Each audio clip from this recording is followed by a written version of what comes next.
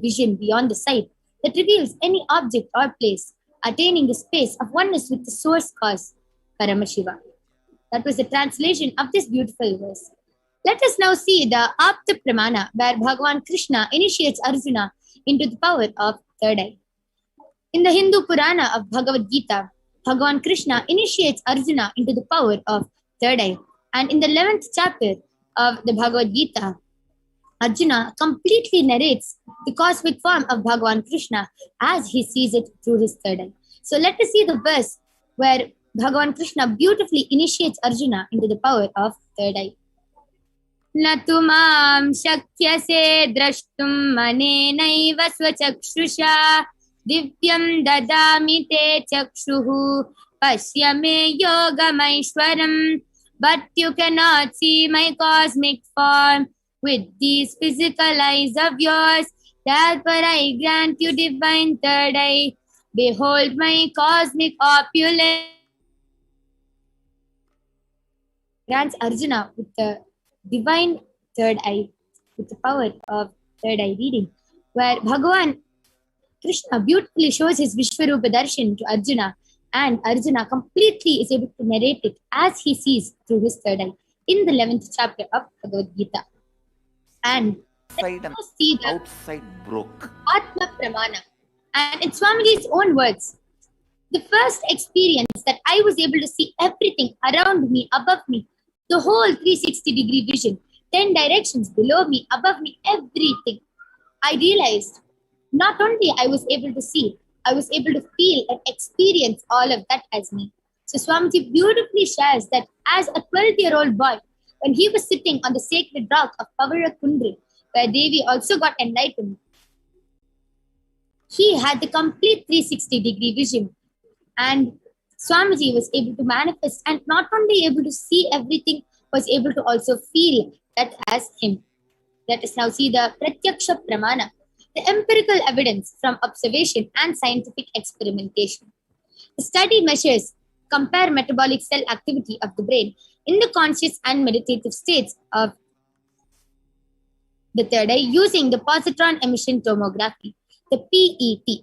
And you can beautifully see when Swamiji is doing the daily activities, high activity is measured in the brain where the third eye is located. And Swamiji, when Swamiji is in the deep state of Samadhi, only the third eye region is active and almost 90% of the rest of the brain is at peace.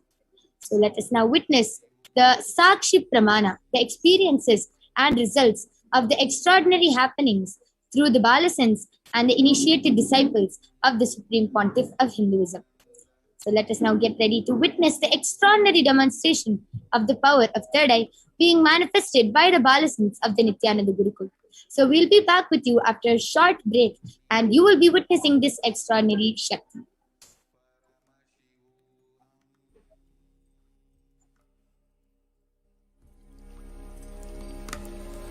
Om Nithyananda Paramashivoham.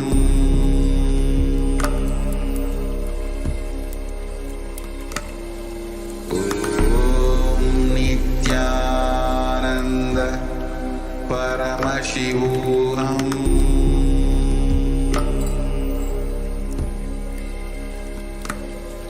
Om Nithyananda Paramashivoham.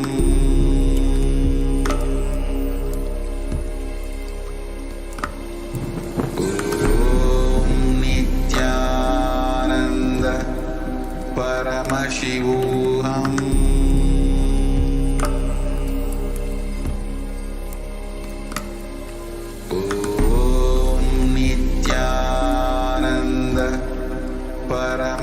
Paramashivoham.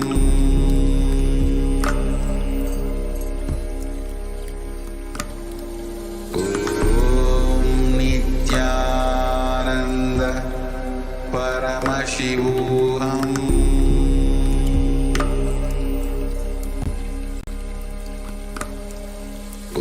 Om Nithyananda Paramashivoham.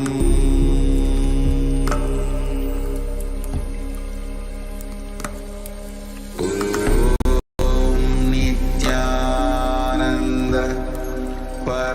Paramashivoham.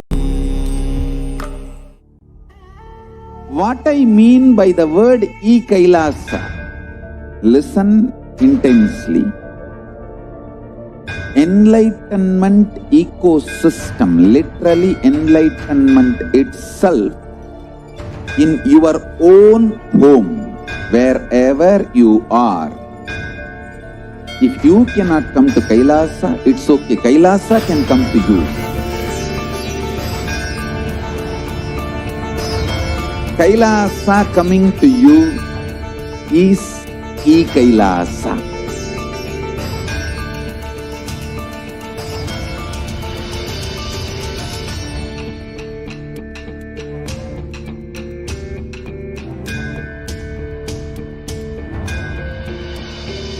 I will revive Hinduism.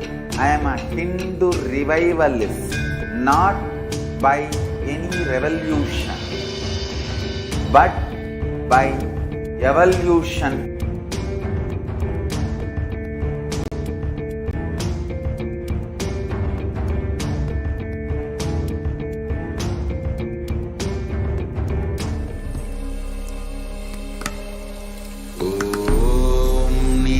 Yes. Let us now witness the extraordinary demonstration of the power of third eye.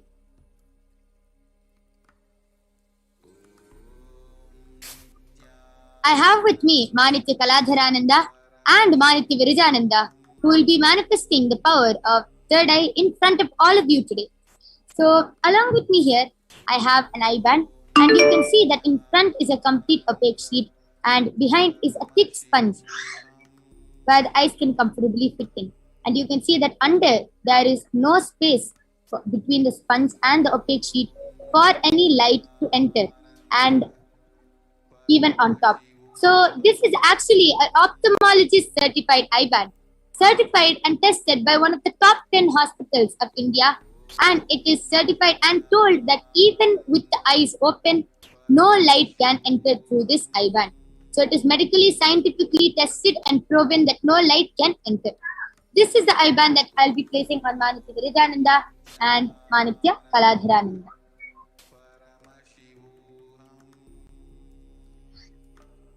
So now I'll be blindfolding both the Balasins, and again I'm showing it to you before blindfolding her.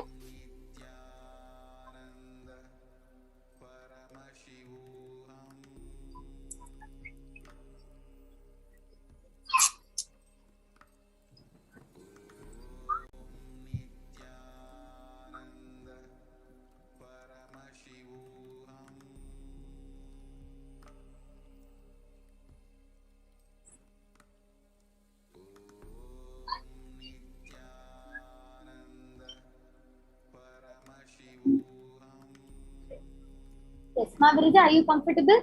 Yeah. Yes. So you can see that Mavirija's eyes are completely closed and blindfolded. And before I blindfold Ma Kaladhara, you can also see we have a side view being projected. So in that side view, you can see that there is nobody around, and that it is going to be completely free from all sides, and only Ma Kaladhara and Mavirija are going to be there. So now I'll be blindfolding Ma Kaladhara, and again I'm showing the eye band before blindfolding them.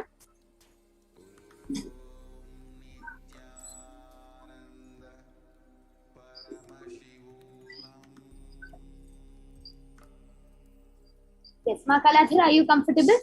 Yes. Yes. So you can see how both Manitya Kaladharananda and Manitya Virajananda are completely blindfolded. And now I request all of you to post your comments in the live YouTube chat. You can post your comments and any hard words, any medical terms which you feel that Ma Kaladhara and Ma Virija, who is a 14-year-old and 16-year-old, will not be able to guess. So you can post any medical terms, any scientific terms, any long words. You can post even in the language of Tamil, and they'll be reading it out. So I request all of you to start posting your comments, and Ma Kaladhara and Ma Virija will be reading it out in front of your eyes. Yes? You just adjust my eyeband to the middle part? Yes. Yes. Are you comfortable now? Yes, so you can see how Ma Kaladhara has requested me to only adjust her ribbon. To make it even more foolproof, Ma Virija and Ma Kaladhara will not be touching that ribbon, and we will be unmuted for the whole time.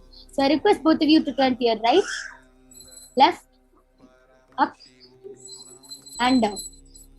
So you can see that Manitya Kaladhananda and Manitya Virijananda are completely blindfolded from all sides. There is no possible way of light entering.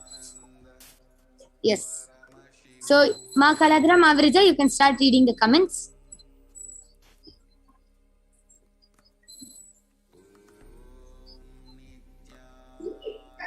Yes. So the latest comment which has been posted in Kailasa's HDH Nithyananda's YouTube channel is by Magic Heel saying Pranam. And Manitya Venkateshananda has posted, Thank you for all you do. It's fantastic and hard-earned.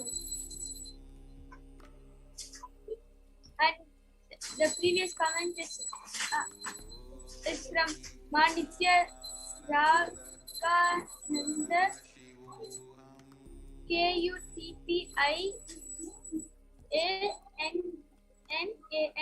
has posted Om Parashakti. Suresh Shah has posted and Namaste Moon. And PHUNWATEEEBUNG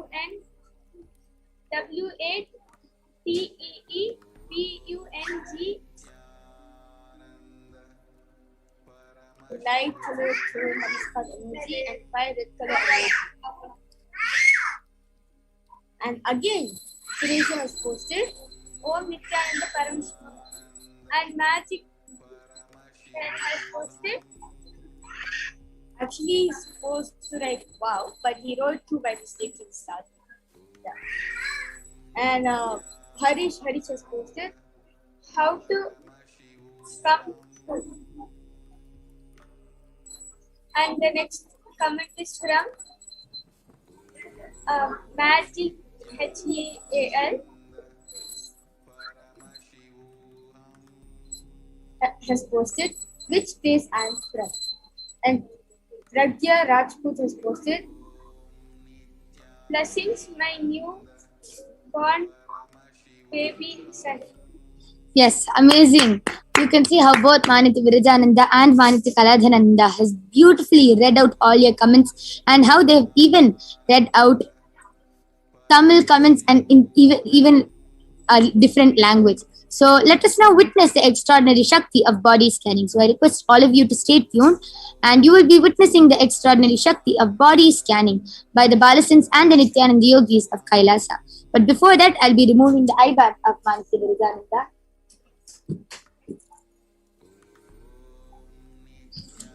So you can see it's intact.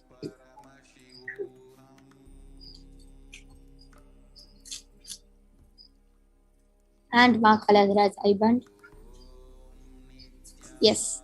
So please stay tuned for witnessing the extraordinary Shakti of body scanning. We'll be joining you in a few minutes.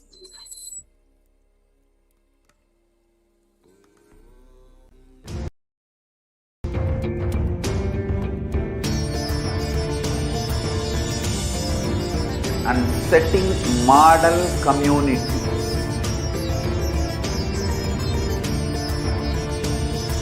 Kailasa enlightenment ecosystems, Sarvanya Peethas all over the world.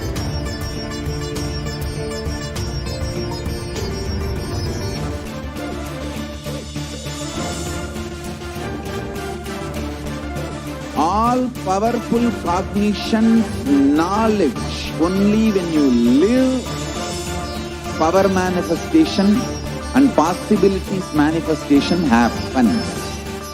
It's a fundamental truth.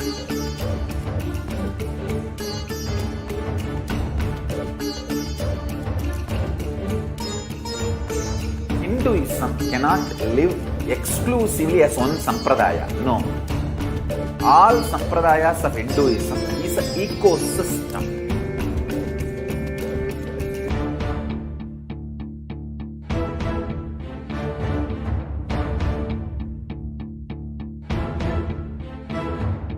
So don't keep quiet thinking that if one sampradaya is attacked, only that sampradaya is going to be affected. All of us are ecosystem.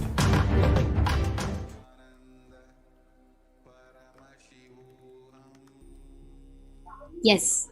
So let us now see the Shastra Pramana, the Atma Pramana, the Apta Pramana, and the Sakshi Pramana for the power, for the extraordinary Shakti of the power of body scanning. Let us now see the Shastra Pramana. But before that, let us see what the power of body scanning does. In this power of body scanning, one awakens the ability to be able to scan and see illnesses, diseases, medically diagnosed issues, and even provide solutions through the awakened third eye. So the Shastra Pramana comes from the Vijnana Bhairava Tantra.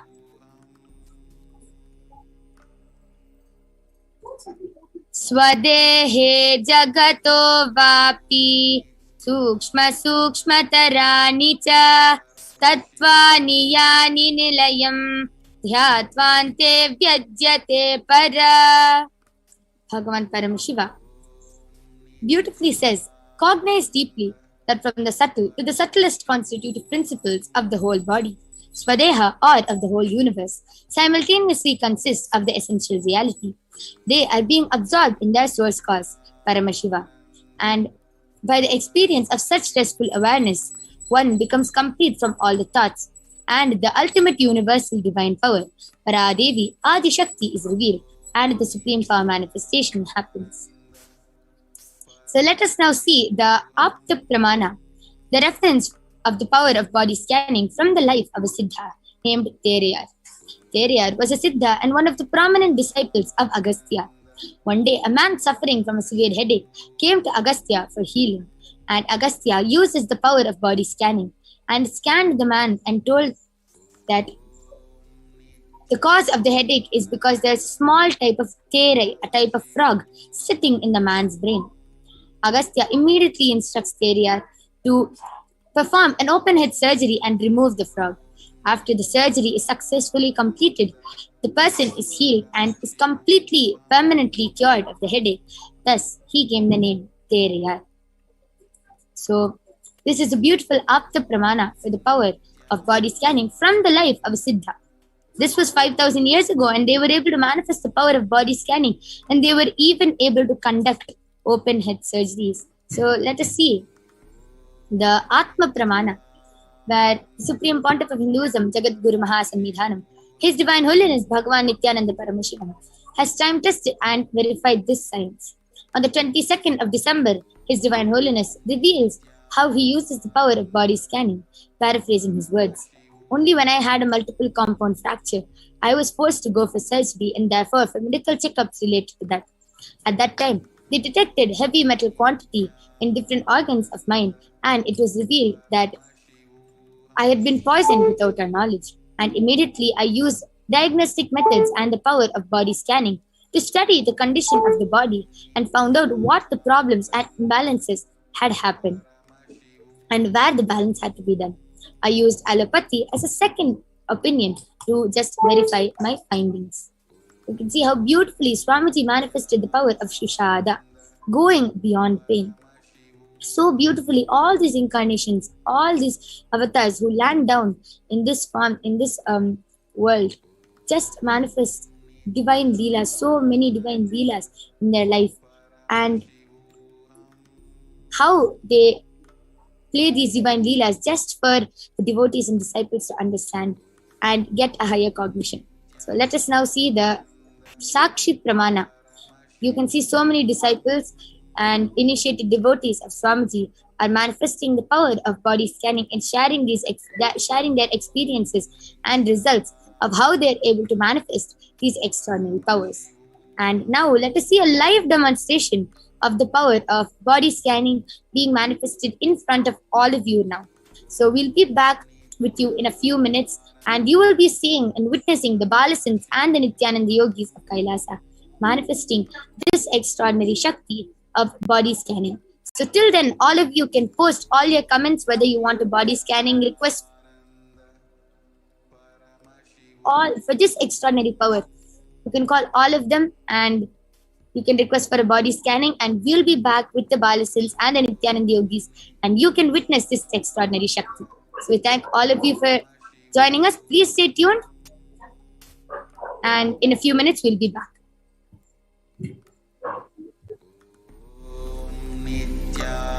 Nithyananda Paramashivoham.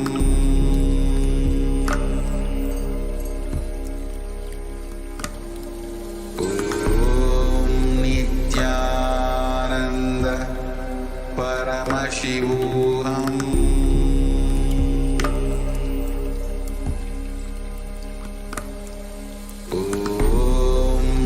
Nithyananda Paramashivoham.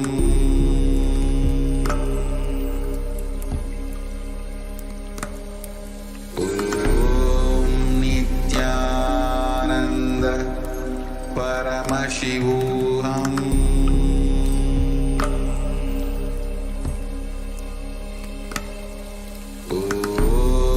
Nithyananda Paramashivoham.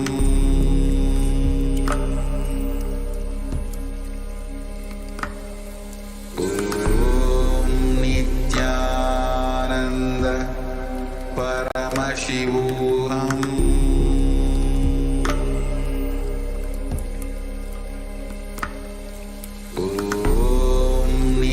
Nithyananda Paramashivoham.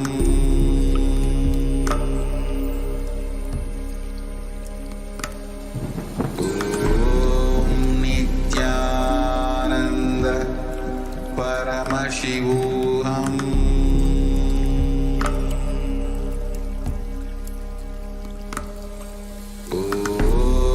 Nithyananda Paramashivoham.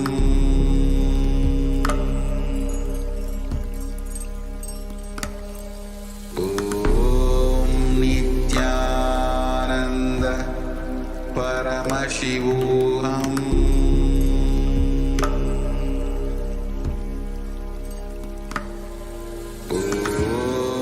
Nithyananda. Yes. So let us now witness the extraordinary demonstration of the power of body scanning. So along with me here, I have Manitya Vijayeshananda, Manitya Jayeshananda, Manitya Brahmayogananda, and Ma Soni, who will be manifesting the power of body scanning for all of you today. So I request all of you to start posting your comments in the live chat.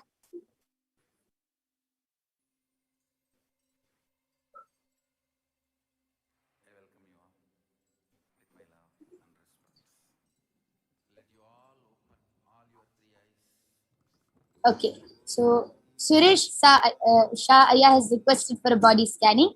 So Manitya Jayeshananda, you can do the body scanning for Suresh Shah Aya.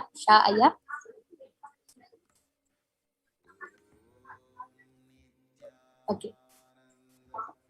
So Carlos Santos Aya has requested for a body scanning for his mother, and his mother's name is Marilia Alves Parenti, and he has also specifically requested for a body scanning for the ongoing cough that she has had for many years and which has not been going away, and which doctors are also not able to find out the cause. So Maniti Brahmayogananda, you can do the body scanning for Ma Marilia Alves Parente.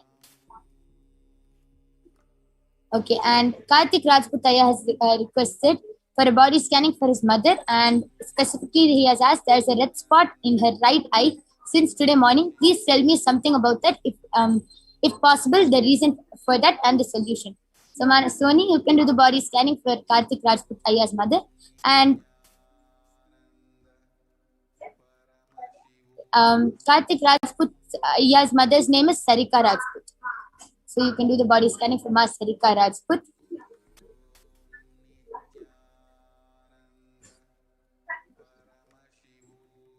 Okay, so Magic Heal has posted, my name is Suchita. I want a body scanning. My body feels low.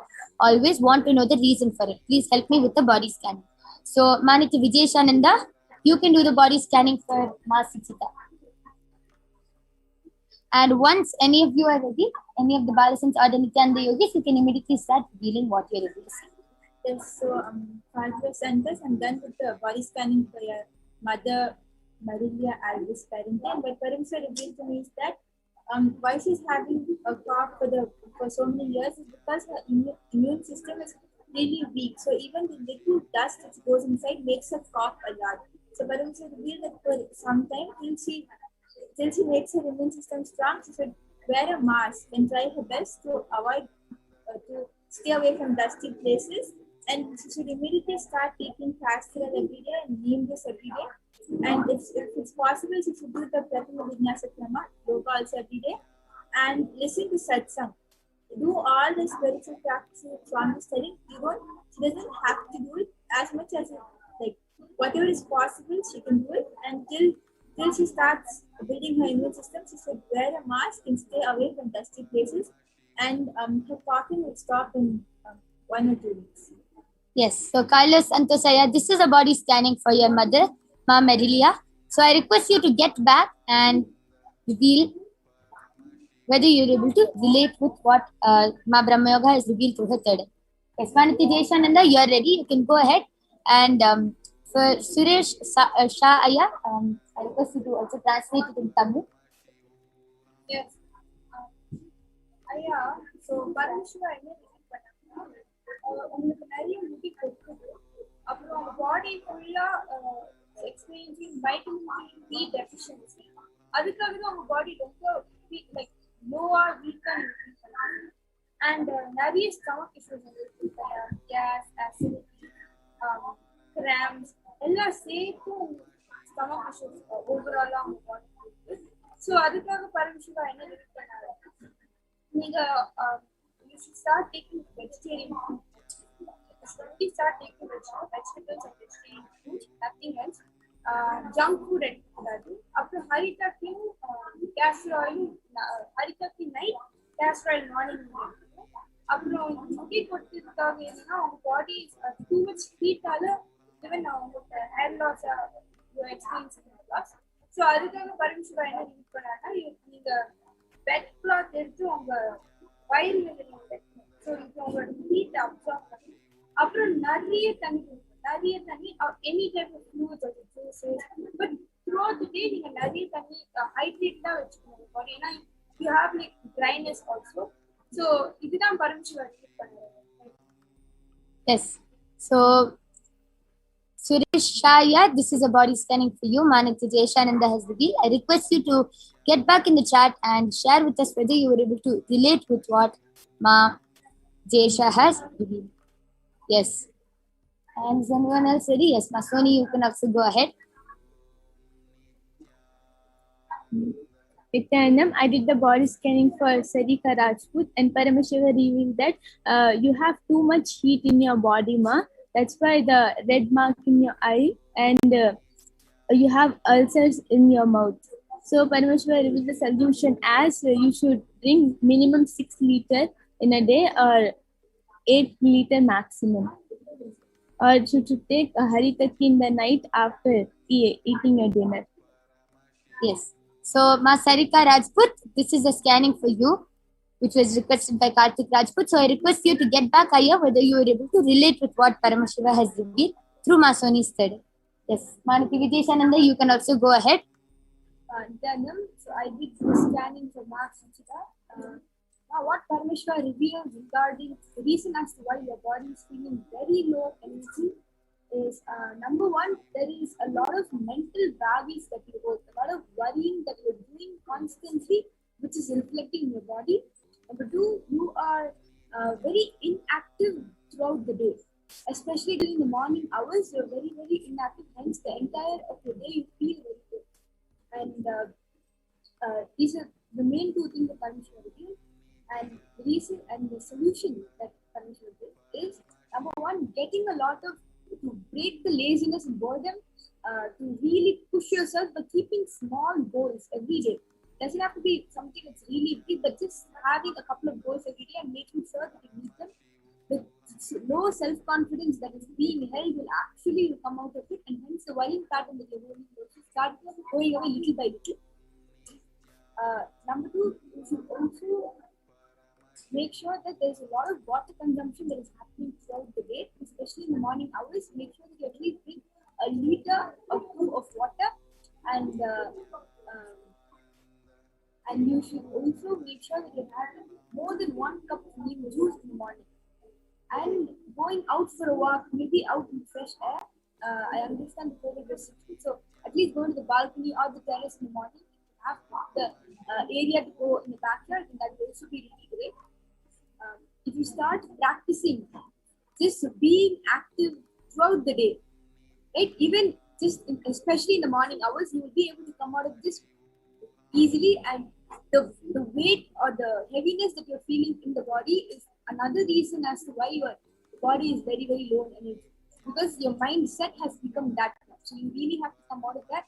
So try keeping small goals throughout the day, and try meeting them. And once you start building up a self-confidence, each and everything that you are holding will actually start disappearing. You will actually become more active and more fresh that you feel over the day. Yes. So, Ma Suchita, this was a very elaborate scan for you. I request you to get back and share with us whether you were able to relate with what Ma Vijisha has revealed. Okay, so Carlos Santosaya has posted, Nithyanandama, I will talk to my mother now. I have also wondered if the humidity in her room could be causing this. Thank you. Okay, so I request all of you to get back. And Manitya Guppamananda Indra has posted, Nithyanandam, please scan why my hair is falling out. So Manitya Brahmayogananda, you can do the scanning for Manitya Guppamananda.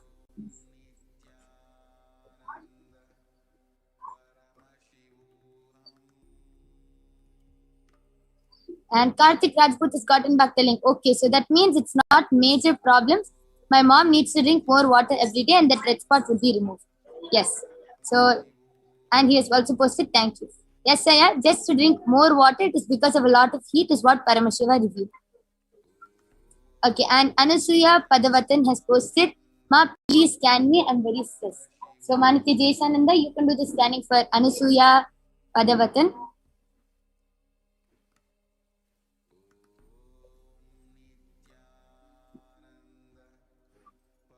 Yes, you can go ahead.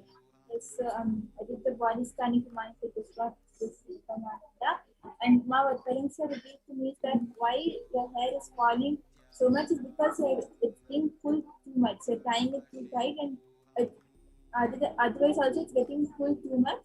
So you should start leaving a hairspray as much as possible, and also you should put castor on your scalp. You should make sure that you always have castor on your scalp. You see that your hair will stop falling. Yes. So Manitya Guppamananda, this is a solution for you, and this is the reason and the solution for why your hair is falling out.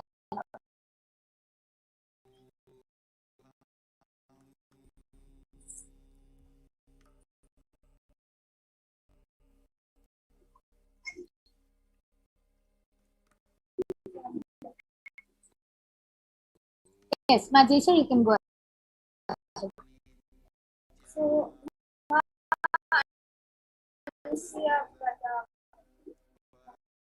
what Paramashiva is that you're stressing out too much because your thoughts and your mind is thinking future, how am I going to be in the future, and all the future thoughts, what are the past. So your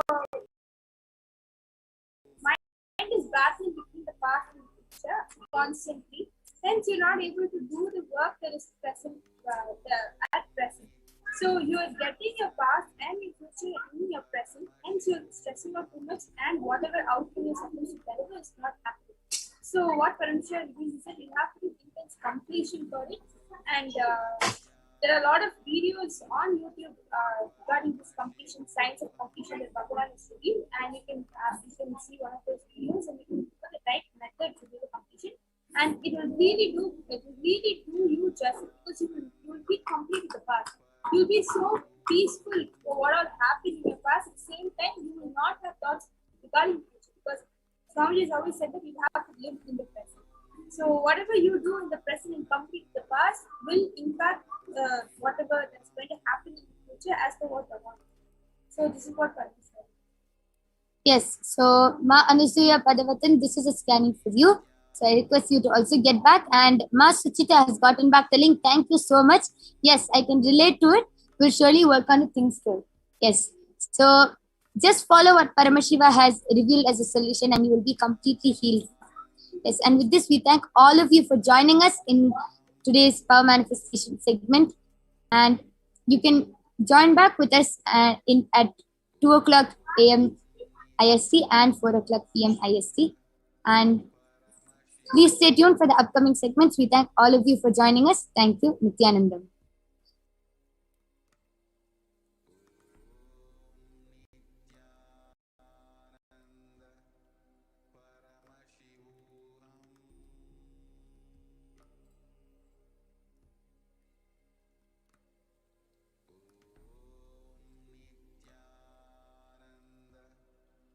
Paramashivoham.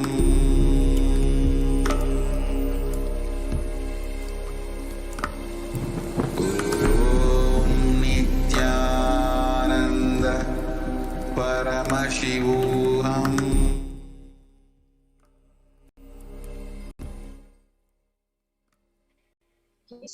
Nithyanandam, everyone, welcome back. So we had an amazing power demonstration session by the Nithyananda yogis and Badasans. So now we'll be segment of this program of understanding more about the divine feminine consciousness, who is Devi Parashakti. So the Lalita Sahasranama very beautifully speaks about the form of Parashakti. So let us chant the Lalita Sahasranama. Sinduraruna vigraham trinayana manikya mauli spurat taranayaka shekaram smitamuki mapina bhakshoruham panibhyamalipurna ratna jasakam raktotpalam bibhratim saumyam ratna gatastha rakta charanam dhyayet paramambikam. The Divine Mother is to be meditated upon as shining in a vermilion red body, with triple eyes, sporting a crown of rubies studded with crescent moon, a face all smiles, a splendid bust, one hand holding a jewel cup brimming with med, and other twirling a red lotus. We also have one more Shastra Pramana, which says, Arunam Karuna Tarangitakshim Dritapashangusha Pushpa Bhana Chapam Animahadiviravrutham Mayukai Rahamityeva Vibhavaye Bhavani. I meditate on the great Empress. She is red in color and her eyes are full of compassion, and holds the noose, the goad, the bow, and the flowery arrow in her hands. She is surrounded on all sides by powers such as Anima for race, and she is the self within me. Yes. So if you see how beautifully Parashakti is actually explained in these verses. So Devi, the ultimate pure feminine consciousness. Parashakti is the cosmic mother, and it is her cosmic womb from which billions and billions of universes comes out and goes in. So source where the Big Bang and black holes goes on. Parashakti is the source Shakti, the source energy, the source power from which all of us came, in which all of us are even now, in which all of us are literally going to merge. So out of her extreme love and compassion, Parashakti herself is manifesting through the embodied form as the Nija Avatara of the Supreme Pontiff of Hinduism, Jagadguru Mahasannidhanam, His Divine Holiness Nithyananda Paramashivam, who is gracing us, answering all our questions, who is attending to our prayers, who is giving boons, healing us, revealing our past, present, and future, delivering profound spiritual truths, and ultimately giving us the experience of Paramashivoham itself. So, in the words of Parashakti herself, where during the Akashic reading session on the 12th of May 2021, the Supreme Pontiff of Hinduism revealed that raising as Omkara, expressing as Vedas and Agamas, blossomed as Hrinkara, filled as Parashodashi, living in 40 triangles, the Kailasa Swamini, who is in Kailasa, Sripura Chintamani, Parashodashi, sitting as a part of Paramashiva, Parameshwari, who rules the world, Paramashakti, Manonmani, Meenakshi, as Nithyananda, I took the Nija Avatara here, to give good boons to everyone, to bestow all the goodness, Hiranya Garbha, Swarupini, Brahmanda Yoni, Shami, Chandramauli, Rapala, Aparna, Uma Parvati, Savitri, Navayavana, Samraja Lakshmi, Parameshwari, Parashodashi, Meenakshi, taking the form of Nithyananda, I came here as Nija Avatara. With great compassion, I am blessing, listen, people to do good to all of you. I took the form of Nithyananda and came down as Nija Avatara. Again, on the 30th of April, Parashakti revealed, rising in Omkara, blossoming as Shiva, Shiva manifesting as source of existence, powers of existence, expression of existence. From the oneness of Om, blossoming into two as Prakriti and Purusha, blossoming as three Shaktis, the Icha Shakti, Kriya Shakti, Jnana Shakti, growing as four Vedas, expanding as five Panchabhutas, beyond the six chakras, filled as Gotras of seven Rishis, expanded as 8 directions, existing as 9 Grahas, blossoming as 10 Indriyas, being as 11 Rudras, creating all the worlds, bringing life, to tell and make truth blossom and to do good, Parashodashi, Meenakshi, in the form of Nithyananda, I came to bless every one of you. Yes. So very beautifully how the Supreme Pontiff himself, as Parashakti herself, revealed how she is expressing herself to the whole cosmos. So literally, how to receive Devi Parashakti. So literally, you are seeing Paramashiva and Parashakti at the same moment. And she is there in front of your screen.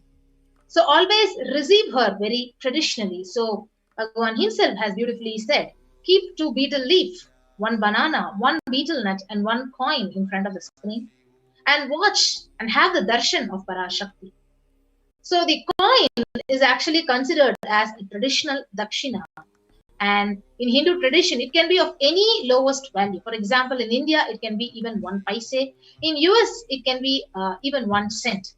So Bhagavan very beautifully says, if you keep 1 cent, after 100 days, it will become $1. And after you offer that and after the darshan is over, you can do namaskar to Parashakti. And you can eat the banana, the betel leaf and betel nut and take it as prasadam and share it with your loved ones immediately. And you can collect all those coins which you offered as dakshina. You can send it to the Los Angeles temple. So this betel leaf, this betel nut, it may look too small for all of us, but in a few days you will see how it deeply adds that feeling connection to Parashakti and you will never take the darshan for granted. So as you do this as a ritual, it will just break your monotonous, unconscious mentality and lifestyle. And it will literally remind you and will raise you to the powerful cognition. So it will break your unconscious behavior. Literally, it will add more and more and more feeling connection to Parashakti. When you just wait with the Kanikai, when you wait with all these things arranged in the plate, waiting for the darshan to receive Parashakti. So this is exactly how you need to set up the tambulam. So 2 betel leaves with 1 banana, 1 betel nut and 1 coin. You can also have 1 coconut.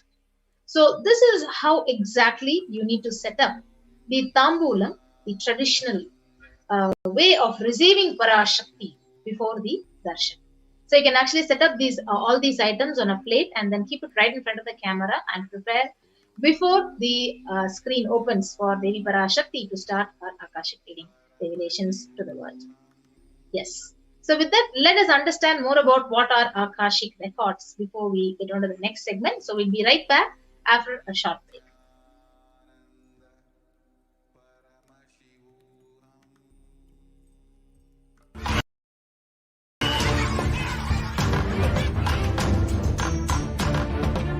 I invite all of you to get involved and enjoy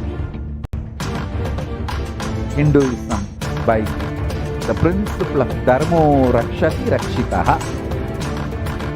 When you protect Dharma, Dharma protects you.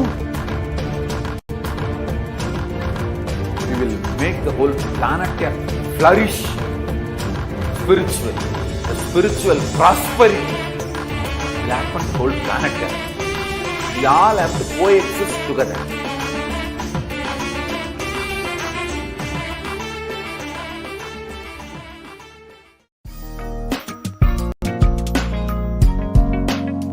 We get you health.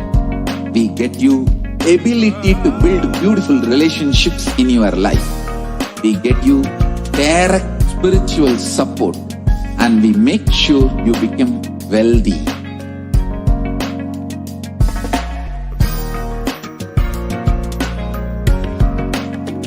We won't stop giving you just good life.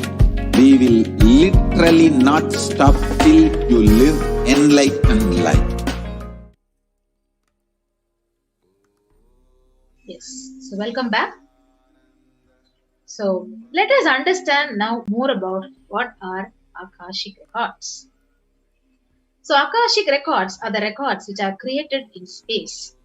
So whatever has happened in time is there as a file. So nothing can be destroyed. So please understand, none of your actions, thoughts, your plans, your emotions, your words, nothing can be destroyed.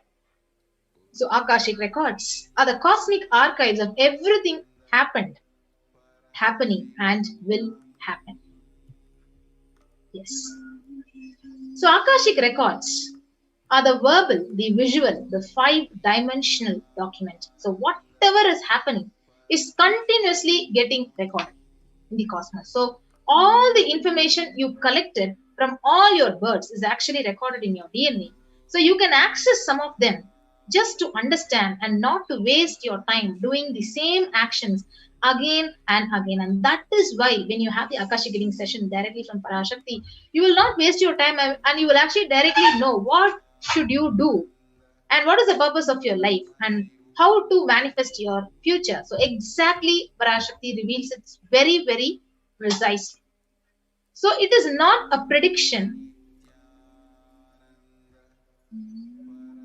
It is not a prediction. It is a reading from the cosmic archives. So there is no such thing as past, present, and future. So beyond space, creation and destruction happen simultaneously. So in the dimension of time starts the past, the present, and the future. So but in Akashic records, if you see, there is no past, no present, no future. Whatever has happened, whatever is happening, and whatever is yet to happen is already very, very clearly recorded. And that is what is revealed to us. Yes. So in Swamiji's own words, what are Akashic records? What is an Akashic reading? So he says, nobody has the right to comment on these readings. Nobody has a right to manipulate these readings. Nobody has a right to interpret, comment on these readings. So they are complete unto themselves. For anybody to live in tune with the cosmos, the Jivan Mukti, living enlightenment, it does not need any special practice other than listening to these great readings again and again. So when you listen to these great readings, naturally your negative logic is actually penetrated, it is broken. And these great truths, they settle in your inner space and they make you live enlightenment. Yes. So as an avatar of Paramashiva, the supreme pontiff of Hinduism, has literally graced humanity with the blessings and darshan in the form of Devi Parashakti, revealing answers to all your questions of the yearning of seekers as solutions, as breakthroughs, liberating humanity from pain, from suffering. So any answer which is given by Parashakti is not just an answer as we all think. So if you ask a question and she's giving an answer, no. So it is a karmic breakthrough that is given to the receiver. So we have the Shastra Pramana, scriptural reference for the Akashic records. So from the Vijnana Bhairava Tantra, it says, Akasham Vimalam Pashyan Krutva Drishtim Nirantaram Shabdhatma Takshana Devi Bhairavam Vapurapnuyat.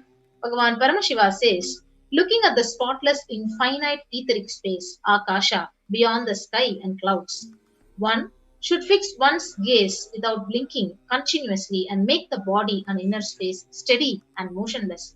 In that very moment, O Devi, one attains the nature and powers of the infinite space, Bhairava. So this is the scriptural reference for the manifestation of the power of Akashic reading. And next is we have the Apta Pramana from the time-tested experiences of the Aptas, the Siddhas. So here we have a reference from the Hindu Purana Mahabharata, which narrates the story of the sage Maitreya, who reveals the secret to Vidura. So Vidura, so his story of his birth in the human form and reasons for all his suffering in that birth. So he says, the sage Maitreya says he accessed the Akashic records of Vidura and told him that he was not an ordinary man, but in fact he was an incarnation of the Lord Death, the Yamaraja. So he was to play the part of so-called Sudra for 100 years, being cursed by the Manduka Muni. So because of the curse, he had to come back as in the human world. So that is the Apta Pramana. And next is Bhagavan who beautifully says the benefits. Whatever you collected from all your births is actually engraved in your DNA, in your biomemory. So you can access some of them just to understand and not to waste your time again and again doing the same thing. So accessing this DNA code, reading the Akashic records, it will be useful for you to be liberated from your default future, bringing an end to binding cognitions, known and unknown sufferings, leading you to experience the ultimate enlightenment, Paramashivoham. So if you see, only an avatar can actually access, he can only alter the Akashic records. See, all the initiated Balasans, the Nithyananda yogis, they can view the Akashic records. However, only an avatar can alter, he can edit, upgrade and change the Akashic records. So during the darshan and dikshas, the Supreme Pontiff blesses and upgrades the Akashic records as per the prayer of the devotee. Yes. So the next most important and beautiful, interesting thing is, what can you ask in an Akashic reading? So most of you will be wondering, what question can I ask to Parashakti? Can I ask this question? If I ask, what will be revealed? So all these things will be there. So the most accurate and the unbiased answer to any question about your life, purpose of your life, your destiny, or any everyday part of your life, it can be asked to Parashakti. And being healed of any kind of a health condition you have, physical health, mental health problem, emotional problems, just with a look, darshan of Parashakti, she just heals you. And you can understand just by having the Akashic reading, the reasons behind the happenings of your life. And you can receive blessings to fulfill the right desires, not all the desires, right desires, and getting the clarity to redesign your future. So this is what exactly you can actually ask in an Akashic reading session. So you can actually post it in the comment section in the YouTube live stream, and you can ask about the purpose of your life, what is the future of your life, what is your destiny, and for healing of any kind of a disease which you are suffering from. So any question you can actually ask the Parashakti when she is gracing us, and literally you will be actually blessed to have the auspicious blessings directly from the Cosmic Mother. Yes. So with that, we'll be moving on to the next segment after a short break.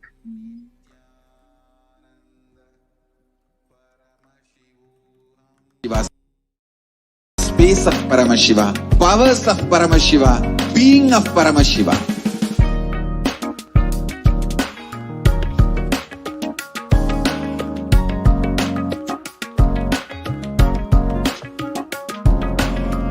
Whole world should become Kailasian.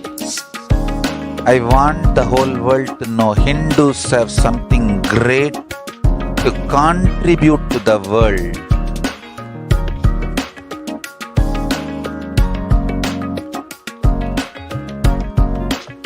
We have something great to contribute to the world. Let us do that.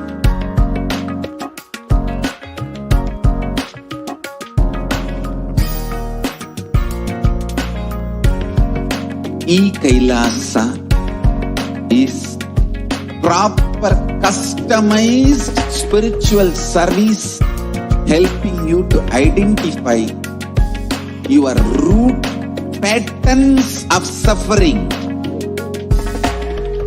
We have perfected the science of helping every individual from every cultural, religious, nationality background.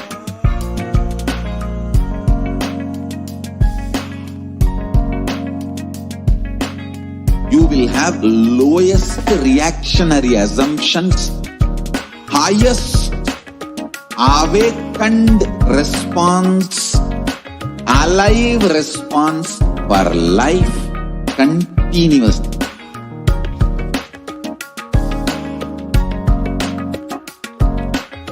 Kailasa is enlightenment ecosystem, literally enlightenment itself in your own home, wherever you are. Proper customized spiritual service helping you to complete with your life negativity, withdrawal from life, self-hatred, self-denial, self-doubt, so much of tiredness, laziness. We can support you aligning your diet, your attitude, your aptitude, your understanding about life. We can help you with everything.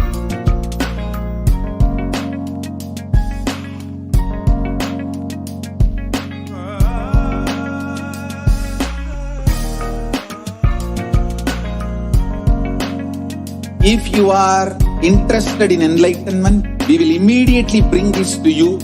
If you are not interested, we will explain the whole science, inspire you and make you interested in enlightenment science. We need to cater this enlightenment science to the whole world wherever they are, because enlightenment is the birthright of all human beings. Kailasa is responsible to provide that to all human beings.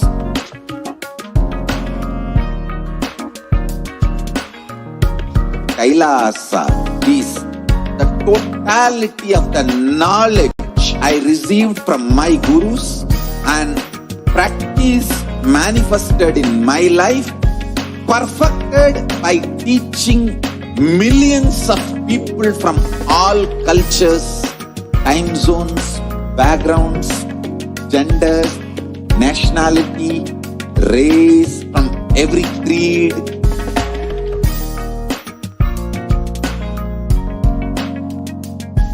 So this absolutely perfected knowledge available to you, served to you in your home without even you moving out of your.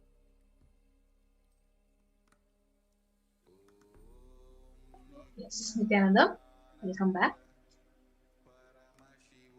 So now let us understand. So we actually understood what are Akashic records and who is Parashakti, what is the divine feminine consciousness about. So now most of you who are actually logging in for the very first time will have a doubt. So how to ask a question to Devi Parashakti in an Akashic reading session in the various social media platforms. So let us now understand. So if you go on to the YouTube and the YouTube channel, you can actually go and type out Kailasa's HDH Nithyananda and you can join, click on to the join button and become a member. So first thing, you can subscribe to the channel and you can click on to the join button to become a member. And once you become a member, now you have the beautiful opportunity to ask any question, like in terms of health, wealth, your business, your relationships, or your life, your purpose, your destiny, whatever you have as a question to Parashakti, you can ask it in the comment section. So you can ask a question. So it allows you to post your questions only after you become a member. So join as a member in the YouTube official YouTube channel, Kailasa's HDH Nithyananda channel, and then after that you have the opportunity beautifully to ask the questions in the comment section. Yes. So the next social media platform where you can connect to Parashakti and have her blessings is the Facebook. So you can go to the Facebook if you have not been following the page, Kailasa's SPH JGM Nithyananda Paramashivam page. Please type out and start following the page by liking and following the Kailasa's SPH JGM Nithyananda Paramashivam page. So after you do that, and once you are a member of the page, or once you become a regular viewer of the page, then you can actually ask your questions in the comment section under the live stream, and you can post your questions right here, which is actually noted in the slide. So the one thing you need to do is follow the page and post your questions in the comment section under the live stream. The next social media platform is the official Twitter channel of at Sri Nithyananda. So you can actually go to the Twitter app and you can follow at Sri Nithyananda on the Twitter. Once you follow the Twitter account, then you can actually ask your questions in the reply section of the tweet under the live stream with the hashtag Ask the Avatar. Actually, Parashakti, she literally sees all these platforms. She attends to all the questions of all the devotees in all these platforms. So you can actually ask your questions in YouTube, Facebook, and next is the Twitter. And the next platform which you can ask your questions, post your questions, is the Instagram. So go to the Instagram Sri Nithyananda, type out and follow Sri Nithyananda on the Instagram. And once you follow Sri Nithyananda, you can ask your questions in the comment section, so under the live stream. So when the live Parashakti Akashic reading is going on, so you can actually go to that live notification. Under that live stream, you can post your questions.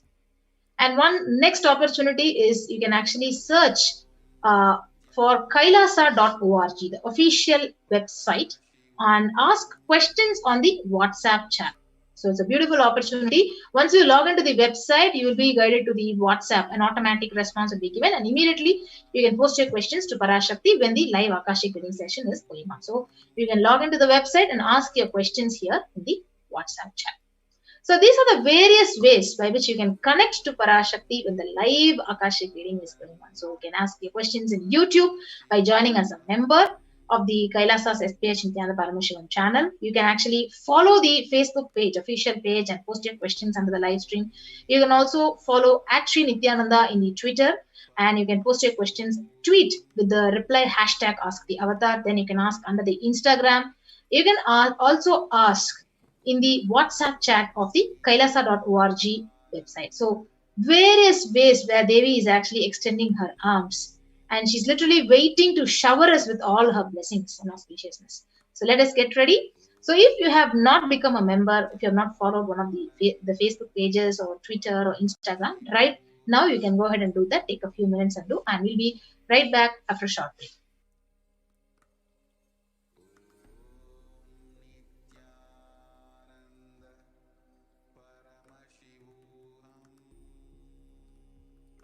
Listen intensely.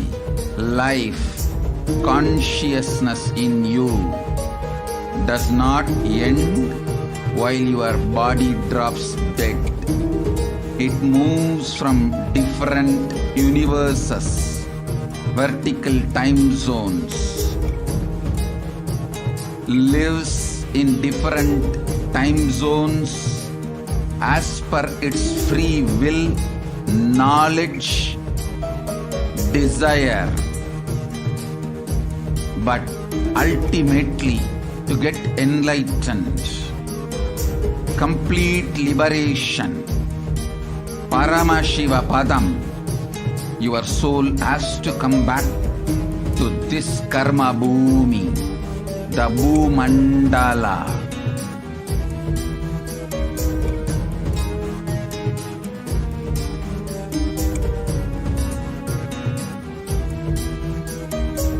This Bhumandala and the Jati ecosystems, the caste ecosystems, Hindu, Jnana, Sannyasa, Yoga, Grihastha, multiple spiritual ecosystems are created for the souls to come back and rebirth and grow more and more towards enlightenment easily quickly in accelerated speed and space.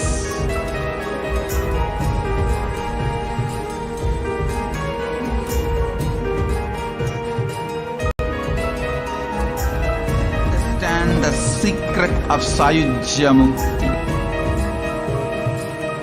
Your Kundalini Shakti experiences the bondage inside your body due to compulsive sexual appetite. All the male bodies building intense yogic body through yoga and pranayama, building the mind of Tyaga centric, will heal your compulsive sexual appetite and make you reach Sayujya. All female bodies, love-centered care, serving every being will liberate you from the compulsive sexual appetite and make your Kundalini reach Sahasrara, which is Kailasa, Paramashivoham, Sayujya.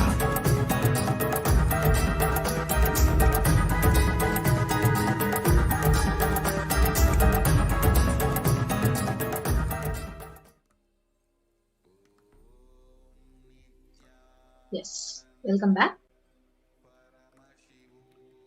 So this session, so this segment, we will be actually listening to the exact revelation by Parashakti during an Akashic reading and how she has revealed about the benefit, about the importance and significance of having the neem flower.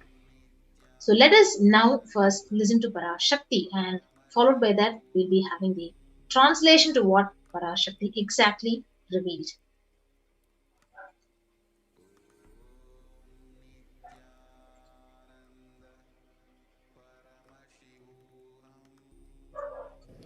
That comes from memory.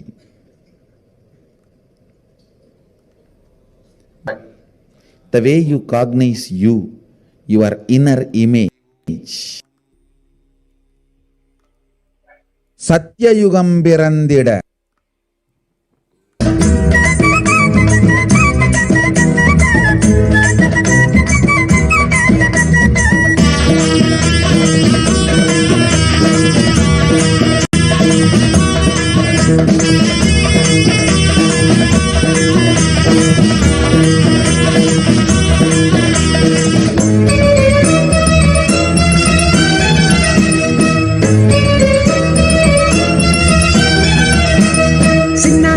பெரியாத்தா சிலம்பாத்தா பெரும்பாத்தா அடும்பாடியாத்தா மேல்மலையனூர் வாழ்பவளே அங்காளியாத்தா கன்னியாத்தா பொன்னியாத்தா சேனியாத்தா சீயாத்தா திரௌபதியாத்தா நீ தென்குமரி நின்ற எங்க பகவதியாத்தா.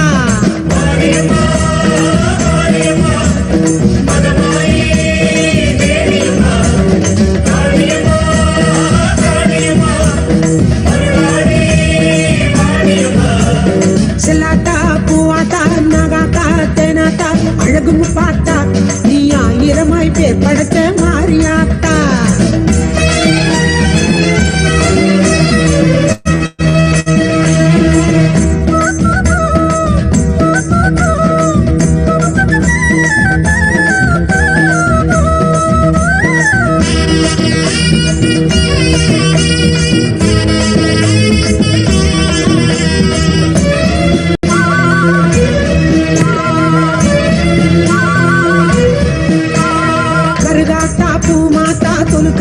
சேமாத்தா மாசாணியாத்தா நீ சேலம் ஜில்லா ஆளுகின்ற கோட்டையாத்தா.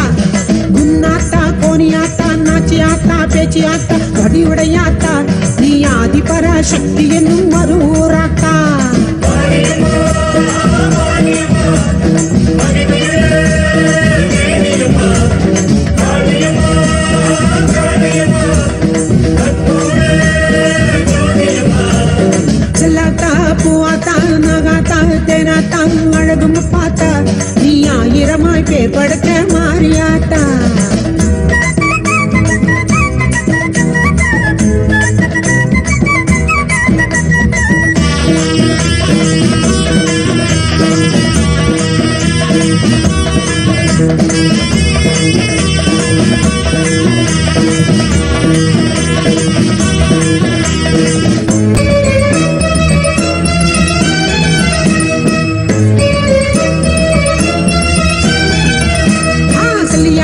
கொல்லியாத்தா வள்ளியாத்தா தில்லையாத்தா கோல விழியாத்தா நீ கொங்கு நாட்டு தங்கமடி தண்டு மாறியாத்தா படவேட்டா பாளையத்தா ஆலயத்தா சாலையாத்தா பண்ணாரியாத்தா அடிவேம்பு தேரில் ஏறுகின்ற வேம்புலியாத்தா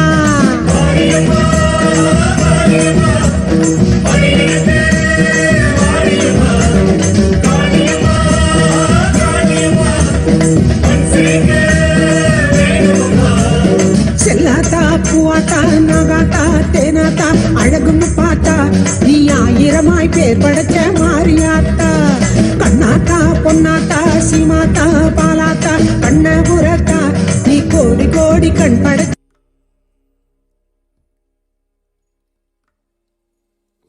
வருபவளே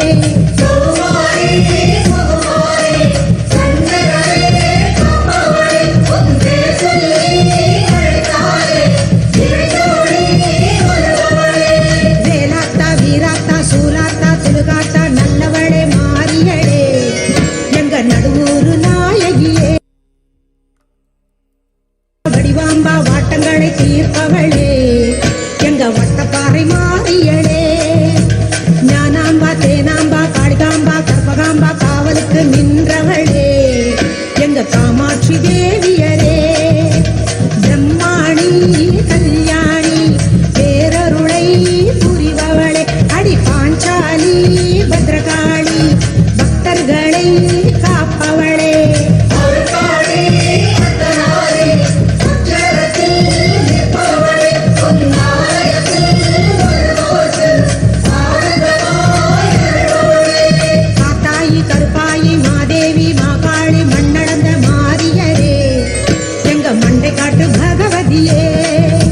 சந்தோஷி மீனாட்சி மாசாணி மகராசி மங்களங்கள் சேர்ப்பவளே மேல் மருவத்தூர் சக்தியளே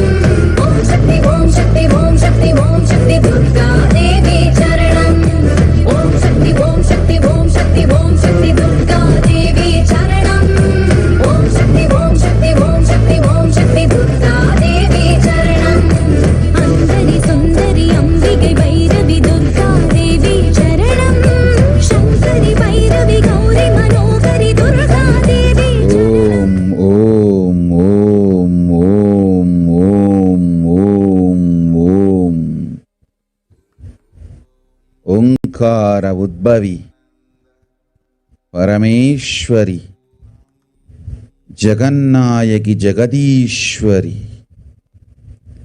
शांभवी शंकरी श्यामला मीनाक्षी पराशक्ति नित्यानंदन उयिर्दांगी உலகிற்கெல்லாம் நித்திய ஆனந்தம் அளித்திட நிறைந்து மலர்கின்றேன் மக்காள் கேளுங்காள்.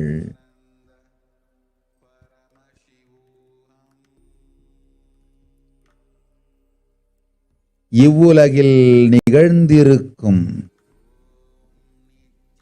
இப்பெரும் பிரளயத்து துக்கம் எல்லாவற்றிலிருந்தும் உங்களை காத்துக் கொண்டிட உபாயம் அருளுகின்றேன், உள்ளபடி கேளுங்கள். மக்காள், நடக்கும் பெரும் பிரளயம் புத்துலகை படைத்திட, சத்தியயுகம் பிறந்திட, சங்கரனார் செய்யும் சதிராட்டமப்பா, மானுட ஜாதியினர் பூமாதேவிக்கு செய்த துரோகங்கள், துக்கங்கள், துயரங்கள் மீளாது செய்திட்ட மாளா கொடுமைகள் எல்லாவற்றிருந்தும் இயற்கையை மீட்டெடுத்து புத்துலகம் செய்து வைக்க சங்கரனார் முடிவெடுத்தார். அதன் காரணமாய் நிகழ்கின்றது இப்பெரும் பிரளயம். மூடர்கள் எல்லாம் ஒருவரோடொருவர் முட்டி ஒருவரை ஒருவர் சாய்த்து தங்களுக்குள் தானே அழிவார். மக்கள் பரமசிவன் பதம் பிடித்து நித்திய வாழ்வடைந்து கைலாச போகத்தொடு, கைலாச தோகத்தொடு, கைலாச யோகத்தொடு கைலாச வாசிகளாய் கைலாச சக்தியொடு வாழ்ந்திடுவீர் வளமாக. நன்றாய் கேட்டிடுங்கள். உச்சந்தலை தீயிலே மஞ்சள் காப்பிட்டு உள்நாக்கில் வெப்பம்பூ இடித்து நெஞ்சில் நிர்விகல்ப நிலையில் இருந்து அடிவயிற்றில் புற்றுமன்னும் குதிகாலில் வீண் வெங்காயமும் நிறுத்தி காப்பிட்டு நிதந்தோறும் உறங்கத் துவங்குவீர். நிர்விகல்ப நிலையிலேயே நீங்களெல்லாம் நிலை பெற்று துரியத்தில் இருந்திட பரமேஸ்வரி அருள் செய்கின்றேன். இது ஒன்றே இப்பிரளயத்திருந்து பிரளயத்தின் பெரும்போக்காம் வியாதிகள், துக்கங்கள், ரோகங்கள், கருமங்கள், மன உளைச்சொலடு அழுத்தங்கள் எல்லாவற்றிருந்தும் விடுபட்டிட இனிமையான வழி சொன்னேன். கேளுங்கள் மக்கள், கேடில் வாழ்வமையும் ஞானத்தின் பூரணமும் பரமசிவபதமும் தருகின்றோம். நின்று நிலையாக நித்யானந்தத்தொடு வாழ்வீர். என்றென்றும் உங்களோடு யானிருந்து காப்பேன், கவலை வேண்டாம். வனா அஜந்தன் உனக்கு வந்திட்ட ஏழரை ராகுவோடு கோடி கொடுந்துக்கம் இழைக்கவே எழுந்தருளியிருக்கின்றது. குருநாதனைப் பற்றி. That comes from your muscle memory. But the way you cognize you, your inner image, that comes from your.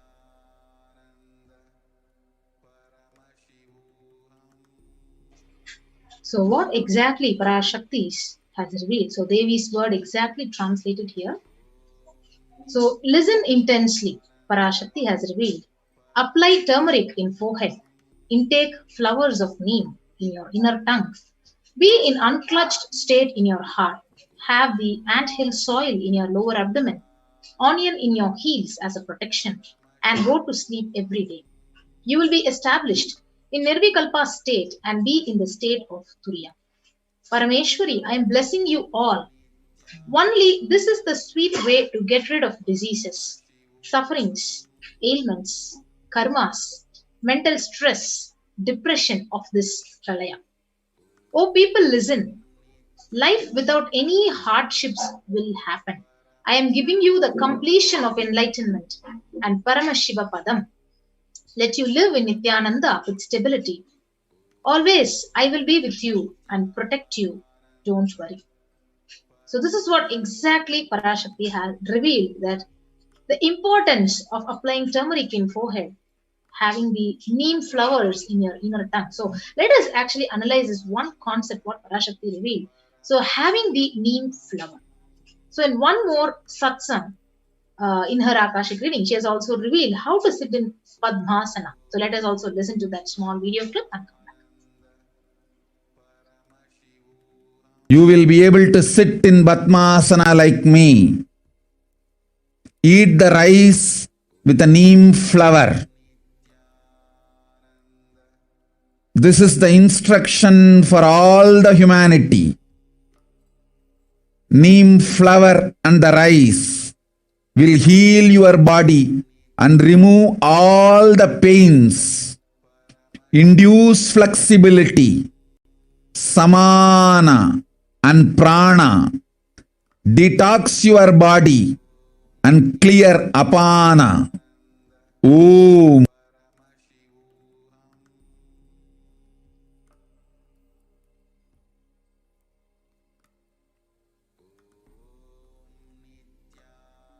Yes, so this is one more Akashic reading revelation from Parashakti herself.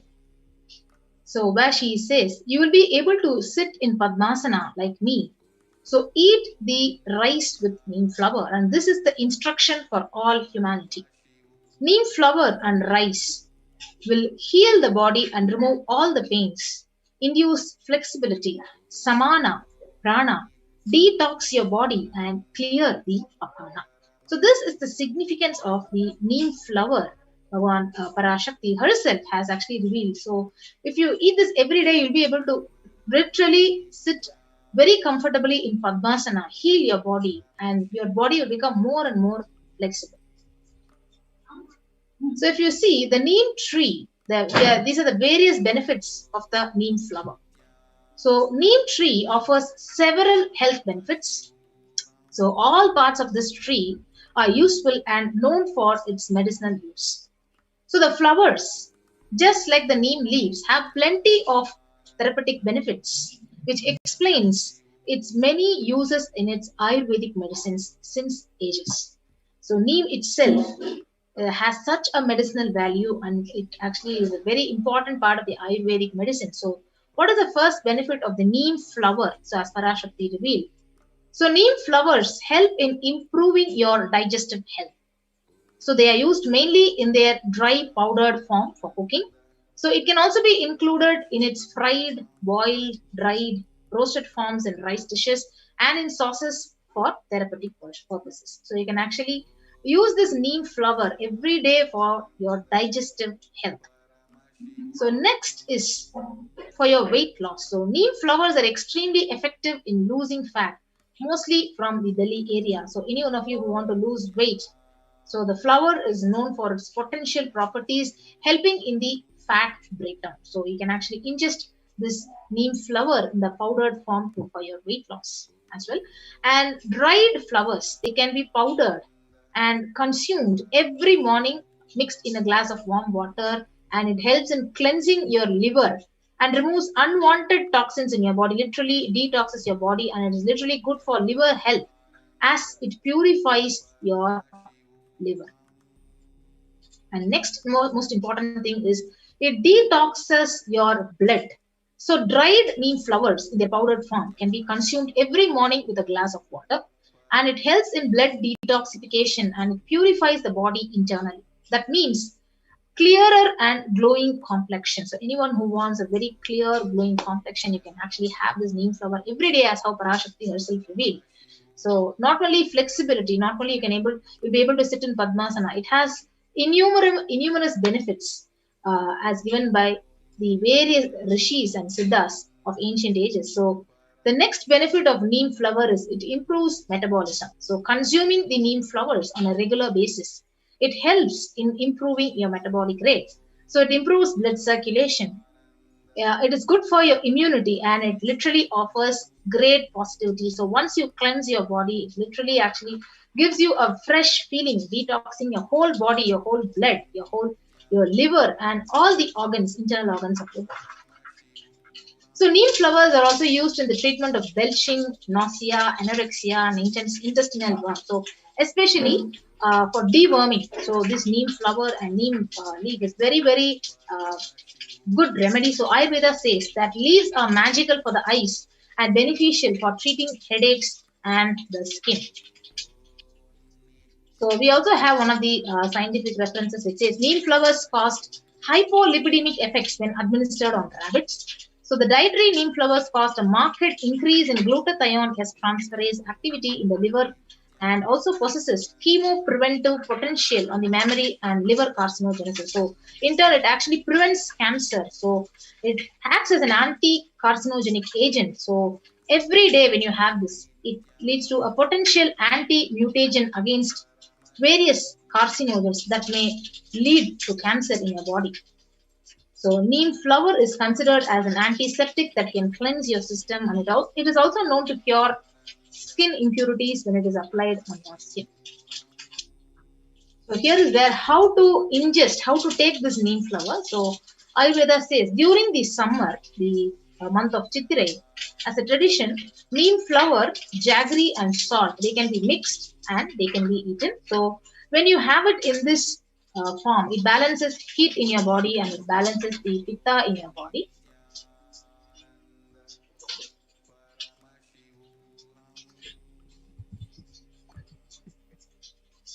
And boiling the water with neem flower, it just strengthens your liver. And for children, it is an excellent remedy for deworming. So they say, literally say, Vepampu Kashayam. So when you boil the neem leaf, neem flower and the neem leaf in the water, and when you make it into a concoction and you drink it, it literally deworms, especially in small children and toddlers. So for immunity, you need to soak the flower in buttermilk with salt, and 3 days you need to have it like that. So soak the neem flower in buttermilk, and 3 days if you have this, literally you will see your immunity starts increasing, and it literally acts as an immune booster. So you need to store it in an airtight container. It can be roasted in gingerly oil and it can be consumed regularly. So for your immunity. And you can just soak the flower in water overnight. And early morning, if you start drinking that water, it will literally strengthen your body, strengthen your immune system. And to balance the pitta, you just need to roast the neem flowers in ghee, and it can be made as a traditional dish. It is called tuvaiyal in Tamil with curry leaves. So with the curry leaves, you can also add the neem flower and make it into a dish with the ghee, and you can eat it for balancing the pitta in your body. Yes, so these are the various ways with which we can actually have the neem flower. So you can actually make it, drink it in the boiling water, make it as a concoction and drink it, or you can fry it in ghee, make it into a powder and eat it with your food. You can, as how Parashakti revealed, you can mix it with rice and have it neem flower rice. You can roast it in gingerly oil and it can be consumed regularly. So this thing has to be actually stored in an airtight container so that you can use it for meals. Yes, so these are the various ways with which we can actually benefit and increase our immunity, increase our digestive capacity, metabolic rate by having the neem flower, exactly how Parashakti has to be. So with that, we come to the conclusion of this segment, and we'll be moving on to the next segment after a short break.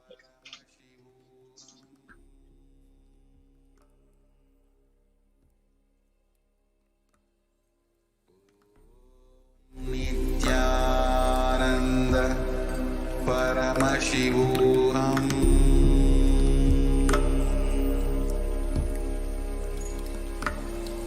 Om Nithyananda Paramashivoham.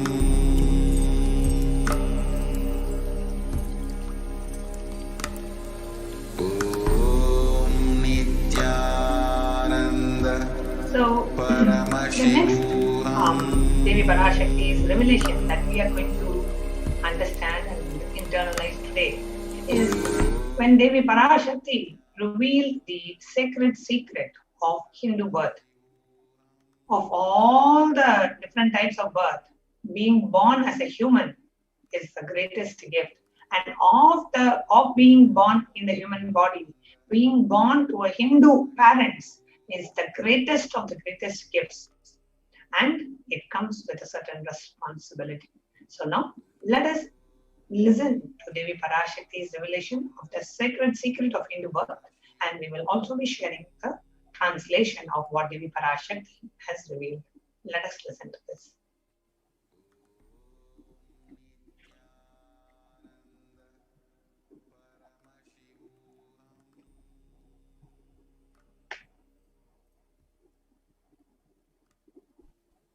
நன்றாய் கேட்டுக்கொள்.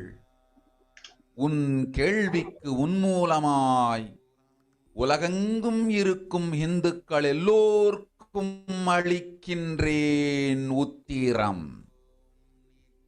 கேட்டு வாழ்ந்தால் உங்கள் வாழ்க்கை பத்திரம். நன்றாய் கேளுங்கள். பிறப்பின் ரகசியத்தை பிறப்பிலா பெருமை உடைய பரமேஸ்வரி சொல்லுகின்றேன் கேளுங்கள். அண்டஜம், யோனிஜம், ஜலஜம், பீஜம் எனும் 4 விதமான பிறவிகளில் 84,000 யோனிகளில் பிறக்கும் பிறப்புகளிலேயே பெருமை வாய்ந்ததும் உத்தமமானதும் மனித பிறவி. அந்த மனித பிறவியிலும் பலமுறை பிறந்து உழன்று அரசியல், பொருளாதாரம், சுகபோகம், தர்மம், அர்த்தம், காமம் எனும் ஆசைகள், துக்கங்கள், அச்சங்கள் அனைத்திலும் அழன்று உழன்று இனி வேண்டாம் இப்பிறவி, வேண்டுவது மோட்சமே என்று முடிவெடுத்தோர்க்கு மட்டுமே ஹிந்து மத யோனிஜம், ஹிந்து பெற்றோர்க்கு பிறந்திடும் சனாதன ஹிந்து தர்ம யோனிஜம். மனித பிறவி உத்தமம், சனாதன ஹிந்து தர்ம மனித பிறவி உத்தமோத்தமம். இந்த உத்தமோத்தம பிறவி எடுத்த எல்லோருக்கும் ஜீவன் முக்த விஞ்ஞானத்தையும் சனாதன தர்மத்தையும் காக்கின்ற கடமையும் உண்டு. அதனால் வருகின்ற நன்மையெல்லாம் அனுபவிக்கும் உரிமையும் உண்டு.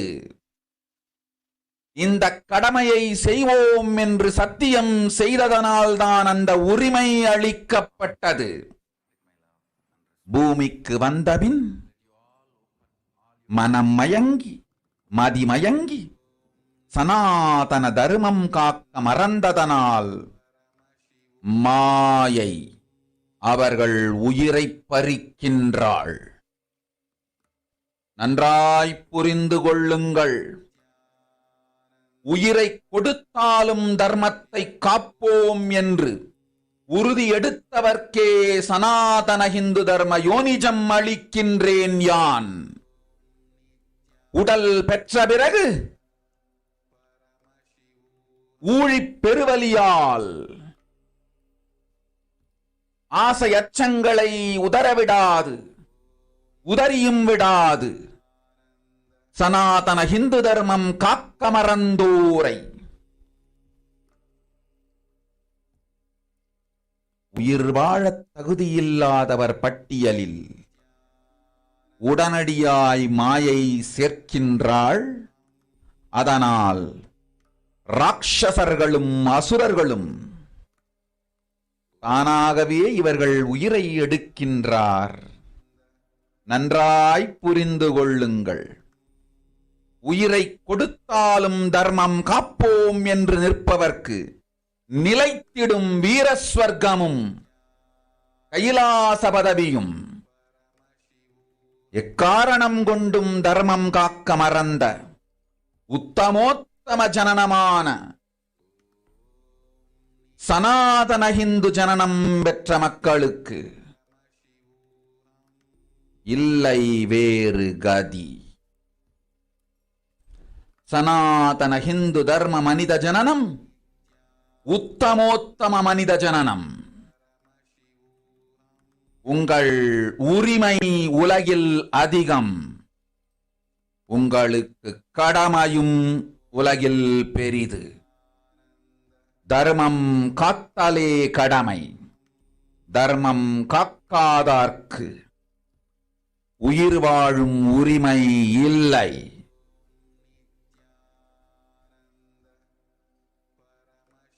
நன்றாய் புரிந்து கொள்ளுங்கள்.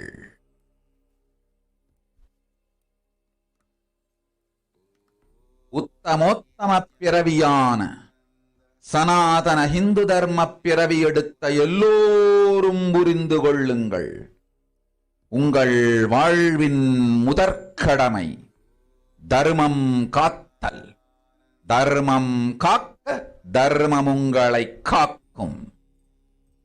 சனாதன ஹிந்து தர்மம் காக்க மறந்திட்டால் வாழும் உரிமையை நீங்கள் இழந்து விடுகின்றீர்கள். அதற்கு மேல் வாழ்ந்தென்ன அழிந்தென்ன? பூமிக்கு பாரம் குறையட்டும் என்று அசுரர்களும் ராட்சதர்களும் உங்களை உண்டு தீர்க்கின்றார்கள். அதையும் மாயை கண்டு சும்மாவிருப்பாள். பிரபஞ்ச ரகசியத்தை, பிறவியின் ரகசியத்தை உலகிற்கெல்லாம் உத்தரமாய்ச் சொல்லிவிட்டேன். புரிந்து வாழ்வில் நடந்து உயிரை பத்திரமாய் பார்த்துக் கொள்ளுங்கள். அன்னை சொல்லும் அருள் சத்தியம் இது. ஓம் ஓம் ஓம்.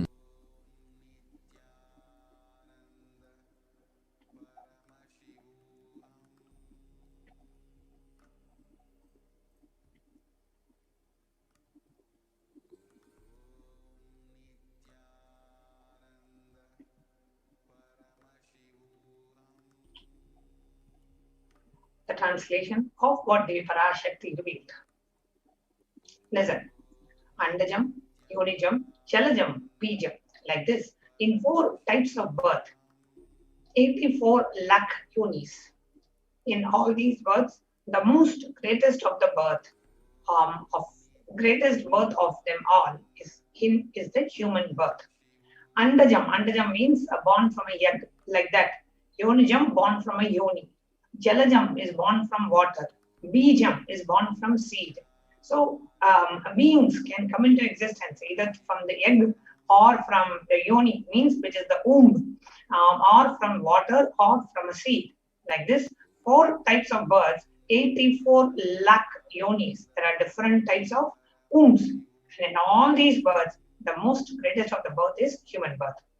Now, even in that human birth, being born and toiled many times, after getting burnt and toiled in politics and finance and luxuries and dharma, artha and kama. And those who decide of not wanting this birth at all, wanting only moksha, only those will have the Hindu dharma yonijam. Sanatana Hindu dharma yonijam of being born to Hindu parents. Human birth is Uttamam, the best. Sanatana Hindu Dharma, the human birth is Uttamottamam, the best of the best.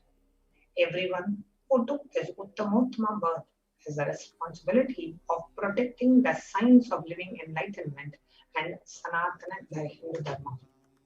And also, they have the right of experiencing its benefits. This right was given to them because of the commitment given to them to do this responsibility. So they have the right, and this right was given to them because of the commitment that was given to them. Now, after coming to Bhuloka, now by getting mentally deluded and forgetting the dharma of protecting Sanatana Hindu Dharma, Maya, she is taking away their soul. Understand carefully. I am giving Sanatana Hindu Dharma yonijam only for those who gave the commitment of protecting Sanatana Hindu Dharma, even by giving their life. After getting the body, because of the painful deluge, not dropping fear and greed for those who forget to protect the Dharma, Maya, she will immediately add them to the list of those who are not worthy of living. Therefore, Rakshasas and Asuras are automatically taking away their life. Understand properly.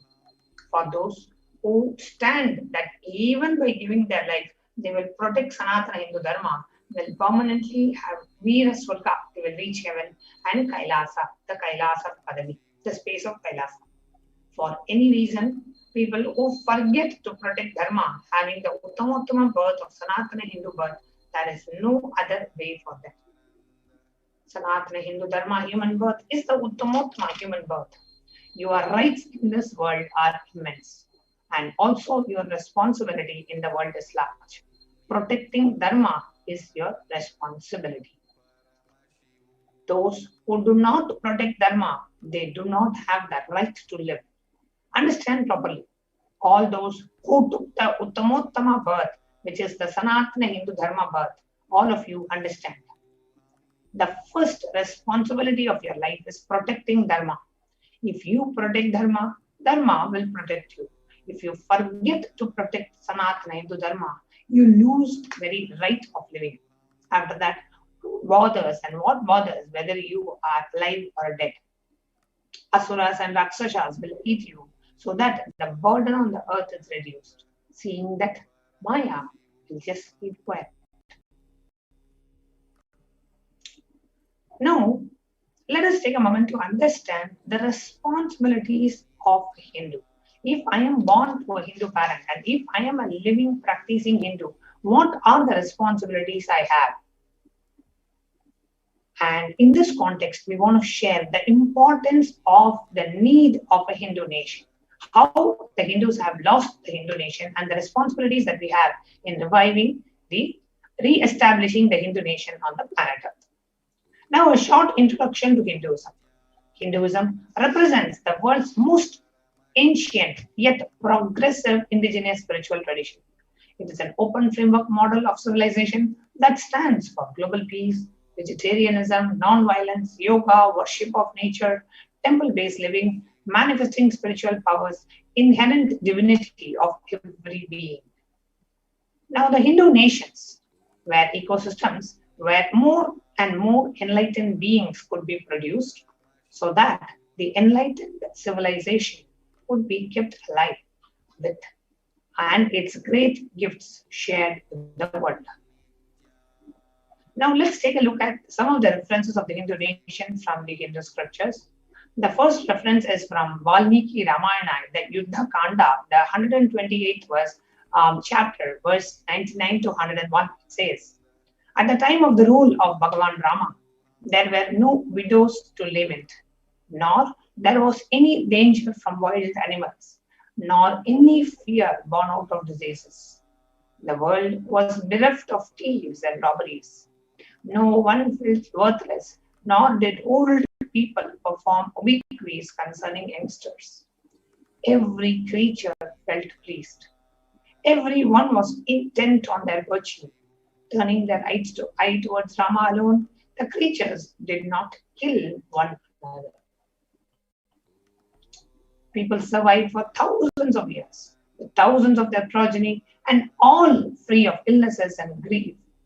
The trees that were bearing flowers and fruits regularly, without any injury and pests and insects. The clouds were raining in time, and the wind was delightful to the touch. Every caste was performing their own duties, satisfied with their own work, and bereft of any greed. People were intent on virtue and lived without telling lies. All the people were endowed with excellent characteristics. All were engaged in virtue. So here is an example of how when the ruler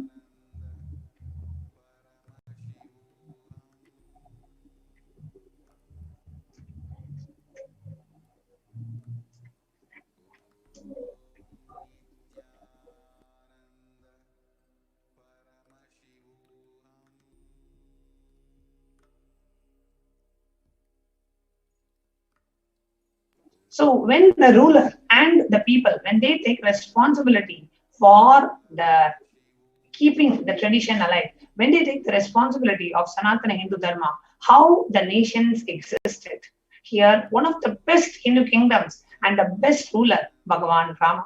And when he was ruling the kingdom, how the people were happy, people were bereft of mental grief, and the trees were, the nature, they lived in such tune with the nature, there were no illnesses, everybody was performing their duties, everybody was living with intent on virtue, they lived without telling lies, and all the creatures were living happily.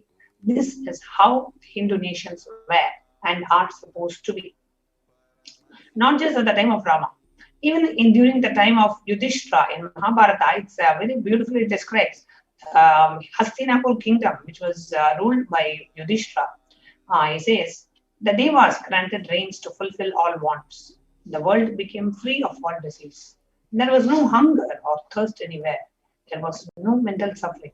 Those without livelihood were given livelihood. There was abundance all around. There were no worldly worries left for anyone, and there was no cause to fear either. Happiness on earth was in fact even greater than in the heavens. This is from Srimad Mahabharata, Ashwamedika Parva, the 14th Parva, the 15th chapter.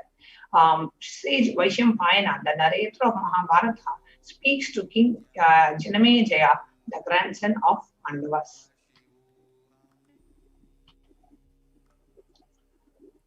Now, we saw some of the examples of the Hindu nation. Now we are going to look at what were the contributions the Hindu nations did to the world. The Hindu nations had so much to contribute to the world in every field. Enlightenment, health, medicine, art, science, technology, aviation, dance and music, clothes and jewelry, social, judicial, political, legal systems, anywhere you name, the Hindu nations had so much to contribute to the world. Now, how were the Hindu nations destroyed? The destruction of the Hindu civilization, the first phase, that of the Islamic invasions. Now, from 800 to 1700 AD, the physical destruction of the Hindu civilization happened. In the direct reference from the story of civilization, our Oriental heritage, the reference from the book by Will Durant, he says, the Mohammedan conquest of India is probably the bloodiest story in history. The Islamic historians and scholars have recorded with great glee and pride the slaughters of Hindus, forced conversions, abduction of Hindu women and children to slave markets, and the destruction of temples carried out by the warriors of Islam during 800 AD to 1700 AD. Millions of Hindus were converted to Islam by sword during this period. Millions were raped and murdered and dismembered. And in the words of Abdul Wasaf from Tajiyat ul Amsar, describing the Islamic law prescribing Hindus as conveyed to Alauddin Khilji by his quasi-legal advisor, Hindus are like mud. If silver is demanded from them, they must with the greatest humility offer gold. If a Mohammedan desires to spit into a Hindu's mouth, Hindu should open it wide for the purpose. God created the Hindus to be slaves for Mohammedans. The Prophet had ordained that if the Hindus do not accept Islam, they should be imprisoned, tortured, and finally put to death and their property confiscated. To keep the Hindus in abasement is especially a religious duty because they are the most inveterate enemies of the Prophet. On the left side, you see a picture of Hindu women who were forced to wear garlands made from the bodies of butchered children. 200 million Hindus slaughtered by the Muslim invaders, 100,000 temples destroyed, and 1 million deities and scriptures destroyed. In the words of Kanhadade Prabandha, he says, the conquering enemies, armies, burnt villages, devastated the land, plundered people's wealth, took Brahmins and children, and the women of all classes captive, flagged with thongs of rawhide, carried by a moving prison with them, and converted the prisoners into weak-wished Turks. The next phase of the destruction of the Hindu civilization started with the British occupation from 1700 to 1947 AD, which led to the economic and psychological destruction of Hindu civilization. In the words of Will Durant, he says, I have seen great people starving to death before my eyes, and I am convinced that this exhaustion and starvation are due not as a beneficiary claim to overpopulation and superstition, but to the most sordid and criminal exploitation of one nation by another in all of recorded history. The British Empire used all possible means to destroy Hindu civil and cultural institutions in order to delegitimize and demoralize the indigenous people of India so that they become slaves in their own hand. The cunning strategies used by the British were discriminatory laws to instill feelings of racial inferiority, engineered famines to starve natives into submission, annexed Hindu kingdoms to undermine native rule, mistranslated Hindu scriptures to instill anti-Hindu narratives, destroyed indigenous Gurukul education system, destroyed the local industries and forced the importation of British goods, and banned Indians from owning or producing firearms. During the British occupation, $45 trillion were looted from India over 200 years. 45 million Hindus killed due to famines and poverty imposed by British policies and reprisal killings for 1857 mutiny. 680 Hindu nations served by the British Raj.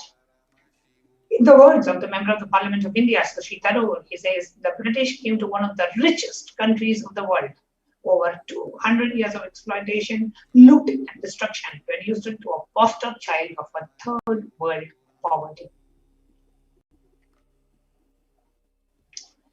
However, things didn't stop just with the British occupation. Even after the independence of India, Hindus continued to face the destruction of the Hindu civilization.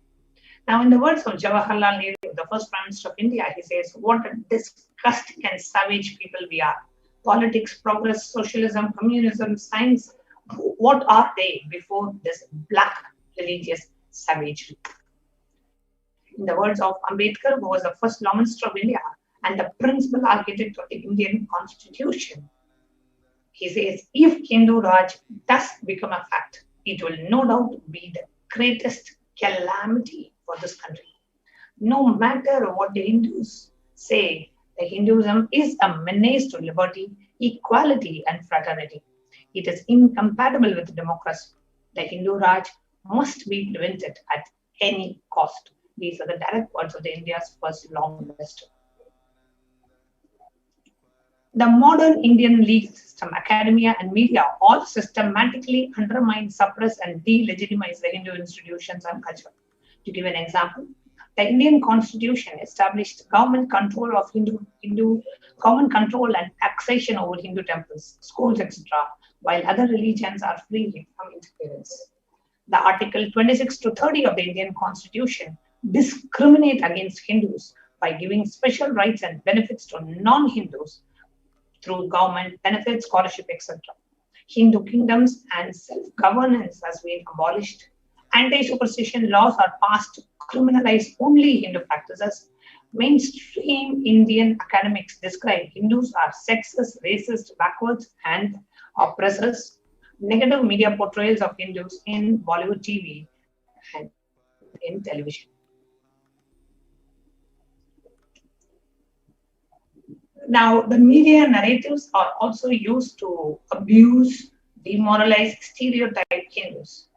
Now, Bollywood and other mainstream media outlets consistently portray Hindu gods and gurus as cartoonish, dishonest, corrupt, sex fiends in a manner similar to British imperial propaganda. The media narratives are used to shape human consciousness and further political agendas. The racist British colonial stereotypes portraying Hindus as superstitious, backwards, and dishonest and corrupt are perpetuated by their brown British successors in modern India unabated. So here you can see like the pictures of Hindu gods being ridiculed, Hindu gurus being shown as comedians, and all the villains, all the negative characters of the movies will always have Hindu symbols. All the negative characters will have Hindu symbols like Kumkum and Tripundri and Trishul, and all the heroes will be either anti-Hindu or secular. At least the way it is shown on the television. Now, what does that leave with, right? It is extremely important that we revive the Hindu nation so that we can re-establish the cultural, spiritual, political, economic, financial legitimacy of Sanatana Hindu Dharma. So, a vision for a Hindu civilization as revealed by the Supreme Pontiff of Hinduism, Jagadguru Mahasannidhanam, His Divine Holiness Bhagavan Nithyananda Paramashivam. Now, during the time of Mahabharata, we had 56 Hindu nations, 200 states, 1,700 provinces, 10,000 sampradayas. However, in all of the 56, we, the Hindus, are persecuted. Now, all We have lost all the 56. The last one to fall was Nepal. I am a collective voice of all persecuted Hindus. I will revive and rebuild a Hindu nation built on Vedagamic principles as a refuge for all practicing and aspiring Hindus, a safe haven for all persecuted Hindus. Now, this revival of Kailasa, the Hindu nation, is for reviving the whole life of enlightened civilization and the greatest things it has to offer to the world, bringing legitimacy to all offerings, Sanatana Hindu Dharma, and its sharing it with the whole world is the purpose of the Hindu nation. Now, the administration of Kailasa. Kailasa is the revival of the cosmic constitution. Kailasa is the model nation of how the enlightened civilization should be living and administered. Politics, judiciary, education, economy, everything will be revived as Paramashiva revealed in the Vedagamic Sanatana Hindu Dharma's scriptures. Being one of the most persecuted civilizations today, Hinduism is on the brink of extinction such that the next generation may know about Hinduism only through Hindu books. What can we do to stand up for the civilization and all that it has to offer to the world? Today, Hinduism is a political orphan. The preservation and the restoration of Hinduism's spiritual and cultural heritage is impossible without a national identity.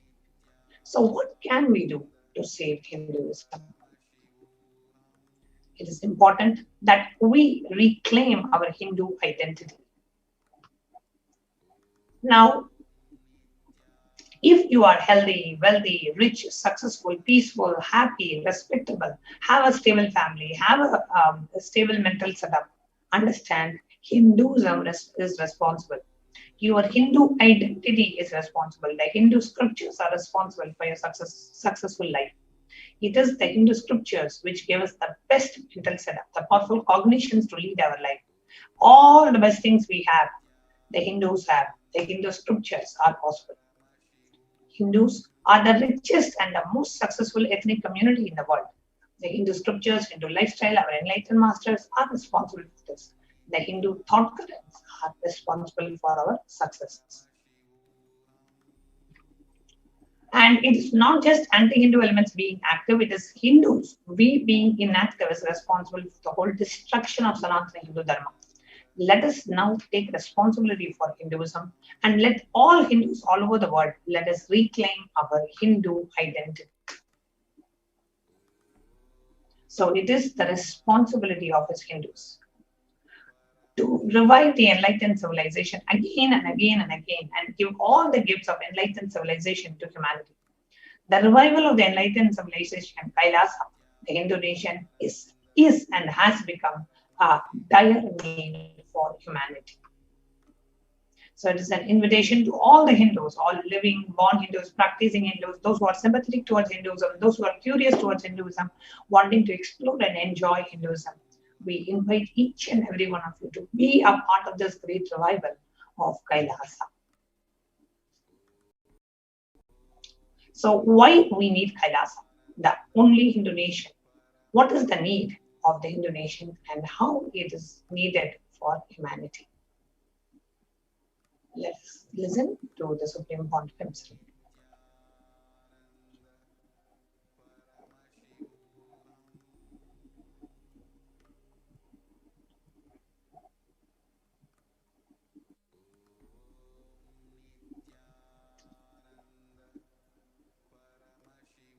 Contribution.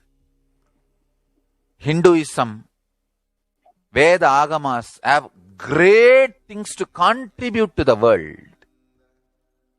Like the great power manifestation science, the ancient culture and arts, the ancient lifestyle truths, the ancient medical practices and medicinal knowledge, the ancient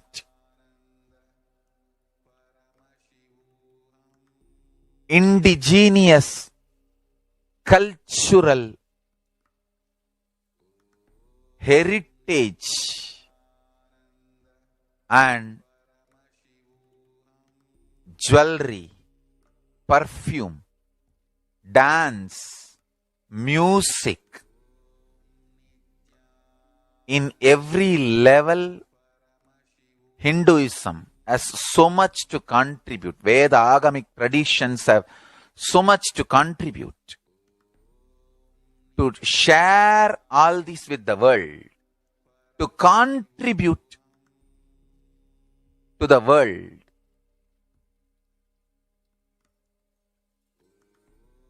Hindus need to tell the world what they are contributing in every level. The brand of Hinduism itself is enriching and empowering and enlightening. Hinduism is all about enlightening the world. Empowering, enlightening, enriching the world. Contributing.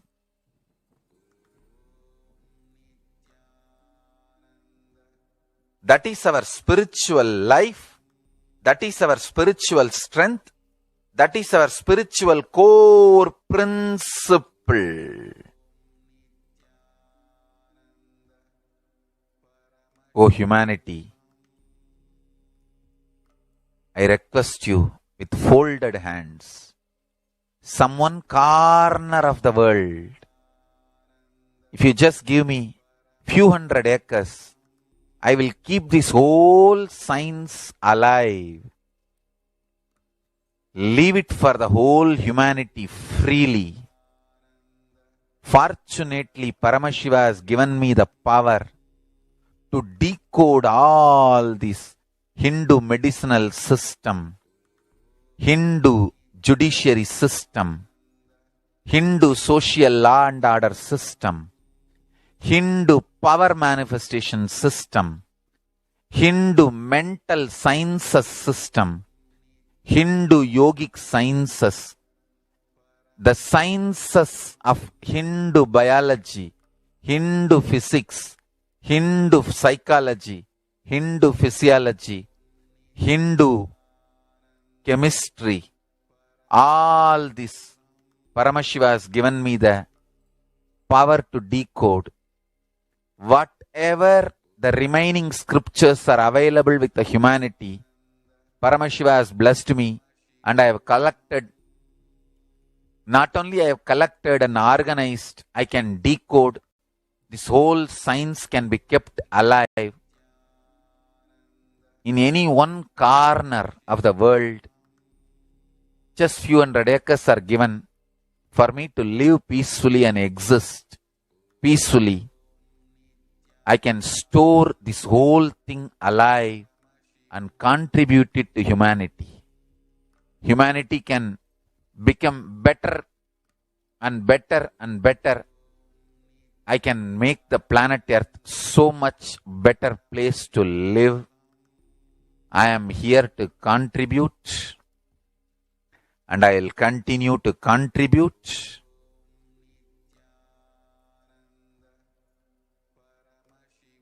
As long as I am allowed to live, I will contribute. I have collected all the remaining available scriptures, maybe 2 crore books.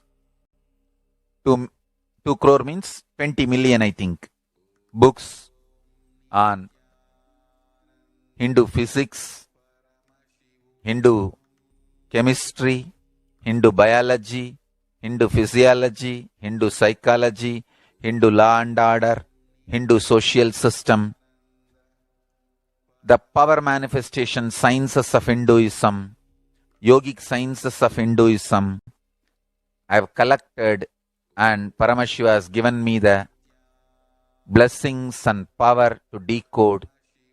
I have decoded and continuing to decode them.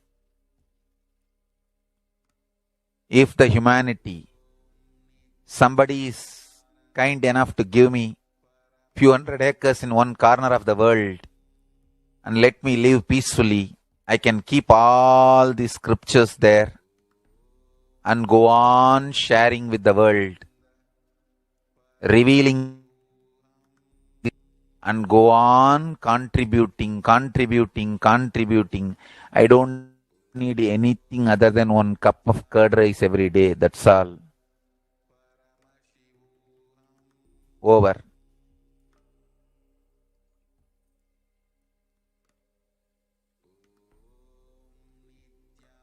The world. I can make the world a better place to live. That's all I have to say.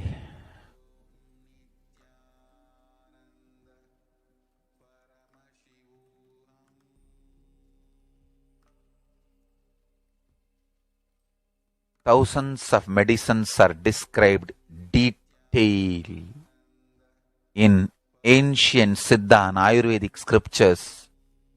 Paramashiva has given me the power to decode them, read them, and properly translate and map them to the modern day human language.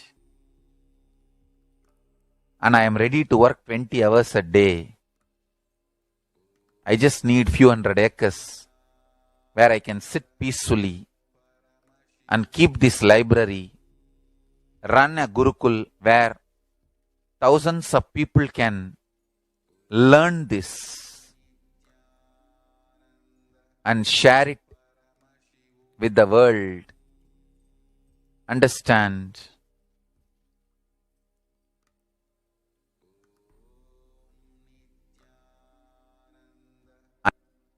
Interested in contributing.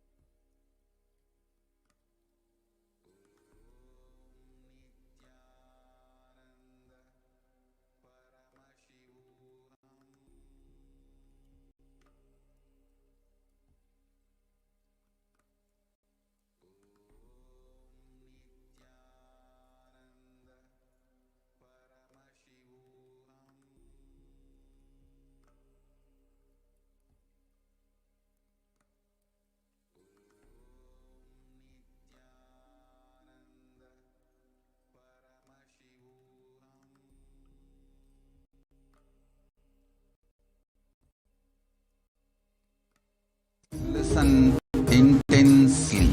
Life, consciousness in you does not end while your body drops dead. It moves from different universes, vertical time zones, lives in different time zones as per its free will, knowledge, desire, but ultimately to get enlightened, complete liberation, Paramashiva Padam, your soul has to come back to this karma bhumi, the Bhumandala.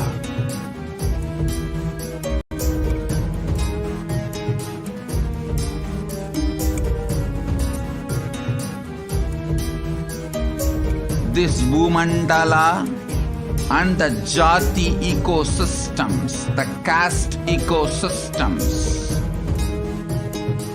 Hindu, Jnana, Sannyasa, Yoga, Grihastha, multiple spiritual ecosystems are created for the souls to come back and rebirth and grow more and more towards enlightenment easily, quickly, in accelerated speed and space.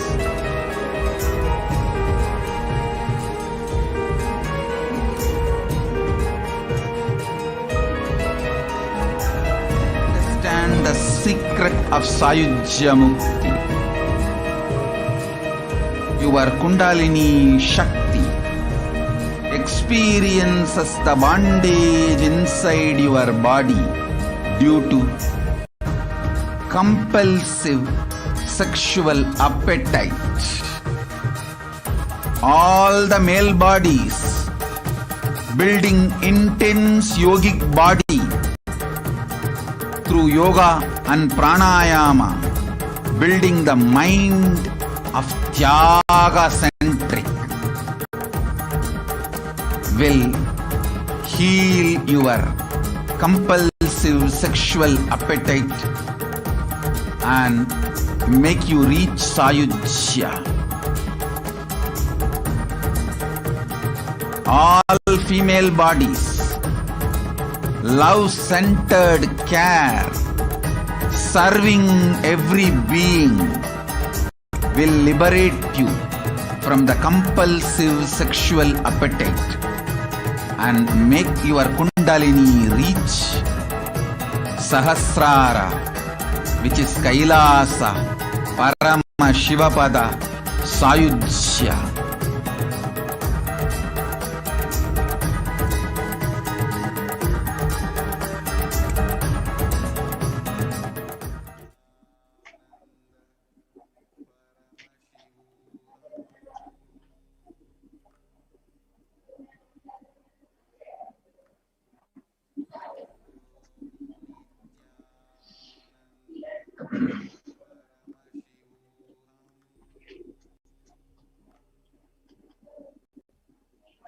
Welcome back, dear viewers.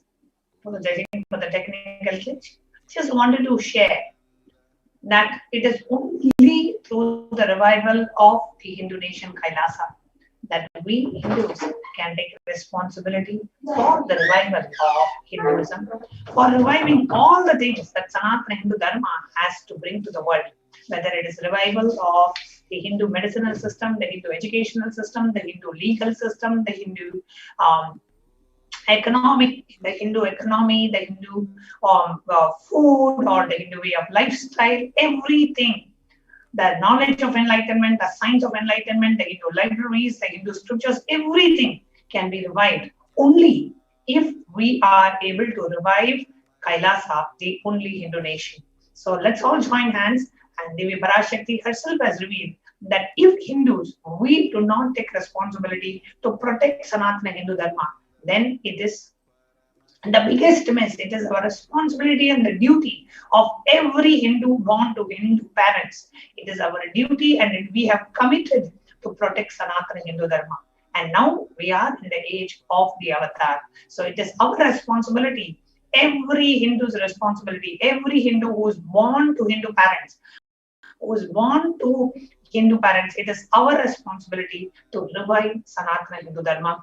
Come and join Kailasa. We invite every one of you who are watching us to come and join and offer your time, talent, and treasure. Be an e-Kailasian and become a part of this great grand revival. And that is the easiest way for us to express and to show the responsibility of protecting Sanatana Hindu Dharma is to be a part of Kailasa, the greatest and the only Hindu civilization nation.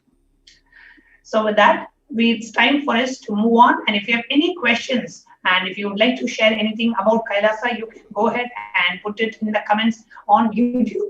And we will be now moving on to the next part of this program, where we are going to share with you about how do we connect with Devi Parashakti. What are the different ways that we can connect with Devi Parashakti? Through the different offerings that we have, we'll be sharing that with you now.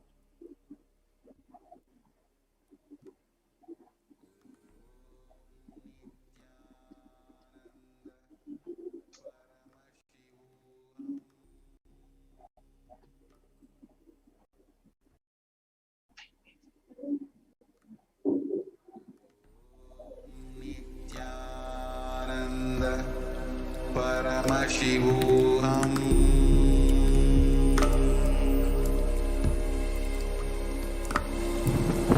Om Nithyananda Paramashivoham.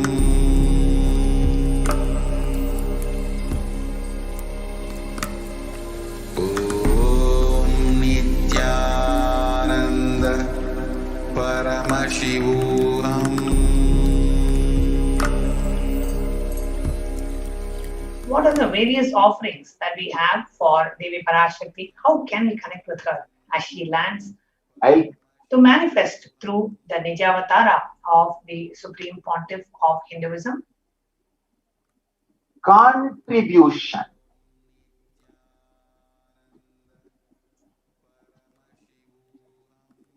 Hinduism, Veda Agamas have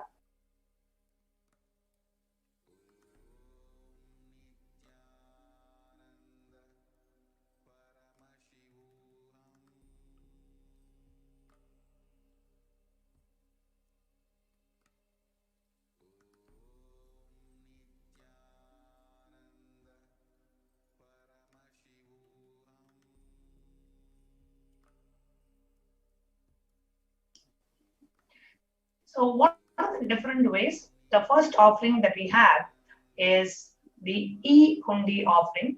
Now, the e-hundi offering is a way that we connect with Devi Parashakti and offer our gratitude for Devi Parashakti manifesting in our life. Bhakti Priya, Bhakti Gamya, Bhakti Vashya, Vayapaha, Shambhavi, Sharada, Radhya, Sharmani, Sharmadayini. So, Devi Parashakti is fond of true devotion and is realized through true devotion. She can be won over through true devotion. She removes all the fears. Whatever fear that we may have, the fear, anxiety, whatever we may have, Devi Parashakti is sure to remove that fear.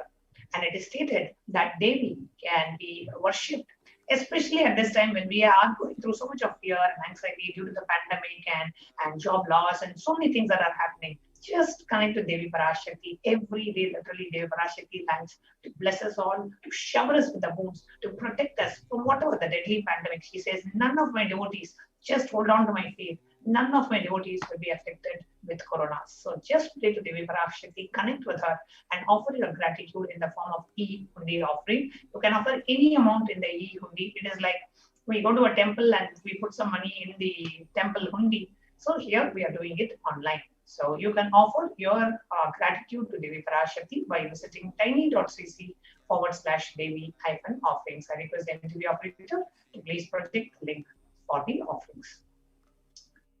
The next offering that we have is that of the Sankalpa, where you pray to Devi Parashakti to receive her blessings and grace in our life. Taitan mohyate vishwam shaiva vishwam prasuyate chaya chitta cha vijanam tushta arogyam prayachati. The goddess enchants the universe, and she has prayed without interest in anything, gives that knowledge that leads to salvation and gives wealth in the materialistic sense. So the 12th chapter, the 34th verse of Devi Mahatmya says, offering the sankalpa, the conscious resolution to Devi Parashakti.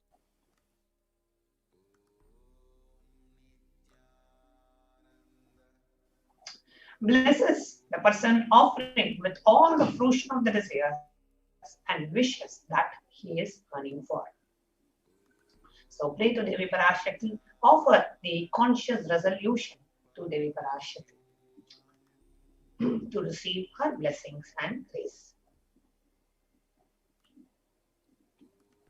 The next offering that we have is that of the Sahasra Nama Swarna Kasu, where you offer a gold coin to Devi Parashakti and you manifest the various dimensions of Devi Parashakti. So the Sahasranama Swarna Kasu is like offering of a gold coin to Devi Parashakti and to manifest her Ananta Kalyana Gunas, her imperishable qualities of Devi Parashakti, you manifest that in your life. The next offering is that of the Mukta Anguti, the finger ring with a pearl. It comes in 3 sizes. small, medium, and large, $251, $501, and $750. So the Mukta Anguti, the reference from the Meenakshi Pancharatnam, Muktahara Kirita Ruchiram Purnendu Bhakta Prabham Sinchanupura Kinkini Manidaram Padma Prabhavasuram Sarvabhishta Palapradam Girisudam Vani Rama Sevitam Meenakshim Pranadosmi Santatamaham Karunyavaram Nidhim. I bow to the goddess Meenakshi, whose crown has a garland of pearls and the face shining like a full moon, who wears anklets that are studded with gemstones and has small bells whose shining like the splendor of lotus, who grants all the wishes, the daughter of the mountain who is worshipped by goddesses Vani and Rama. I remain bowing to goddess Meenakshi, the ocean of compassion. So offer the Mukta Anguti, the finger ring with a pearl, to Devi Parashakti.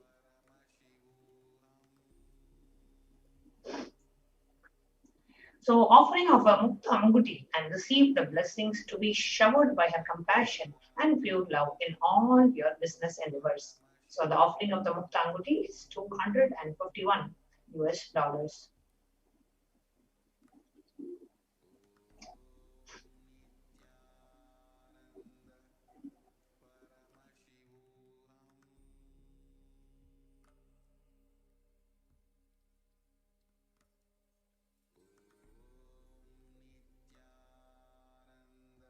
The next offering that we have is that of the Swarna Padma Pushpam, the golden lotus.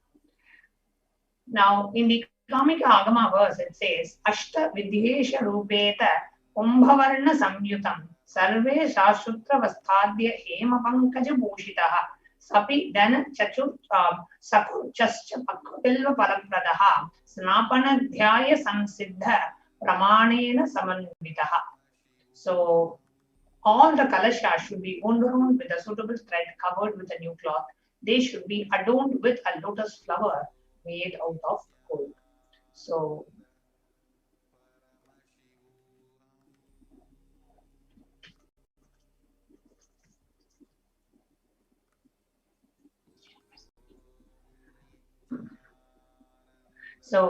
the offering of the Swarna Padma Pushpa to Devi Parashakti is only $600. Lotus is used in so many places in the Vedic tradition. Lotus is a divine flower.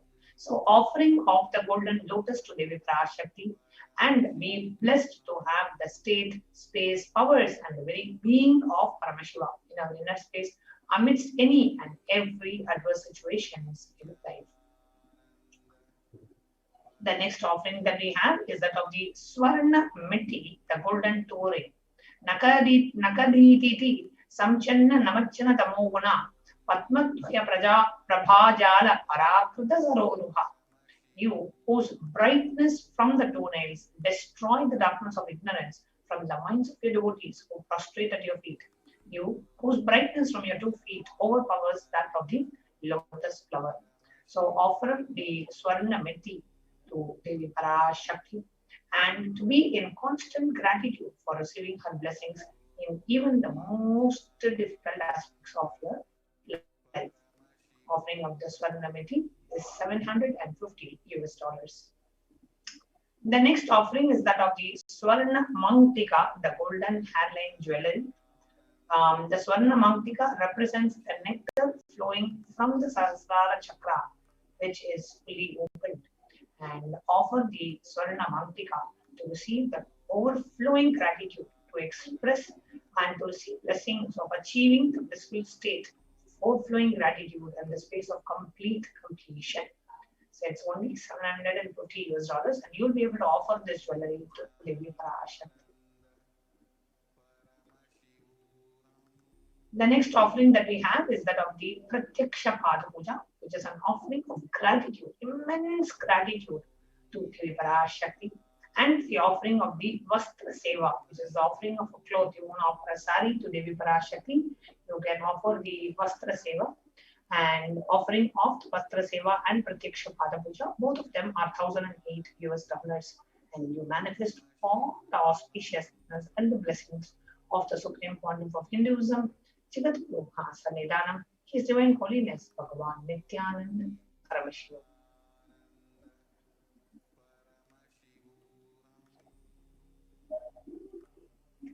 So here are the various offerings that you can offer to Devi Parashakti. The E-Kundi offering, which can be any amount. And then you have the Sankalpa chanting, which is $1 per person. So you can offer any amount. And you can offer it for multiple people in your life also. Then the gold coin comes in 3 sizes, small, medium, and large. $75, $151, and $251. Mukta Anguti, the pearl finger ring, also comes in 3 sizes. Swarna Padma Pushpa comes in 3 sizes. Swarna Meti, the golden touring, and the Swarna Mahtika, the golden hairline jewelry, both of them are $70. And Pratyaksha Pada Puja and Vastra Seva are $1,008. So how do we go ahead and register? The link is being projected on the screen. So you go ahead for the online payment. If you already have and you are able to go ahead and make the payment today, you can. If you need help in manifesting, you want to offer but you do not have the resources to offer it, then you can fill the first form, tiny.cc/Bhavasamadhi, and we will connect with you and help you manifest. If you already are ready for the payment, directly you can go for the second link, tiny.cc/Devi-offerings, and after the payment, you will submit the details for the puja, for the names of your family members to be included in the puja. So I'll now take you through a walkthrough of how we can go ahead and make the payment. In the meanwhile, we'll give you a few minutes for you to go ahead and visit the site tiny.cc/Devi-offerings.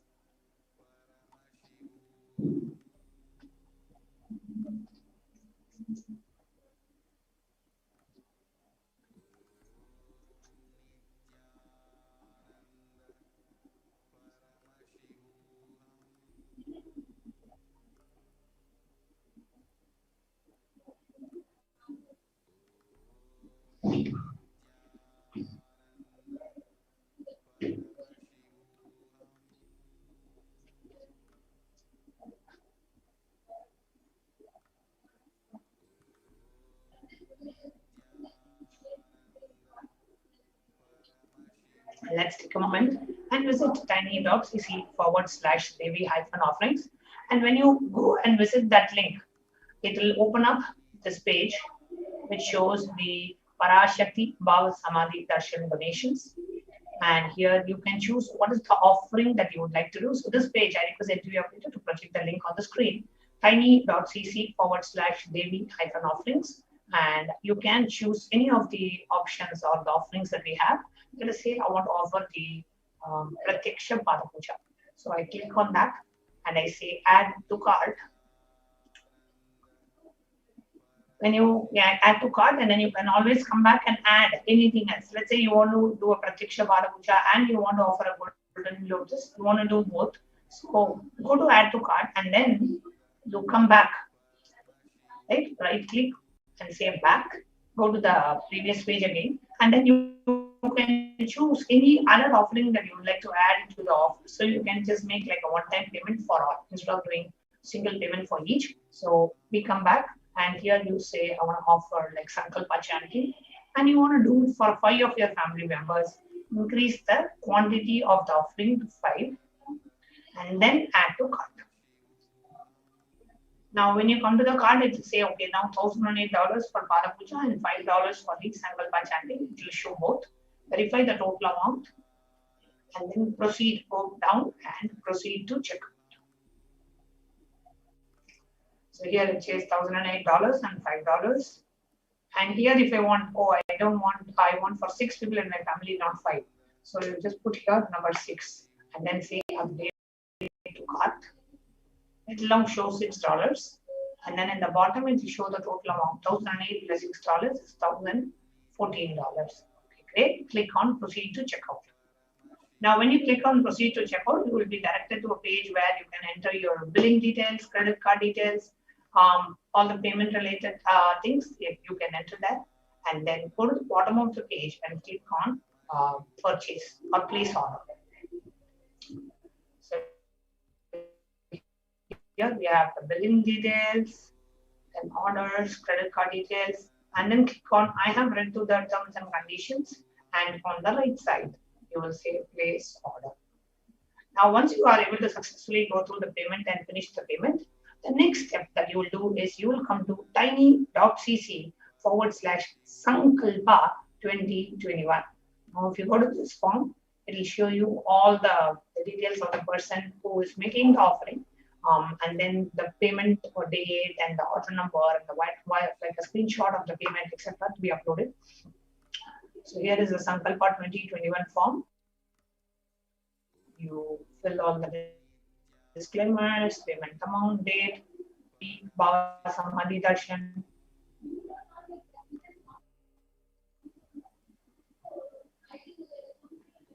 And then click on next. In the next page, you will enter the exact offering that you're doing, the names of the family members you want chanted during this offering. The next option that we have is that of while you're watching this live on YouTube, you can go ahead and make show your support and make a contribution to Kailasa. So just click on. I will now project the YouTube live chat and share with you how just while you're watching the YouTube, you can go ahead and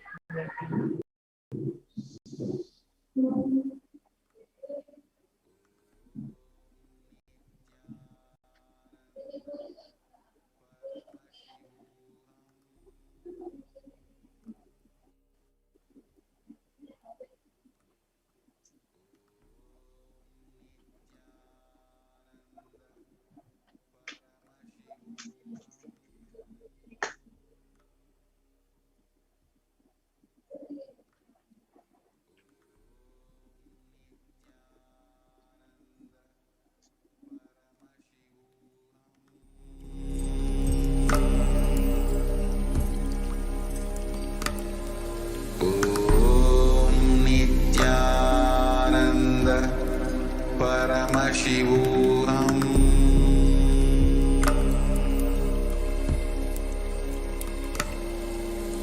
Om Nithyananda Paramashivoham.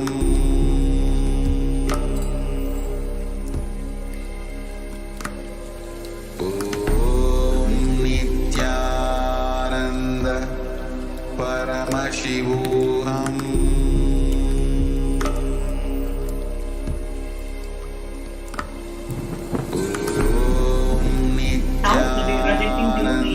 live stream page. Right next to the live stream, you see a dollar symbol. So when you click on that dollar symbol, you have three options. 1, to join the channel, 2, super chat, and 3, super sticker. So only the members of the channel will be able to post the questions live during Devi Parashakti Akashic reading. So we invite you to become a member of the channel if you are not already, and you can choose the different membership options: bronze, silver, gold, premium, and platinum, and each of them will have their own privileges and access to exclusive content or being invited to special classes, etc. So you can check it out online and then click on join. When you click on join, you will see a payment portal that opens up, and you can go ahead and enter your credit card or debit card details and their PayPal details, etc. Next, we have the super chat. The super chat is a very, very, very simple way for you to contribute and show your support to Kailasa. So you can enter as minimum as just $1, or you can enter $11, or you can enter $111. How much ever you want to offer, you can go ahead and enter, and then click on buy and send. Now, when you click on buy and send, it again opens a payment portal where you can enter your card details and go ahead and make the payment, or you can pay via PayPal as well, depending on the country of residence. You may have PayPal as an option or not. Then the last is the super sticker, where you want to make a contribution, you want to make offer your support to Kailasa, but through the super sticker. where you want to also send an animated sticker and you want to send it in the chat. So that's the super sticker option. You can choose any amount. There are different stickers available for different amounts. You can choose a specific sticker and give that offering. So with that, we come to the conclusion of this segment. And now we will be moving on to the next segment where we are going to share with you about how the Supreme Congress of Hinduism has opened his doors and reaching out to Indians in India so that they can protect their lives in multi-layer quarantine facility being provided absolutely free of cost at the Adi Kailasa Sarvanyapita.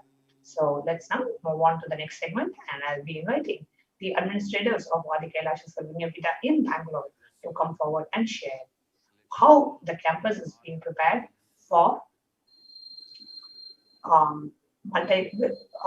to provide multi-layer quarantine services.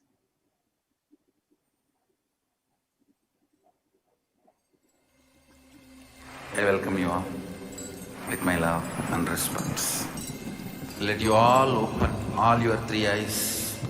Om Nithyananda Paramashivoham.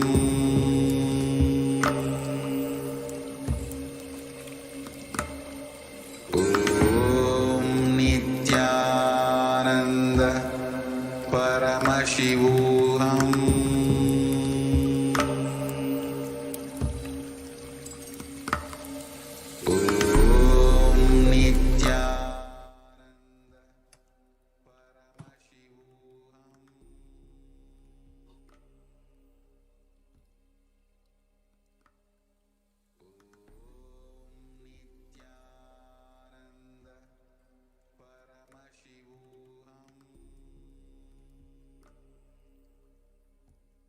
Nithyananda. The next segment is about Kailasa's multi-layered quarantine opportunity for India during the ongoing pandemic of COVID-19. Joining with me is HDH Swami, who is also one of the administrators of Adi Kailasa. Nithyananda.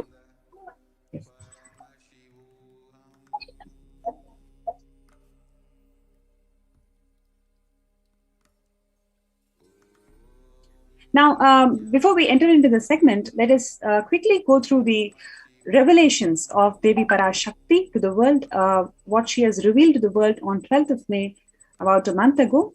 She revealed that India is the biggest spiritual land where enlightened beings happen again and again, flower as the enlightened beings and benefit the entire world. We cannot afford to lose the only Bharadam.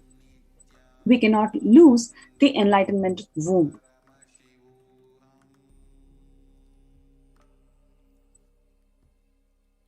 In order to save the cosmos from cosmic deluge, I built a ship called the Adi Kailasa. In order to protect the humanity from the cosmic deluge, I gathered together all the spiritual energy of the cosmos and built the ship called Adi Kailasa. Due to the cunning strategy of the treacherous people and the ruling of the enemies, the captain of the ship itself had to leave the ship. Here, it is referring to the Supreme Pontiff of Hinduism, Swamiji, had to leave the ship because of the attack, the persecution from the anti-Hindu elements.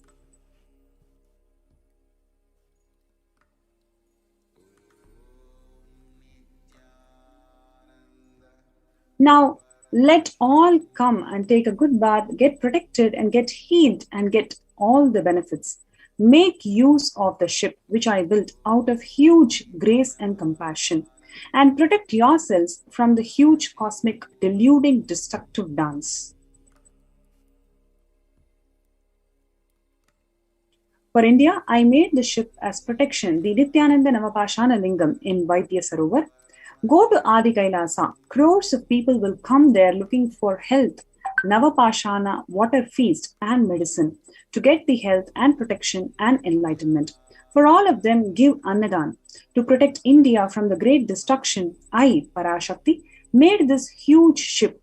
Even if the captain is not there, ship is there.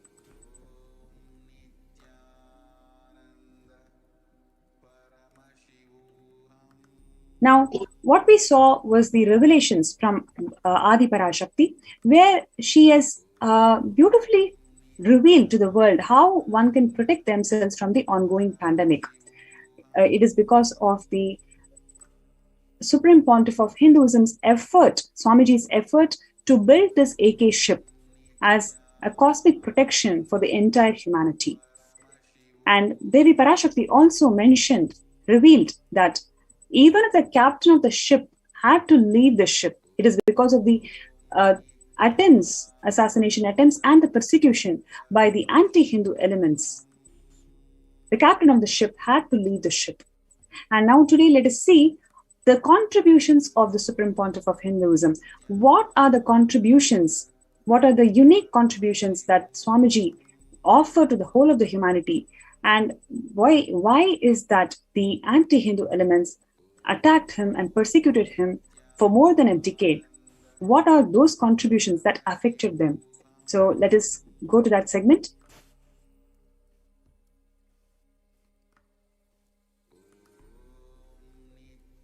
The Supreme Pontiff of Hinduism, Jagadguru Mahasannidhanam, His Divine Holiness Swamiji had conducted number of meditation classes in local schools, especially by the international agencies called Kailasa's White Om and the Sovereign Order of Kailasa. In 2004 itself, the secondary school students were blessed to learn the truths of life and learning, and they were underwent powerful meditation under the direct guidance of Swamiji in Karnataka.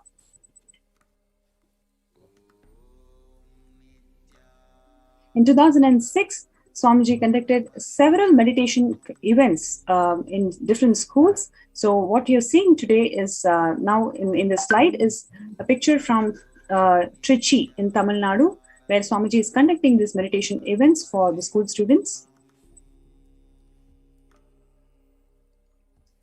And what you're seeing here is the engineering college students in 2008 in Karnataka.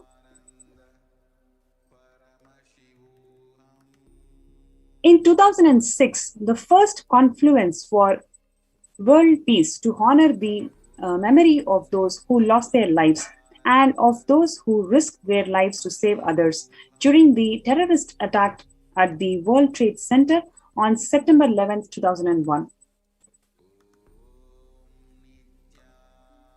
In 2009, Swamiji conducted Peace March to Swamiji initiated this whole event by different heads in South India.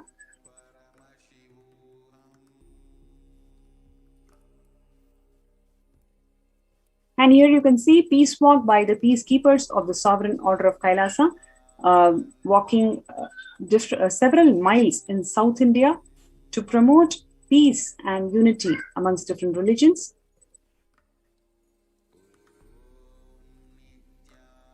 And here you can see, even with a fractured hand, the Supreme Pontiff of Hinduism, Swamiji, engaged in selfless work day and night.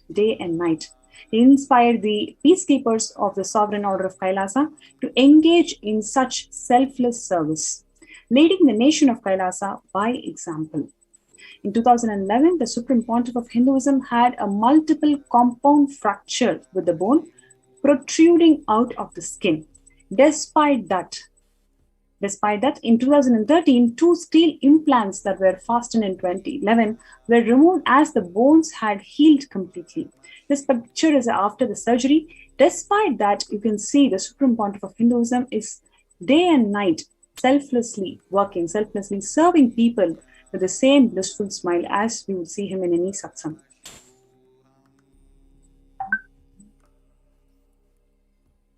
And you can see how the Supreme Pontiff of Hinduism inspired and guided the entire Sovereign Order of Kailasa to involve themselves, to engage themselves in all the humanitarian efforts. Here what you see is a monk of the Sovereign Order of Kailasa donating blood.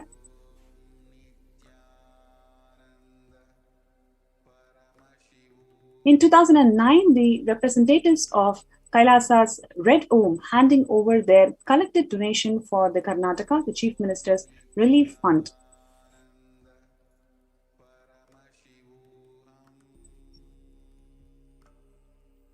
In 2008, a spiritual conference and meditation program led by the Supreme Pontiff of Hinduism organized by thousands of citizens of Kailasa and all the practicing Hindus in Tamil Nadu.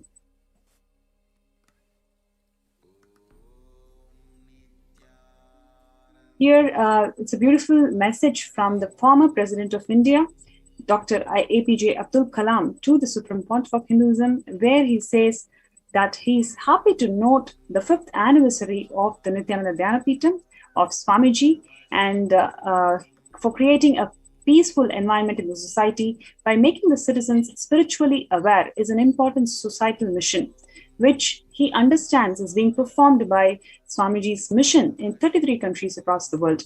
And he further says that he's also happy to know that the part of this anniversary celebrations, Jnanadhan, Aushadadhan, Dhyan Dhan and Anadan programs are launched.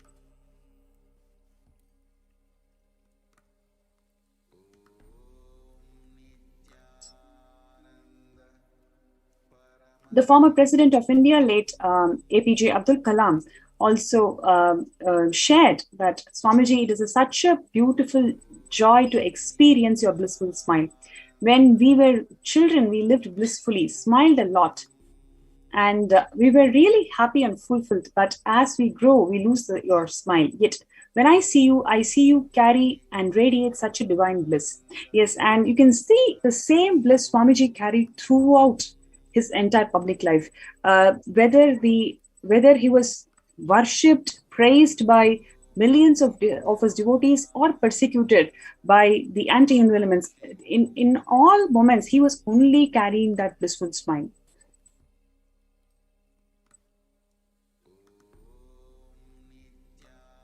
This is in 2007, the Californian Legislature Assembly recognized the Supreme Pontiff of Hinduism as the enlightened master, modern mystic, and greatest saint of modern India, who has taught the science of attaining endless happiness.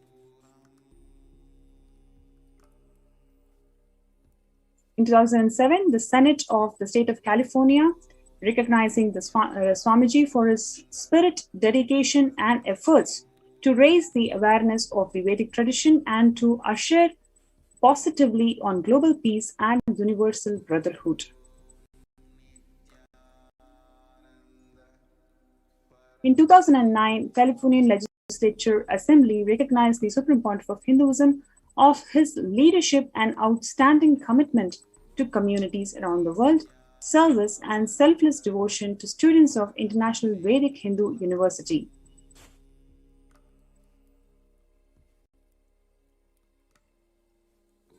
In 2009, you can see the keys to the city, Artesia, was awarded to the Supreme Pontiff of Hinduism.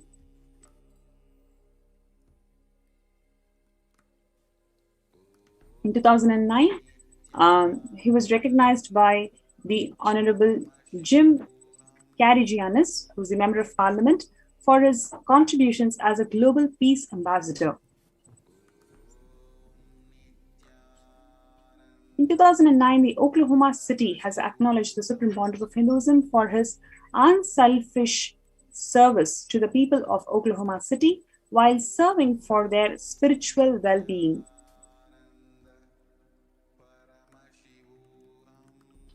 In 2016, the postage stamp on the Supreme Pontiff of Hinduism was released by the Indian Postal Department on the occasion of Kumbh Mela.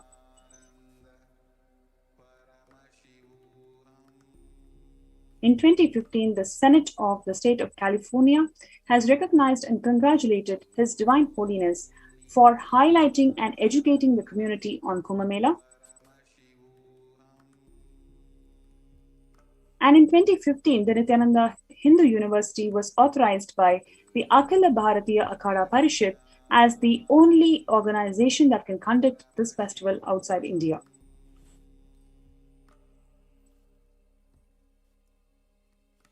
In 2017, the Supreme Pontiff of Hinduism was awarded the Guinness World Records for the largest rope yoga class.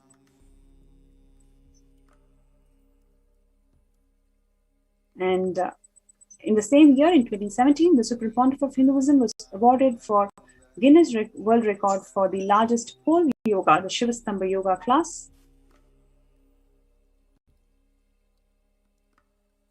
And in the same year, one more Guinness record on the largest human Om symbol was performed by the Supreme Pontiff of Hinduism and the Nithyananda University at Bangalore. In 2017, it is declared as the Paramahamsa Nithyananda Day by the city of Montclair in recognition of the Supreme Pontiff of Hinduism's contribution to the superconscious evolution of humanity. In 2012, the Supreme Pontiff of Hinduism was named amongst the world's 100 most spiritually influential personalities by a renowned esoteric magazine, which is Body, Mind and Spirit.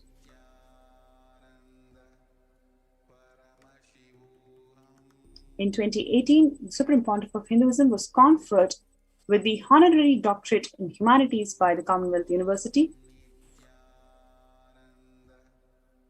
In 2018, the United Nations Global Development Organization respectfully presented to the Supreme Pontiff of Hinduism for the superconscious evolution of the humanity. In 2019, the Azteca University in Mexico had recognized the tremendous scientific contribution made by the Supreme Pontiff of Hinduism in the field of superconsciousness and has awarded him an honorary doctorate in the sciences for this.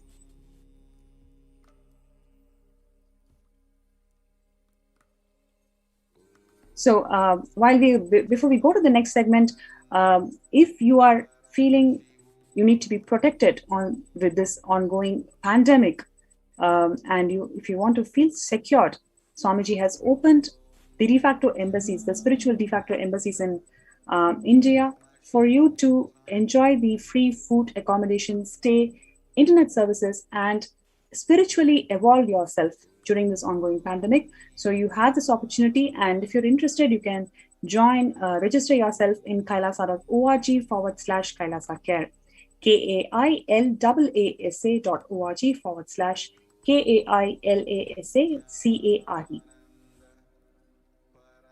So while you're getting registered, let's have a short break and we'll be right back.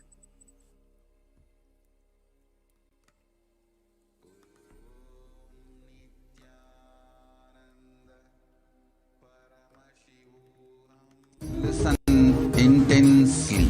Life, consciousness in you does not end while your body drops dead. It moves from different universes, vertical time zones, lives in different time zones as per its free will, knowledge, desire,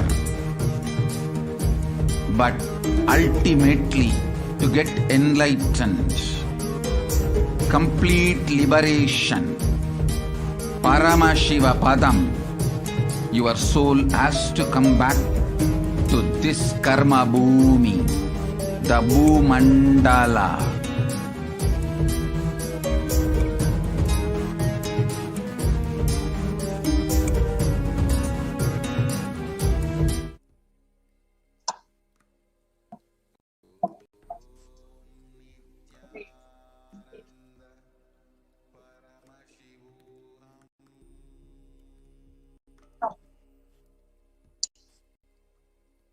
Nithyanandam, and welcome back.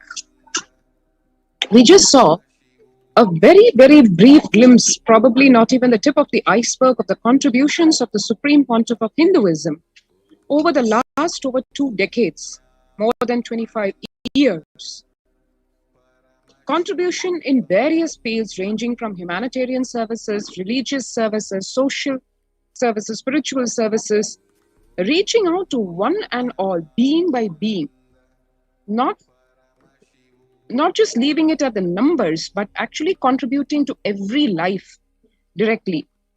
One could see in those pictures how the Supreme Pontiff of Hinduism, right from taking every meditation class himself, giving the spiritual counseling himself, giving healing himself, this is how he built the whole Kailasa, brick by brick, literally.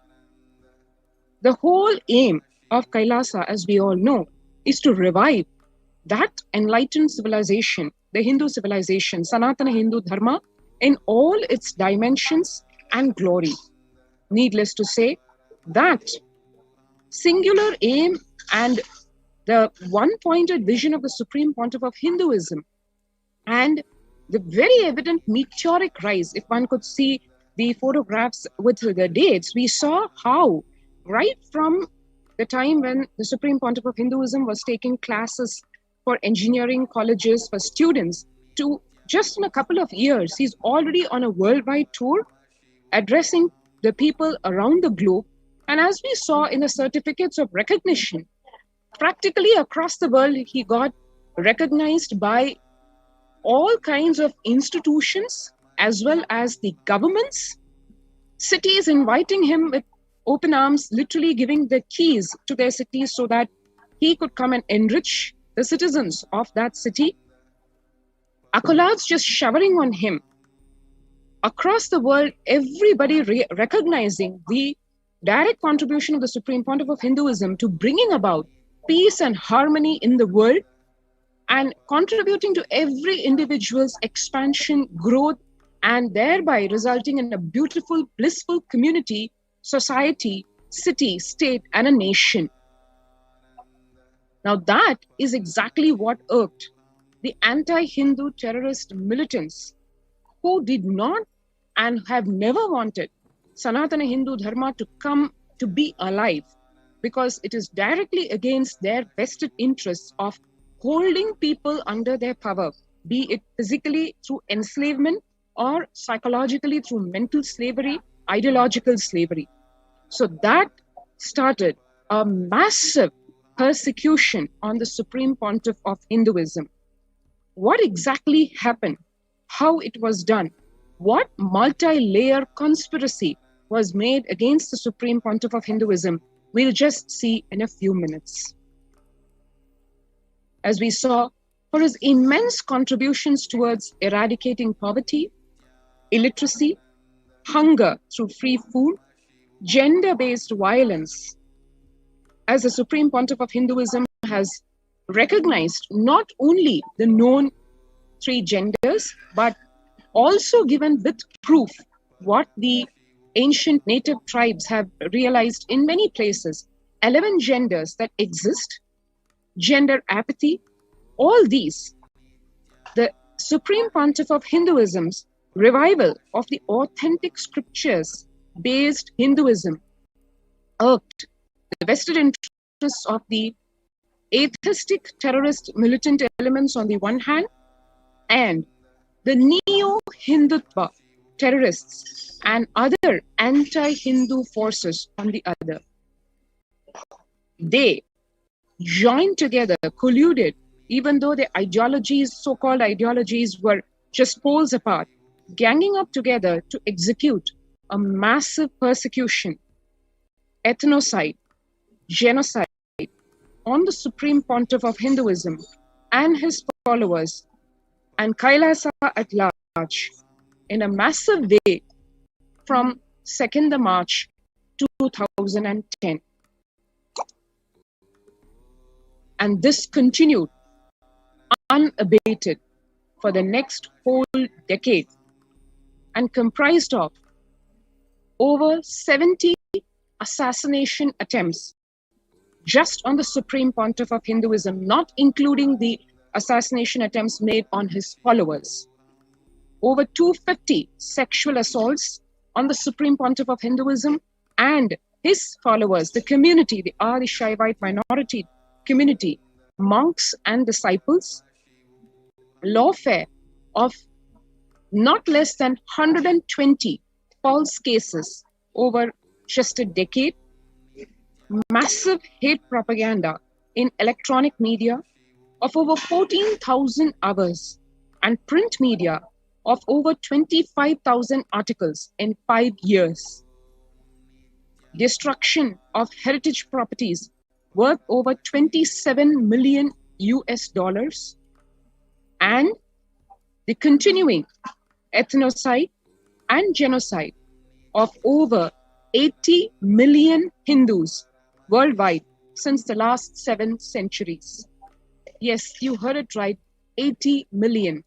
If one was shocked and pained at the Jewish Holocaust, which took the lives of 6 million, you actually have more than 15 times of that number of people killed shockingly, horribly, unimaginably after extensive torture, which one could not even imagine any human being can go through.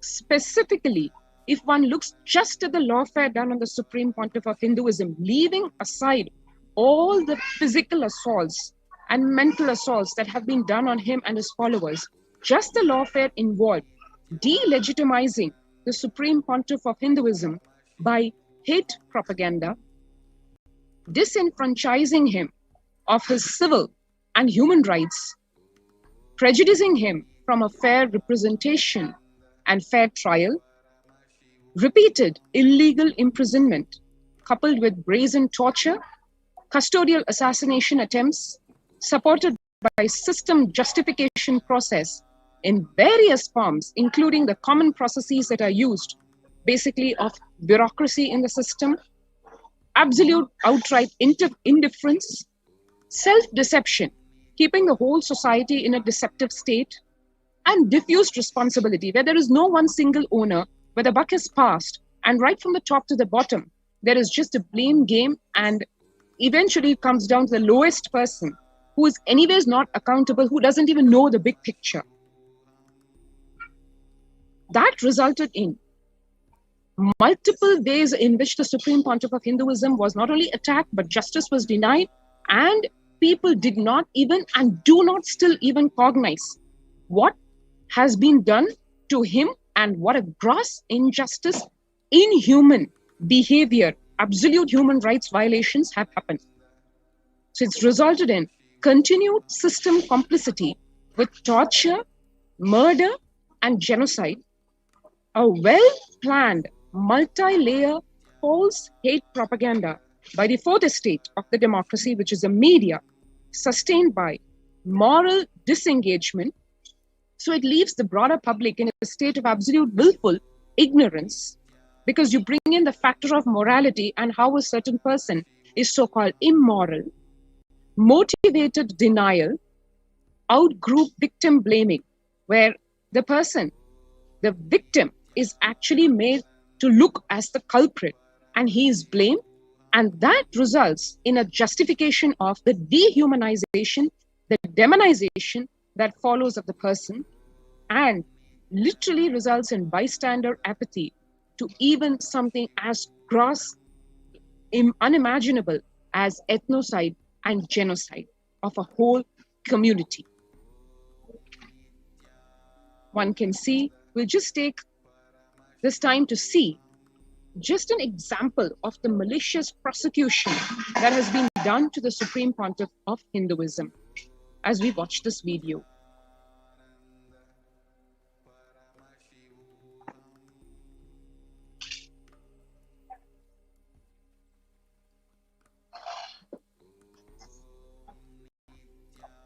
Rape accused, fake godman. Nithyananda, rape accused. Accused of raping. The rape accused. Rape accused. Rape accused self-styled godman Nithyananda. Just like that, they arrested me in the rape charge in 2010. They came and arrested, and after they arrested me, I asked, what for you arrested me? They said, rape charge. I said, can you say whom I raped? No, that now only we are investigating.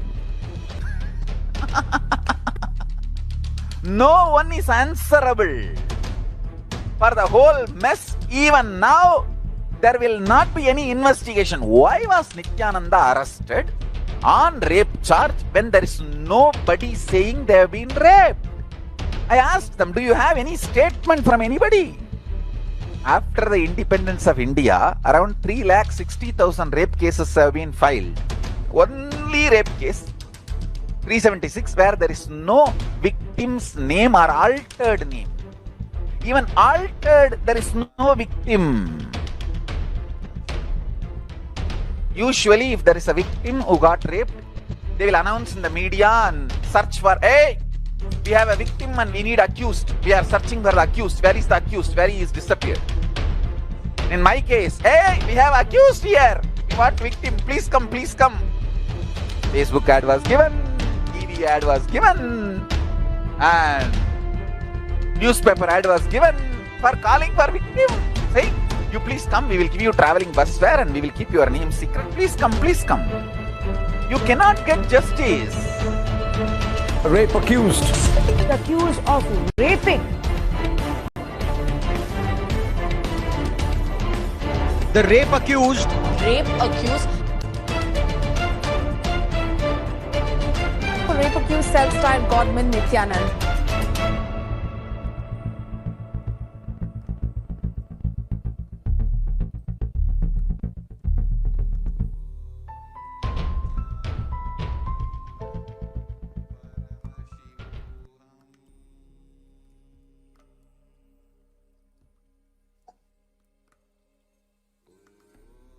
We just saw a very brief but probably very explanatory peek, literally, into what was done to the Supreme Pontiff of Hinduism in the name of lawfare.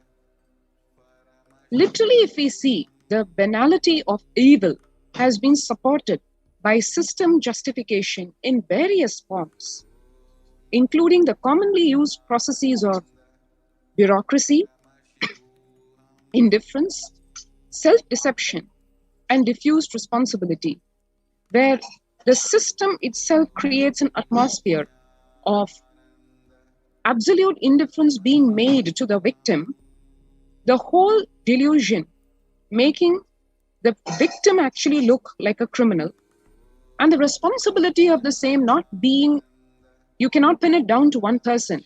It is just diffused across the whole system, which therefore results in continued system complicity with something as grossly inhuman as torture, murder, and even genocide. It is also denied and suppressed from conscious awareness, even despite compelling evidence, leaving constitutional checks and balances successfully neutralized. Now, that is what lawfare actually involves.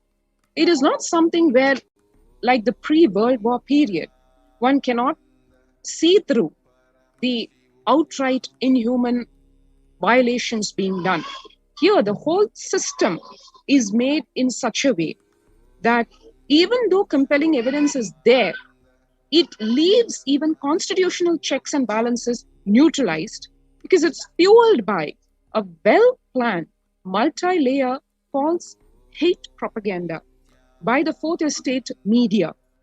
So what happens is the information is successfully not reaching to the people. The truth is never made to reach the people.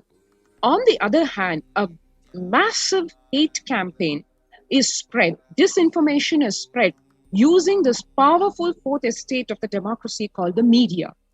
And it's sustained and probably accentuated by moral disengagement. So portray the victim as somebody who's of a bad moral character, because that's what appeals to the conscience of the people at large.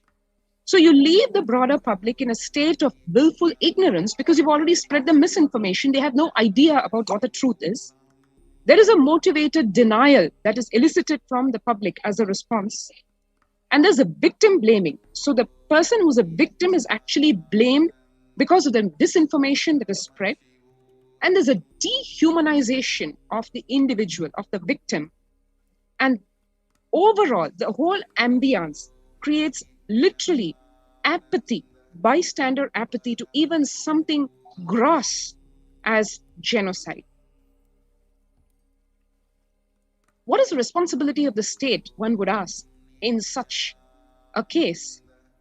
While normally, as per international law, as per various articles of the International Covenant on Civil and Political Rights as is defined in the ICCPR, the prohibition of ill treatment does not merely create a negative duty on the state agents not to engage in such treatment, but the state also has a positive duty to protect the persons under its jurisdiction from the acts of private individuals, needless to say, from the state itself. To just take an example of what it means to be targeted in very many ways, one can see, we'll just understand over here how as a minority leader, as a leader of so-called minority origin, linguistic minority to be more specific, the Supreme Pontiff of Hinduism was singled out, and how the whole linguistic differences were exploited to show the Supreme Pontiff of Hinduism as somebody who needs to be persecuted.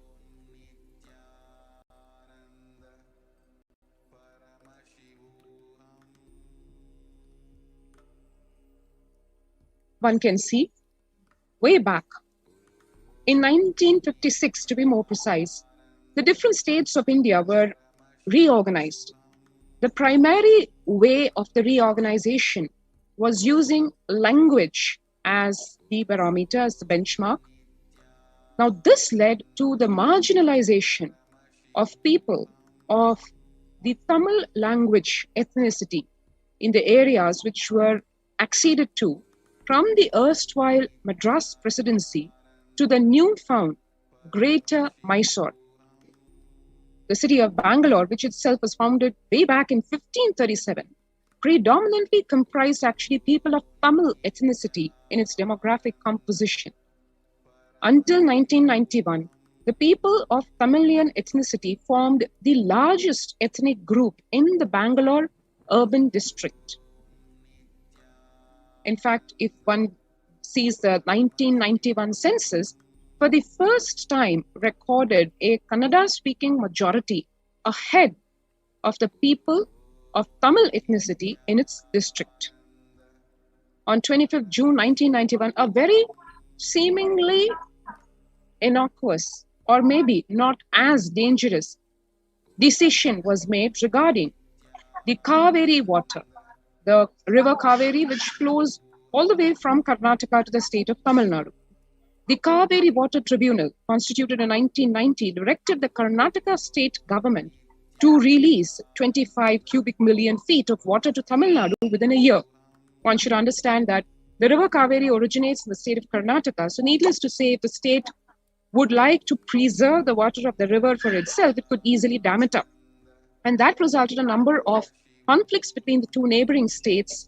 And given the probably equal right to natural resource, the state of Tamil Nadu and Karnataka were always at loggerheads. And this particular water tribunal decided to what is a proportion of water that is to be released to the state of Tamil Nadu.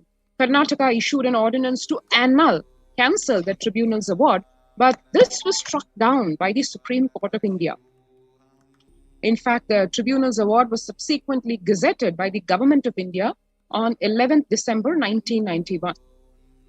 The reason why we went into this in detail is to understand the very many literally axes of persecution done to the Supreme Pontiff of Hinduism, one being this particular one where we can see the immense amount of linguistic division created artificially amongst the people, amongst the citizens of the two states, and the natural animosity, or so-called presumably natural animosity created on the basis of division of natural resources. On the other hand, this is one aspect. The other aspect is the new Hindutva caste supremacists used this particular opportunity to incite further violence for petty political gains. The very next day, new Hindutva caste supremacist extremists of the Karnataka state called for a Bandh. A Bandh means like total lockdown. On 13 December 1991, alleging partisan behavior of the government of India. the leader of the neo-Hindutva caste supremacist extremists declared, Kaveri River is a mother of the Kannadigas, means the people of the state of Karnataka, so we cannot give water to anybody else. The very next day, 14 December 1991, the neo-Hindutva extremists allegedly roamed the streets of Bangalore carrying sticks, shouting slogans, beating up Tamil laborers. On the left, what you see is a repetition of what happened to the followers of the Supreme Pontiff of Hinduism in the very same vein. The businesses way back then run by people of Tamil ethnicity, Tamil language, movie theaters, and even vehicles with the Tamil Nadu state license plates were targeted. Soon the riots spread to the Mysore district and other parts of southern Karnataka. The Tamil-speaking villagers were driven out and their properties were confiscated. A curfew of 1 week was declared under section IPC 144 of the Indian Penal Code. The violence, needless to say, left people dead. 15,000 people of Tamil ethnicity were forced to flee the state, though if you see the Constitution of India, it guarantees as a fundamental right for any citizen of India to live in any part of the country. Such targeting of ethnic minorities of Tamil origin continued over decades and continues till date. As one can see here, the followers of the Supreme Pontiff of Hinduism being innocent victims of the same. The inciting and the multiplying by hate propaganda created by the politically owned media. In 2016, even as late as a few years back, in another such protest, 2 people were killed. One can see the editorial director of the Asian Group, which is a BJP-owned neo-Hindutva media house, which runs Suvarna News channel, gave an interview where he actually said, I'm embarrassed. Instead of disseminating information, the TV channels became agent provocators. So by their own admission, the media channels accepted their role in flaring the violence. They justified their acts, however, blaming other channels to instigate this by a race for just TRP, what is called the television rating points.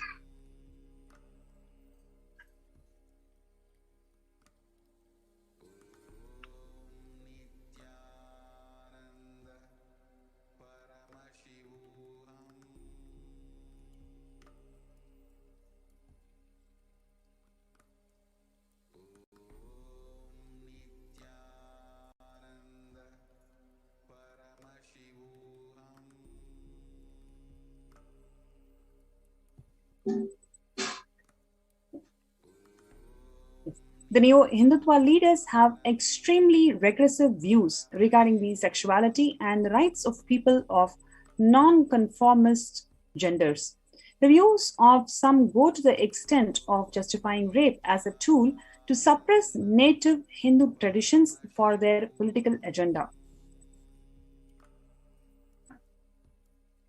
Contrary to this, the gender fluidity and non-binary gender theories have always been seen as an everyday fact of life by native traditions worldwide.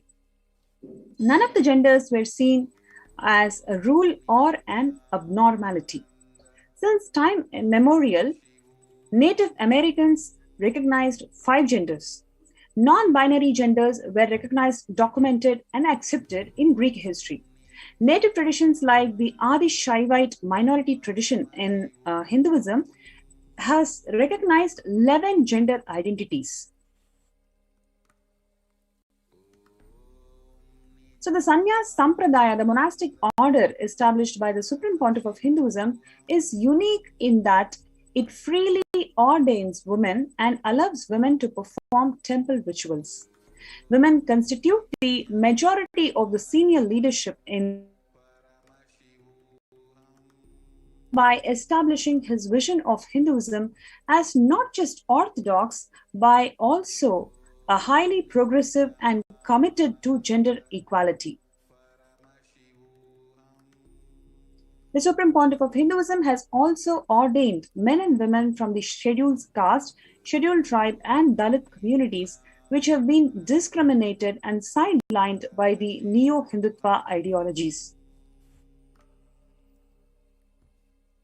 A media clip from 2018 highlighting the exclusion of women from the Hindu temples as a consequence of the neo-Hindutva extremist ideology who disregarded the Hindu sacred text, which is Vedagamas. So you can clearly see how ideologically the Neo-Hindutva group is sorting something away from Vedas and Agamas, and they want to project that as Hinduism.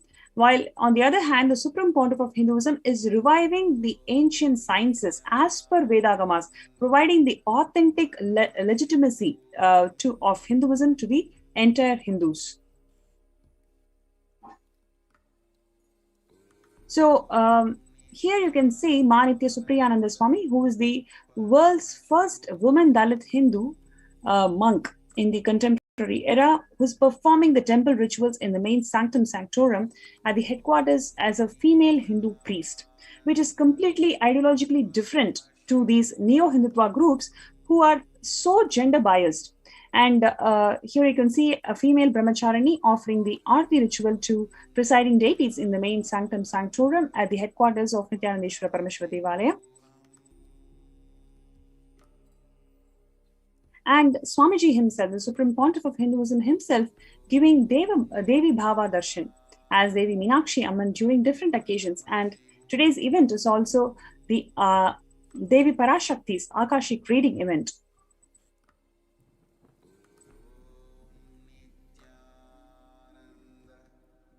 So you can see here this Devi Bhavasamadhi Darshan is an auspicious sight of the divine being Devi, and when Swamiji is actually radiating the state of Samadhi in such an ecstatic, devotional, meditative state of consciousness in the state of Advaita with Devi.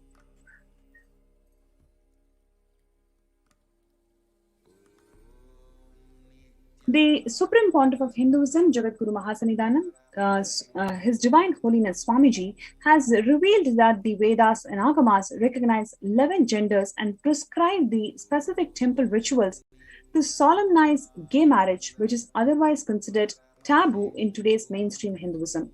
He has declared that he himself transcends gender and consequently suffered vicious persecution for his bold, progressive stance on LGBTQ issues. By rooting the legitimacy of gays, lesbians, and transgendered people in ancient Hindu scriptures, the Supreme Pontiff of Hinduism is single-handedly challenging the LGBTQ discourse in India.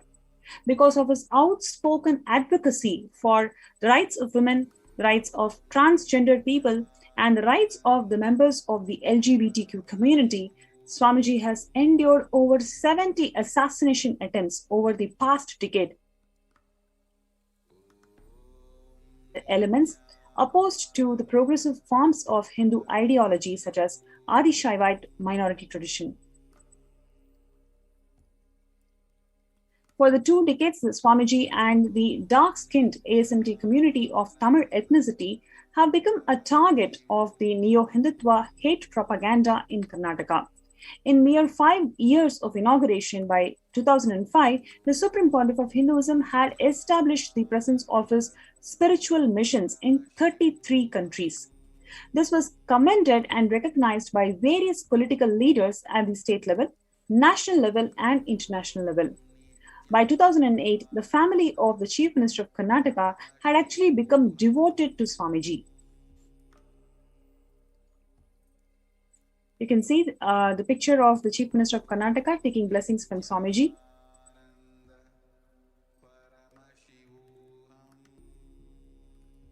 Here, the ex-Prime Minister of India, Sri Deve Gowda, who's actually taking blessings from Swamiji.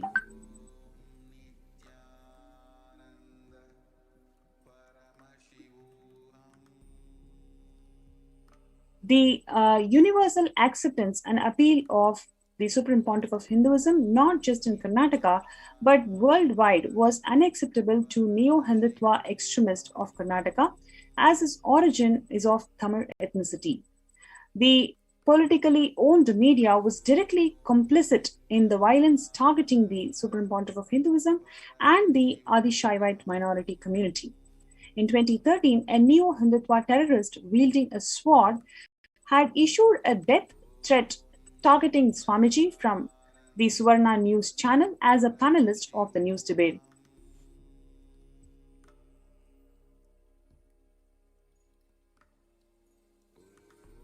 On 7th of June 2012, the Suvarna television head Ajit Hanumantavakar led a militant group to kill Swamiji and his chief administrator.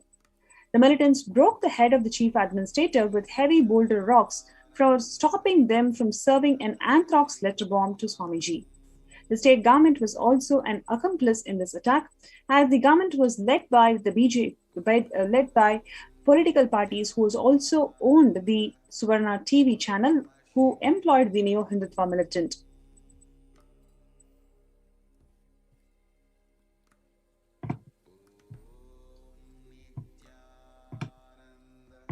In this attack, no formal police complaint was accepted against the militant, and on contrary,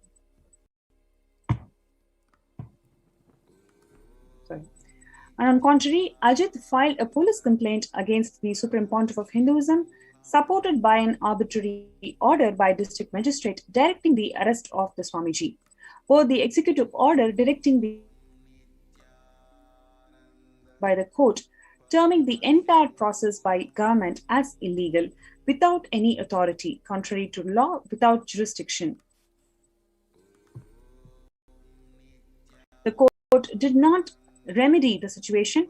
There were no repercussions for the perpetrators of the crime, who were protected by the state. From 2010 to 2018, several attempts were made to kill Swamiji. Until 2019, demands for extrajudicial assassinations of Swamiji were publicly made by the lawmakers.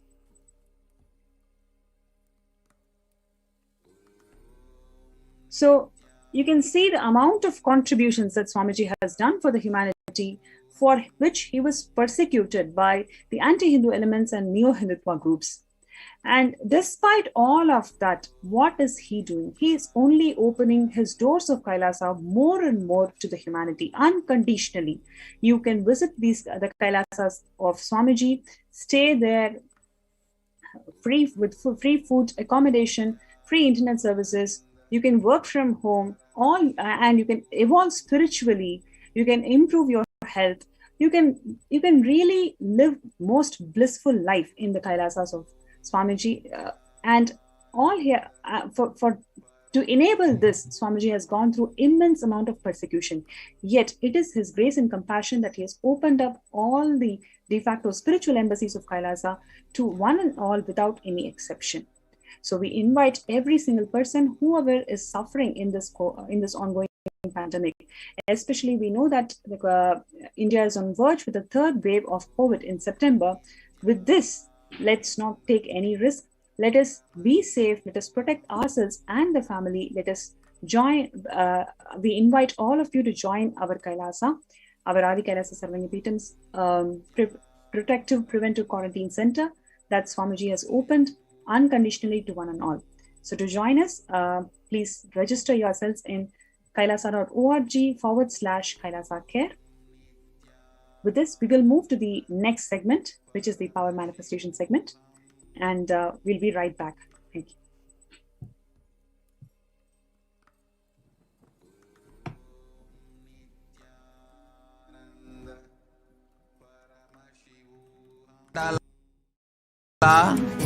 And the Jati ecosystems, the caste ecosystems, Hindu, Jnana, Sannyasa, Yoga, Grihastha, multiple spiritual ecosystems are created for the souls to come back and rebirth and grow more and more towards enlightenment easily, quickly, in accelerated speed and space.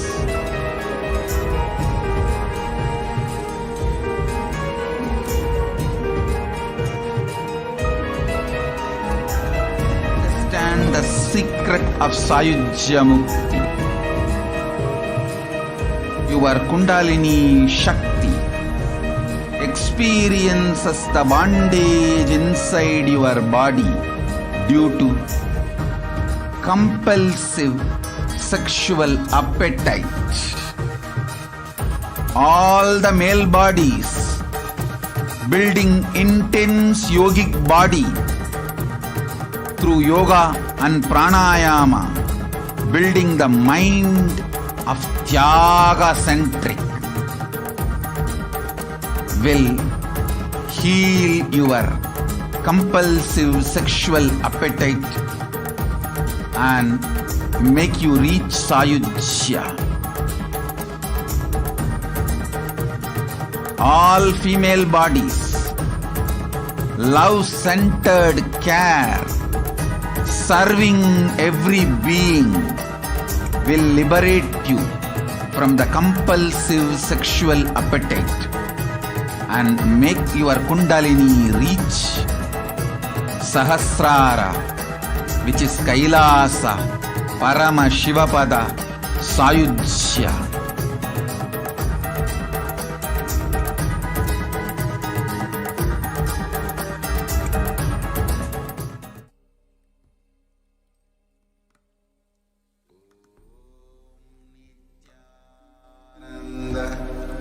Paramashivoham.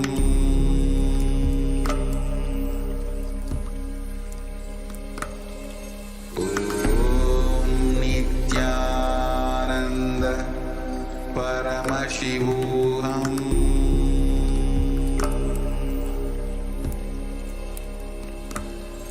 Om Nithyananda Paramashivoham.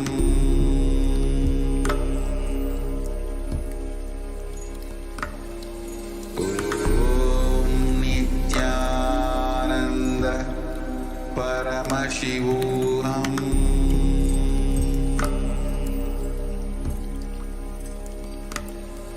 Om Nithyananda Paramashivoham.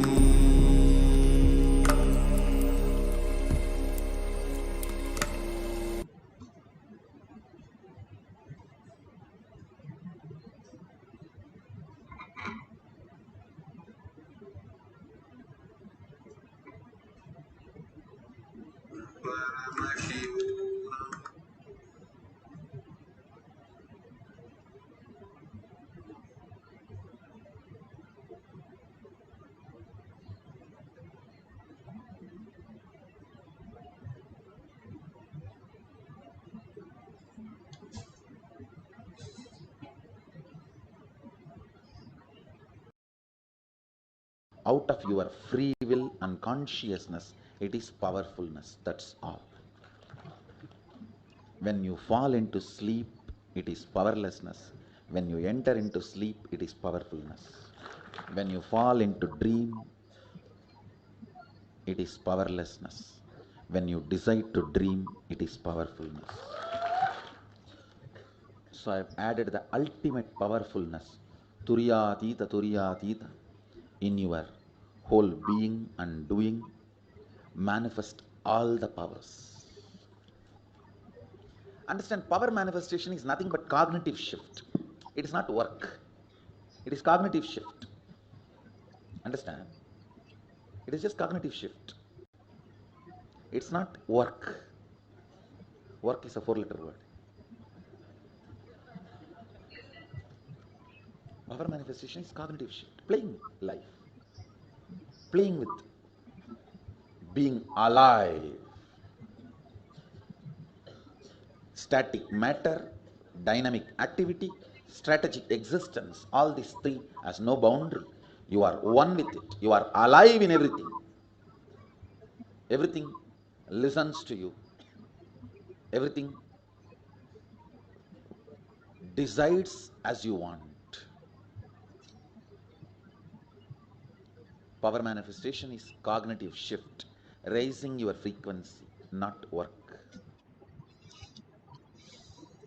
Science of our manifestation. Science of our manifestation is authentic, time-tested, scientific and foolproof. It is science because each one of us can manifest the powers and it is repeatable.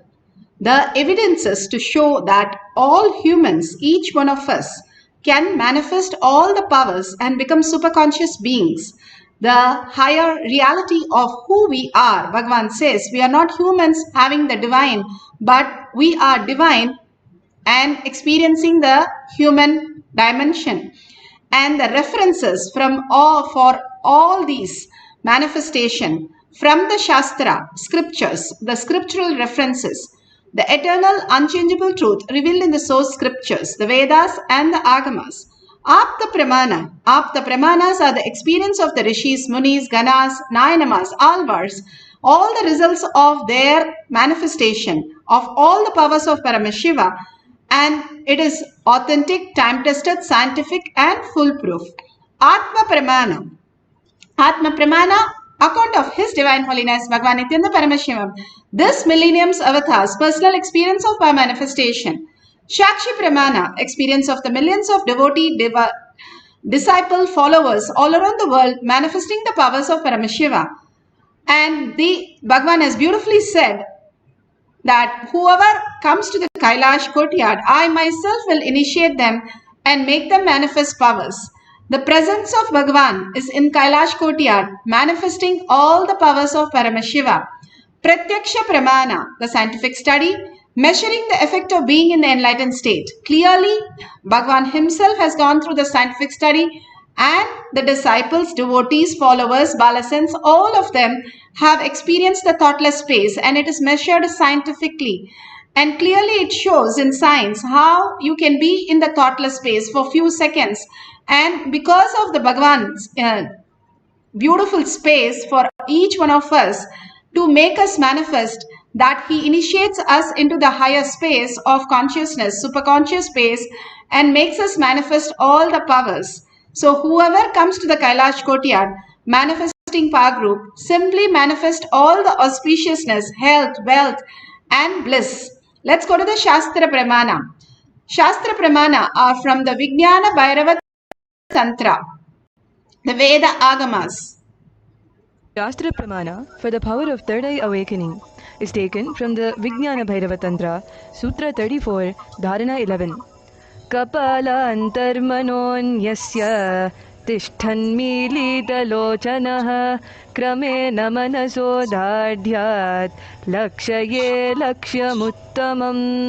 Kapala antarmanonyasya tishthanmilitalochanaha kramena manaso dadhyat lakshaye lakshyamuttamam.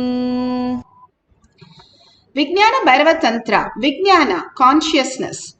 Bhairava, one who experiences consciousness and going beyond the mind. Tantra is the method. Bhagavan has given beautiful methods for us to understand. This is a science and it has methods. You follow the step 1, 2, 3 for whether it is cooking or a science lab, and you come to a result, and it is repeatable, and we can do it and manifest the same result again and again, and anybody does it, the result is exactly same. That's exactly the science of power manifestation. The science clearly defines by fixing the mind on the inner space within the crown center and sitting stably without the movement, having the eyes closed in succession, by the stability of the mind and the inner space. Through the power of the third eye, one directly sees the ultimate goal, Lakshyam. By having the vision beyond the sight, that reveals any object or place attaining the space of oneness with the source Paramashiva. Bhagavan has beautifully said, once you are able to bring the cognition that Paramashiva is your only space, and more you align to that, you will simply see the settling of the mind and beautifully falling into the oneness space and manifesting as the ultimate reality. When you stop the door with the other possibilities, something else opens in you. There was a boat, and this boatman took everybody across the river. And every time somebody comes and sits, and the boat lowers, and there is a nice big hole in the boat, and the water keeps coming inside. And as the water keeps coming inside, the boatman is simply driving the boat, and the person there started saying, hey, the water is getting inside the boat. Don't you have to do something about it? And the boatman simply comes back and takes the water, pours it out, again goes back to the driving. The man is shocked. How can you have a boat with a hole? That's exactly how we live. We let our outside world come in and disturb us. That is why our mind is constantly in disturbance. If we understand very clearly there is nothing for us to get disturbed, the only thing we have to do is, I am Paramashiva. I am the quantum space which is creating the boat, which is creating the body, which is creating the boatman and the water around the body. And all that is just happening in my life. How would I watch my dream? If I'm watching my life like that, how would that be and what would happen to me? You will be in such a space of oneness and you will manifest all the powers of Paramashiva. Beautifully, Bhagavan says how the simple Lava and Kusha, they, without telling Sita, they went off to the forest and they want to explore all their possibilities. And Shiva himself comes as Hanuman and beautifully trains them as a master. And he gives him all the fear and greed to see what happens. And they sometimes fall into the fear, sometimes fall into the greed, and each one helped each other to understand the higher science where the context should be. And reviving themselves, they passes through all the tests. Whatever Sita has given, she has given the ultimate science that Rama is the ultimate. You simply surrender and simply you will understand the higher reality. A simple story, how they say the three axes. We have heard all these stories before. The three axes get dropped. The axes get dropped in the river, and the river god comes and says whether it is golden axe or a silver axe. The woodcutter says, no, it's not my axe, and he gets the correct axe. And then without the fear or greed, he goes and uses the axe when he gets caught in the woods. That is exactly our life. We are caught with the fear and greed. We make wrong decisions and simply fall into the whole myth and have to struggle to get out of it. But when we are very clear, the context is very clear, I will hold only Paramashiva as my space. Again and again aligning to that, even if we fall, is the unclutch. Again and again understanding we are Paramashiva. We don't have to go by all these things. We are higher reality. We are divine. We are the ultimate.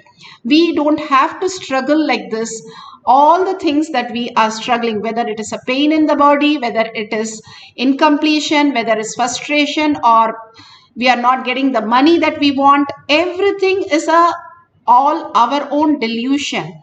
We are abundance. We are infinite. We are Paramashanta Swarupa. That is my original space. Then why am I always disturbed? Because I am letting to disturb.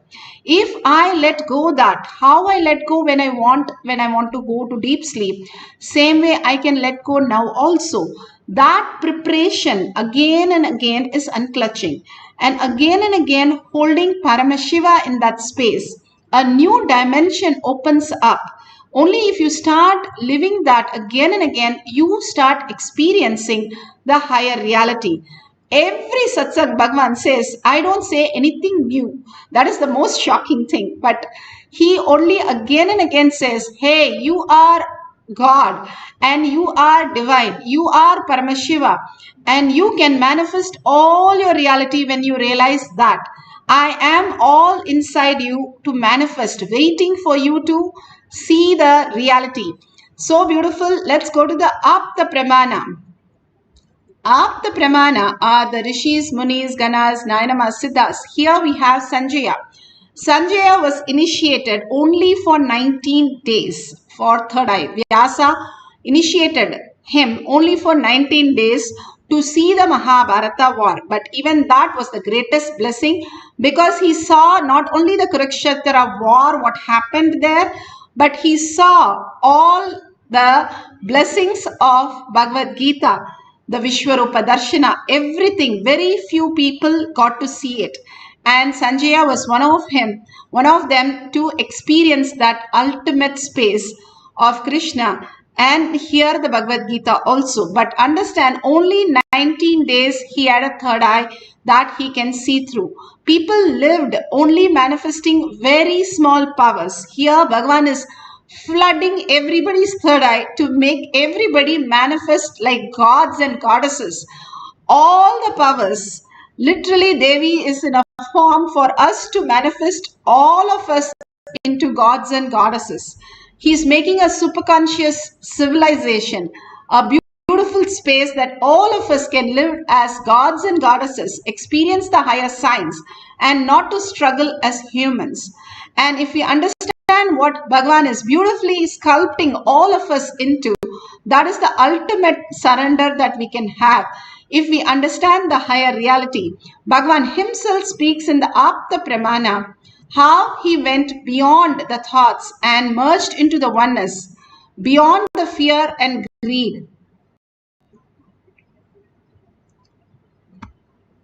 The Atma Pramana are Bhagavan's own Leela to show us how, as a human, we can have a superconscious breakthrough by the right cognition in us.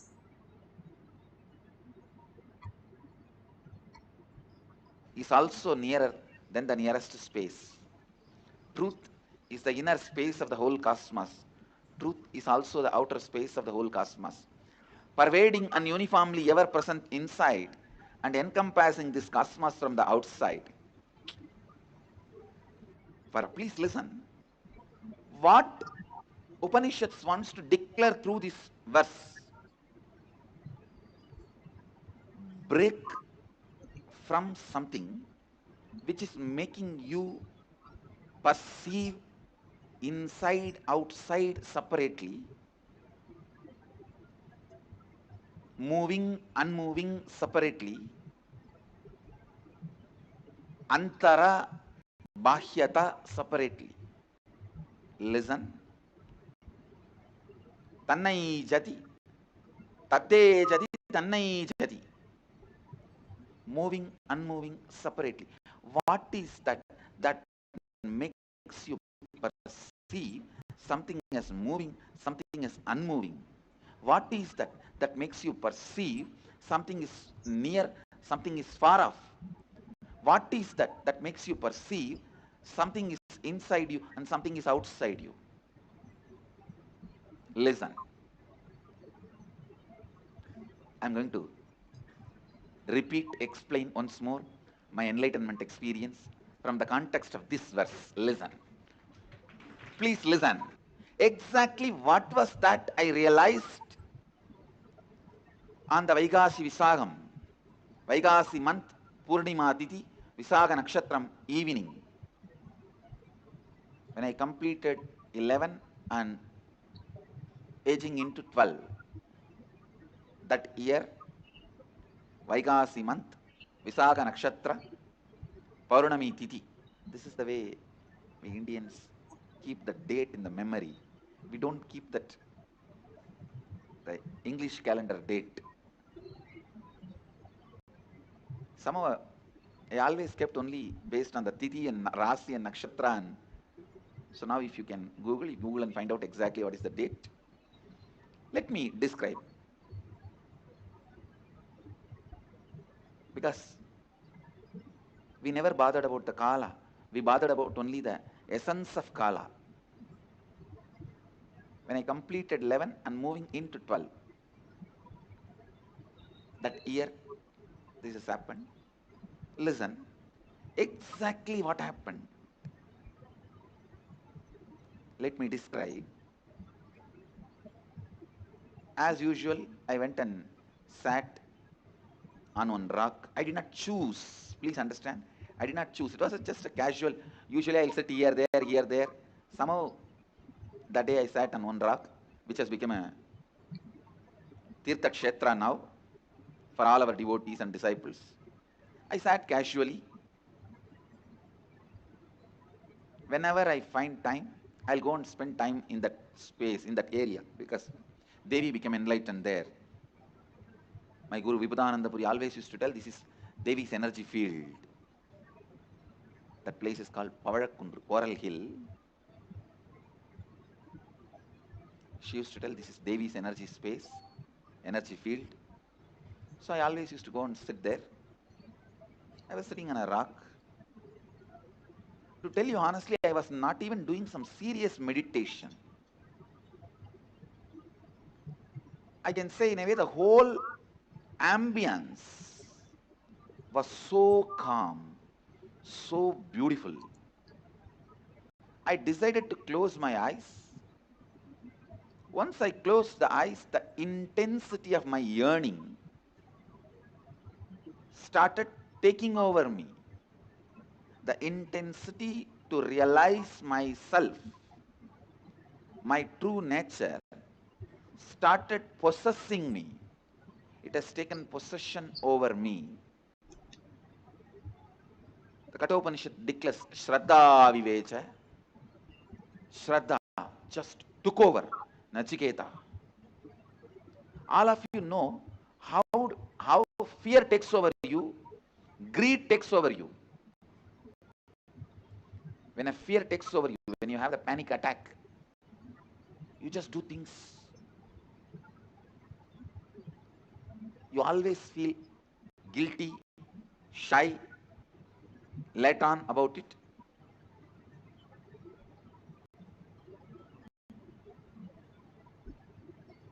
You repent for it. You don't know why you did it.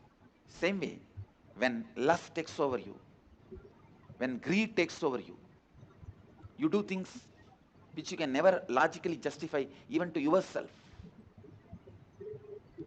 But when authenticity takes over you, it will be 10,000 times more intense than fear taking over or greed taking over.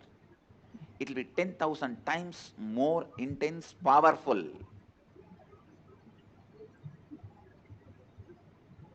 When fear takes over you, it's called panic attack. When greed takes over you, it's called restlessness. When authenticity takes over you,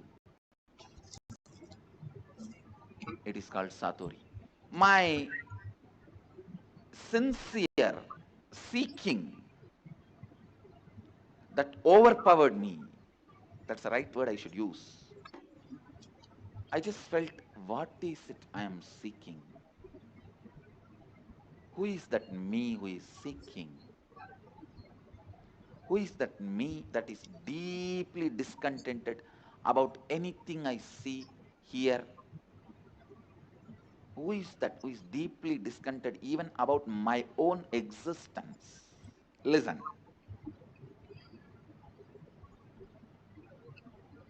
Almost like, who am I who is so discontented about my own existence? Understand, all of you have discontentment about your own existence, but you never look into why, what, who is having that discontentment. You try to look in, if you get one Rasagulla, you forget that. You try to look in, if you get something else, you forget that. Very easily that question, why, what, who is so discontented, those questions are forgotten very easily. The person for whom the question has become the first and top priority, he is a seeker. Shastra Pramana are the... So beautiful, Bhagavan said, the seeking, how it becomes the reality in all of us as the ultimate consciousness that starts possessing. Now we can see the balasans demonstrating the power of third eye. Oh, can you read this? Will you say that again? Can you read this? Oh, very good. Impressed. How about it? How about this? That's amazing. Where is the TV? The TV's over there. That's right.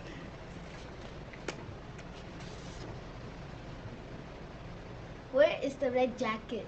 I don't see it. There is no red jacket, that's right. Okay, this is an instruction. Jump up and down. All right, go for it. Awesome. Okay. Follow my movements.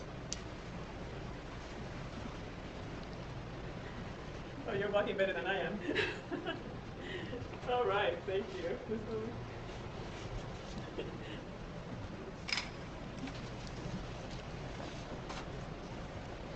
Am I scratching my head? No. Now you are. Squatting.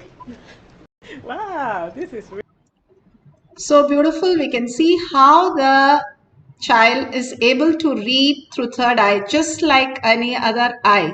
Completely blindfolded, but still they can experience the whole thing. Pratyaksha Pramana, the scientific study which is done on Bhagwan himself. He went through, and the disciples, devotees have gone through, Balasans have gone through, and this is the same thing which has repeated many times. You can see from the research how the whole science is revealed. And this is the doctor who has done the whole beautiful science on Bhagwan's brain and beautifully explained what exactly is going on in Bhagwan's brain. And that is exactly how each one of us experiences when we understand the science and follow the science. Integris Mental Health, James L. Hall Jr., Center for Mind, Body and Spirit, Oklahoma in US, and his team invited Nithyananda to derive scientific evidences for meditation and the state of his enlightenment. Usually the brain is so active, there are 100 billion brain cells there. But what meditation does is something very interesting. It shows the frontal lobes getting more active. The frontal lobe is where you have judgment, wisdom, reasoning. Here are some of the brain scans I'm going to share with you. This is alert, non-meditative state. The second one is 30 minutes into 30 minutes meditation. Look at the frontal lobes, how they light up. They light up big time. 60 minutes of deep meditation, and here is a deep, deep level of meditation where it lights up significantly right here, right in the middle, probably 1.5 to 2 inches deeper. From time immemorial, it is believed that great masters are always in the state of bliss or causeless happiness. They are unconditionally happy.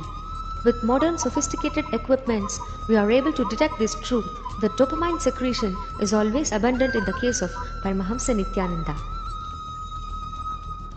The D really stands for divine spark. The D also stands for delight and the dopamine spark. What's also interesting is that he could at will go in and out of the state. So we asked Swamiji when he came from the scanning room, when we saw this one, we asked Swamiji, what were you exactly doing when so and so thing happened?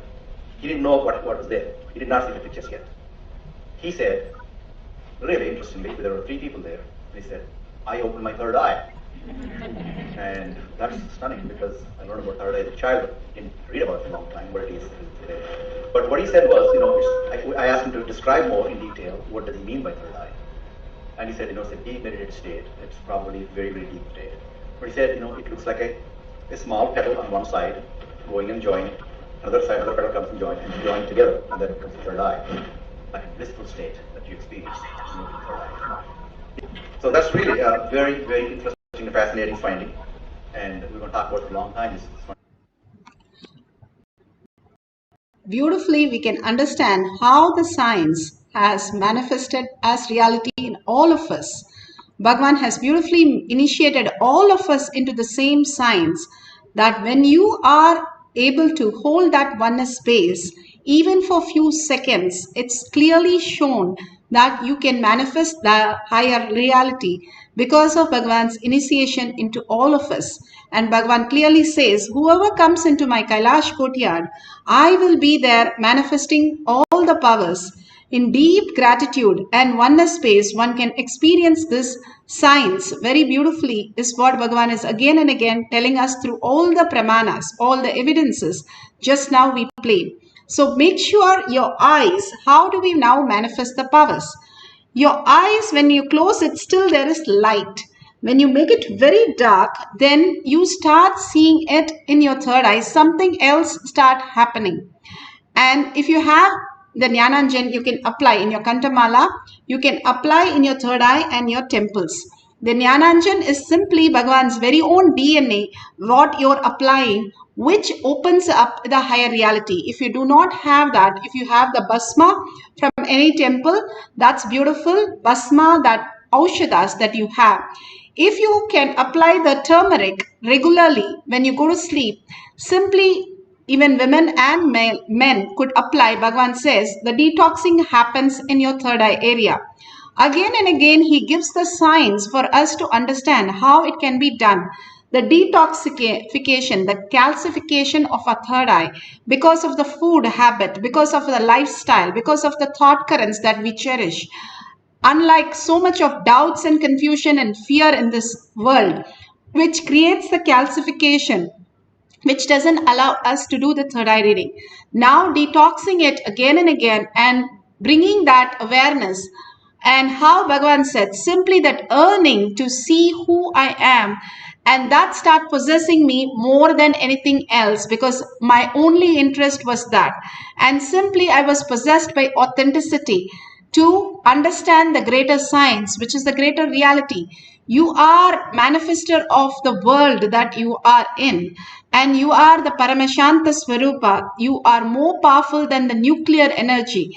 Bhagavan simply doesn't say, we know the Siddhas were able to manifest it as reality. And all the Alvars, Siddhas, Nayanamars, everybody were able to experience it. So it is quite possible for each one of us, not quite possible, always possible for each one of us to manifest the powers. So get some books, get some pencils, papers, and have an eye band which does not allow light to pass through your eyes for a few minutes. The deep meditative space that we are in, where we are Parashakti, manifesting the space, state, powers and being of Paramashiva, simply Paramashiva opens up our higher reality and start manifesting our life. We need to understand this science. For that, he gives simple instruction for us. Please make sure the eye band is completely tied. Wait for the instruction and then you can tie the eye bands. The oneness capsule, you're going to be watching through the third eye. Even normal satsang, Bhagavan says, my balasans listen to the satsang only through third eye. Because the third eye is much beyond the five senses. Even the glass can have juice, but it does not experience anything. The same glass is in your eyes. It does not experience anything. Which is in behind your head, which is consciousness, which is understanding the whole reality. Same way, if you make a gesture in your hand, I can understand it, what I'm doing without even seeing it. If I make it behind my head, also I can see it because it is part of me. That is how the third eye power also is revealed, because it is part of you. The book is not away from you. As a quantum, as a frequency, you are the reality of everything. The projection, once you be in that state, simply Bhagavan will project whatever you want as manifestation, whether health, wealth, abundance, or any reality. Anything is possible from that state. The ultimate bliss, ultimate amrita, your nectar, immortality, ultimate things starts happening. That is Lakshyam. Higher reality, higher science, how we need to exist and manifest as divine. That is the higher intelligence. The intelligence starts manifesting in us. And it's not that we become something else. Whether it is Krishna, Rama or Vishwa, all the great saints and great people who went to the Gurukul are not some hermit in some cave. They are proper people, not just people, emperors and avatars who manifested the whole reality. And they understood the science and showed us that going to these space is how we exist as our reality. That's all we need to understand. And how Bhagavan himself step by step says that as a human you can experience the ultimate reality. So no question of Bluetooth or clues or anything. We are not training the mind. There is no mind, there is no thinking. It is beyond the space of oneness with Paramashiva. If you start cherishing the gratitude space, if you start cherishing the oneness space, Parashakti, her eyes, her beautiful self, you will simply start unclutching from everything that you know as outer world and start experiencing something beyond. All you need to bring yourself to that earning space. That's all is the step 1. Sit straight with your head, neck and spine in a straight line. Bring Paramashiva to your third eye. Remember very clearly, you are Paramashiva and Parashakti as manifestation with 25 heads and 50 hands and 75 eyes. You are Parashakti. Devi herself is sitting in your presence as the presence in you and manifesting all that you want. The auspiciousness that's happening the minute you unclutch from the mind and hold yourself as divine. Absolute unclutching from any word, any thought. How do I do it? Do I know? Nothing is required. The intelligence will take care. Do you plan for breathing or digesting your food or running your brain or your kidney? Nothing. Same way, the intelligence will manifest through me. I am Paramashiva. Declare and just sit with that powerful space. And that is Tyaga. Ultimate oneness with Paramashiva, for Paramashiva to manifest in you, show you the higher signs, how he exists as the beautiful space of oneness, and where start chanting intensely, vibrate with the chanting. Bhagavan says every cell should vibrate with the chanting from your navel center. The Jatagni in your stomach, when you offer the mantra, it becomes Mahavakya and simply you disappear into Devi. And all you know is holding her and in a deep meditative space. Let's start entangling. Please wear your eye bands. Keep your books ready and pencil and paper. Write down everything is shown by Paramashiva. How kids manifest, I can tell you. They write down everything and suddenly something clicks in them and they start writing the correct ones. First, yes, they start telling all the wrong things, but suddenly there is some click which happens and starts manifesting absolutely right.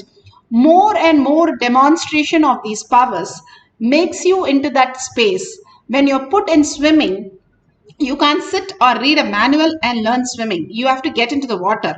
But if I get into the water, I sometimes drown, and that survival opens up, make me float. That's exactly, even if you drive cycling, you can't just learn by reading some manual. When you sit down and you go out of balance for a few minutes and you fall, but that doesn't mean you don't know cycling. You are so beautiful after a few days. Same way, the fluttering period in the power manifestation to settle, more and more go and do demonstration. Declare Paramashiva is manifesting through you. And you will simply see that happen everywhere, every time you start doing. You will get more and more better with it and understand simply when you surrender your identity, he is waiting to manifest through you and bringing all the auspiciousness and completion, waiting to shower you with the abundance. If you are here, be very clear. You are the chosen son or daughter of Paramashiva. You are the ultimate because you are hearing these words, which is a very, very rare thing. Millions of people, billions of people are there, but they don't come for all these great signs when Bhagavan is teaching. He has come down on planet Earth, the avatar himself, Shiva himself, and teaching you the signs. All you need to do is have the simple integrity and simple obedience. And integrity is you holding your higher self, that you are divine, you are Paramashiva. And simple obedience, following the steps intensely. Keep your cell phone away. Chant Mahavakya, vibrating with it. Bring Parashakti and just remember her eyes, remember her gesture, remember her wands, the beautiful space. Every day she comes with a new dimensions for us to have such a variety, such a dimension breakthrough for us.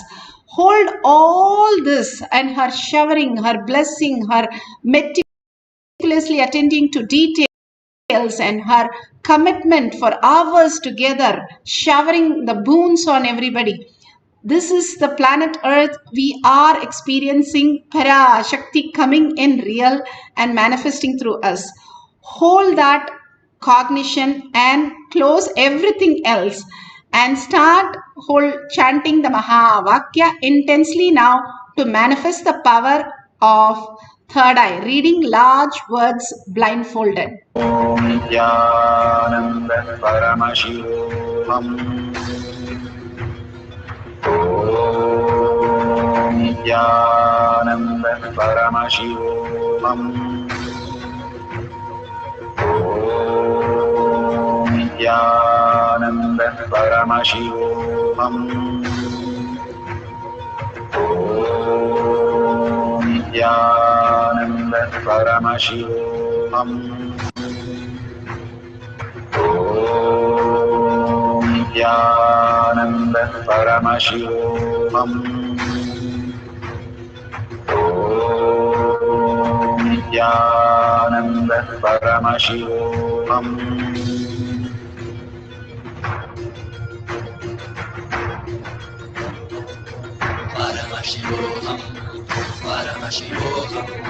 Let Paramashiva's third eye manifest in all our third eyes. Let the Amrita pour, let the Vani open up, manifest in all of us.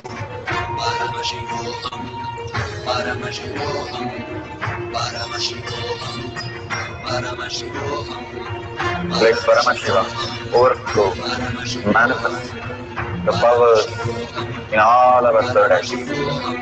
Om Nithyananda Paramashivoham. Om Nithyananda Paramashivoham. Om Nithyananda Paramashivoham. Om Nithyananda Paramashivoham. Om Nithyananda Paramashivoham. Om Nithyananda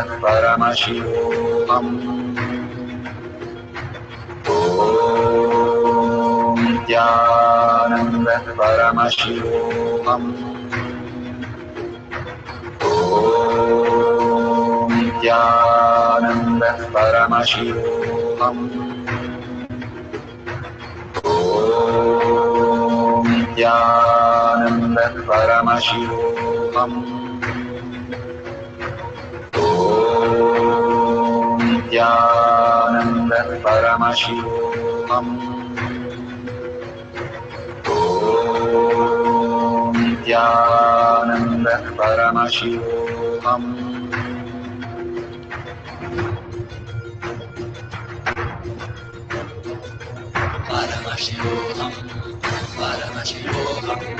Let Paramashiva's third eye manifest in all our third eyes. Let the Amrita pour, let the Vani open up, manifest in all of us.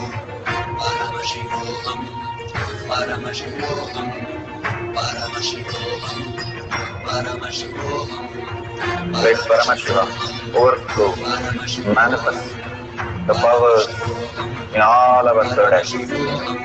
Om Nithyananda Paramashivoham. Om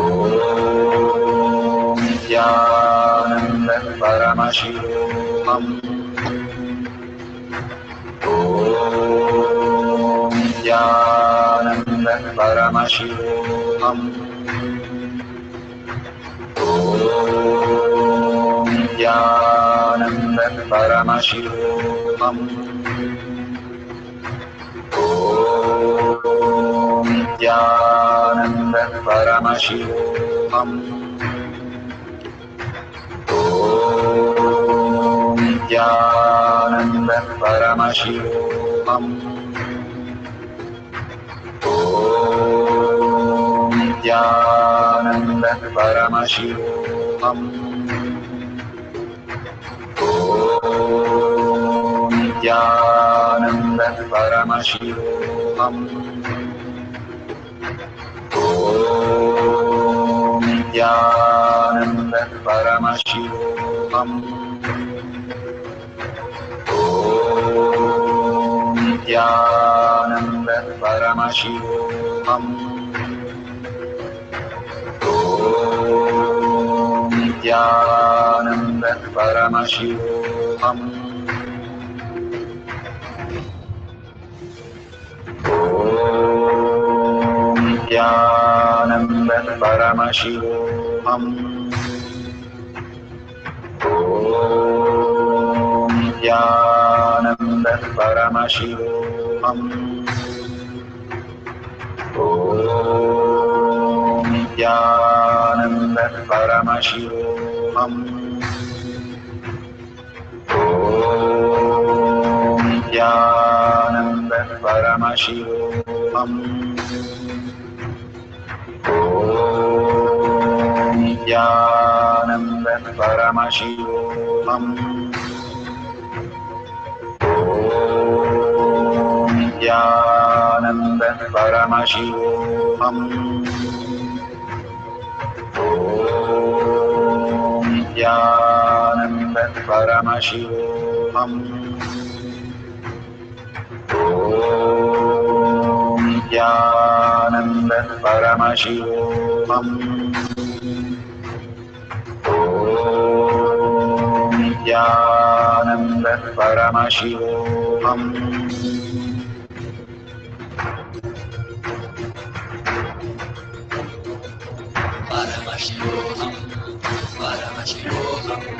Let Paramashiva's third eye manifest in all our third eyes. Let the Amrita pour, let the Varni open up.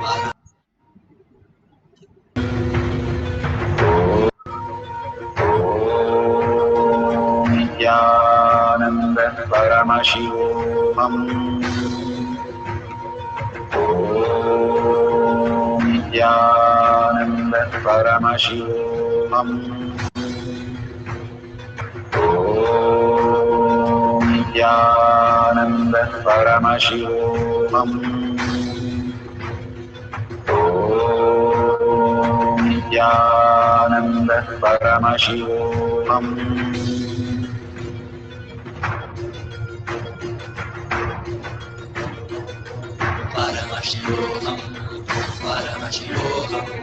Let Paramashiva's third eye manifest in all our third eyes. Let the Amrita pour, let the Varni open up, manifest in all of us.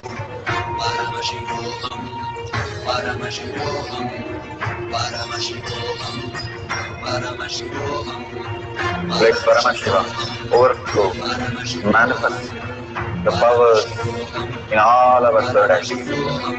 Om Nithyananda Paramashivoham. Om Nithyananda Paramashivoham. Om Nithyananda Paramashivoham. Om Nithyananda Paramashivoham. Om Nithyananda Paramashivoham. Om Nithyananda Om Nithyananda Paramashivoham. Om Nithyananda Paramashivoham. Om Nithyananda Paramashivoham. Om Nithyananda Paramashivoham. Om Nithyananda Paramashivoham.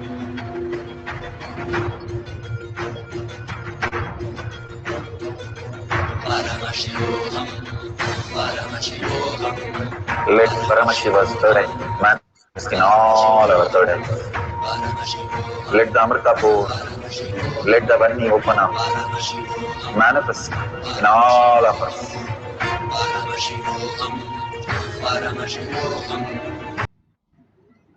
So beautiful. whatever prasada that Bhagavan has given us, that beautiful, that you feel completely lost in that space, just verify all the detail. Open your eye bands now and verify clearly, authentically, that whatever Paramashiva has shown, the colors, the shapes, the numbers, the pictures, words, even sentences, are what you have experienced through third eye, is matching exactly with the books that you are doing the third eye with. Even as good as one word. If you have the Living Enlightened book, that is the best blessing, complete. And you think that you are not able to unclutch, just sit with your Living Enlightened book, wear your third eye band, and simply open it. It will not just give you solution, but it will remove whatever you're stuck and give you the liberation, the space of oneness, the deep connection that happens.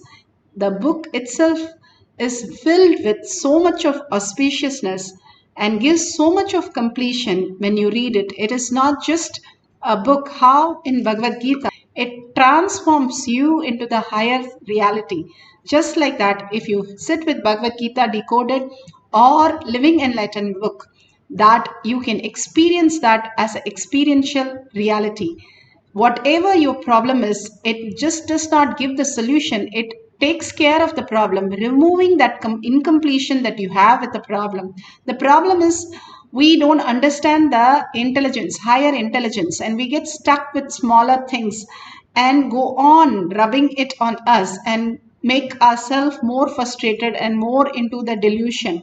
Instead, we look from a higher picture, more intelligence. We can solve that and manifest our reality as abundance, as health and auspiciousness in every possible way. If we click with this science, we will be mastering so many different possibilities. The Siddhas knew how to make the body Kayakalpa live for hundreds of years, not just not get disease, but not even death could touch them. Of manifesting any reality, they can make the cat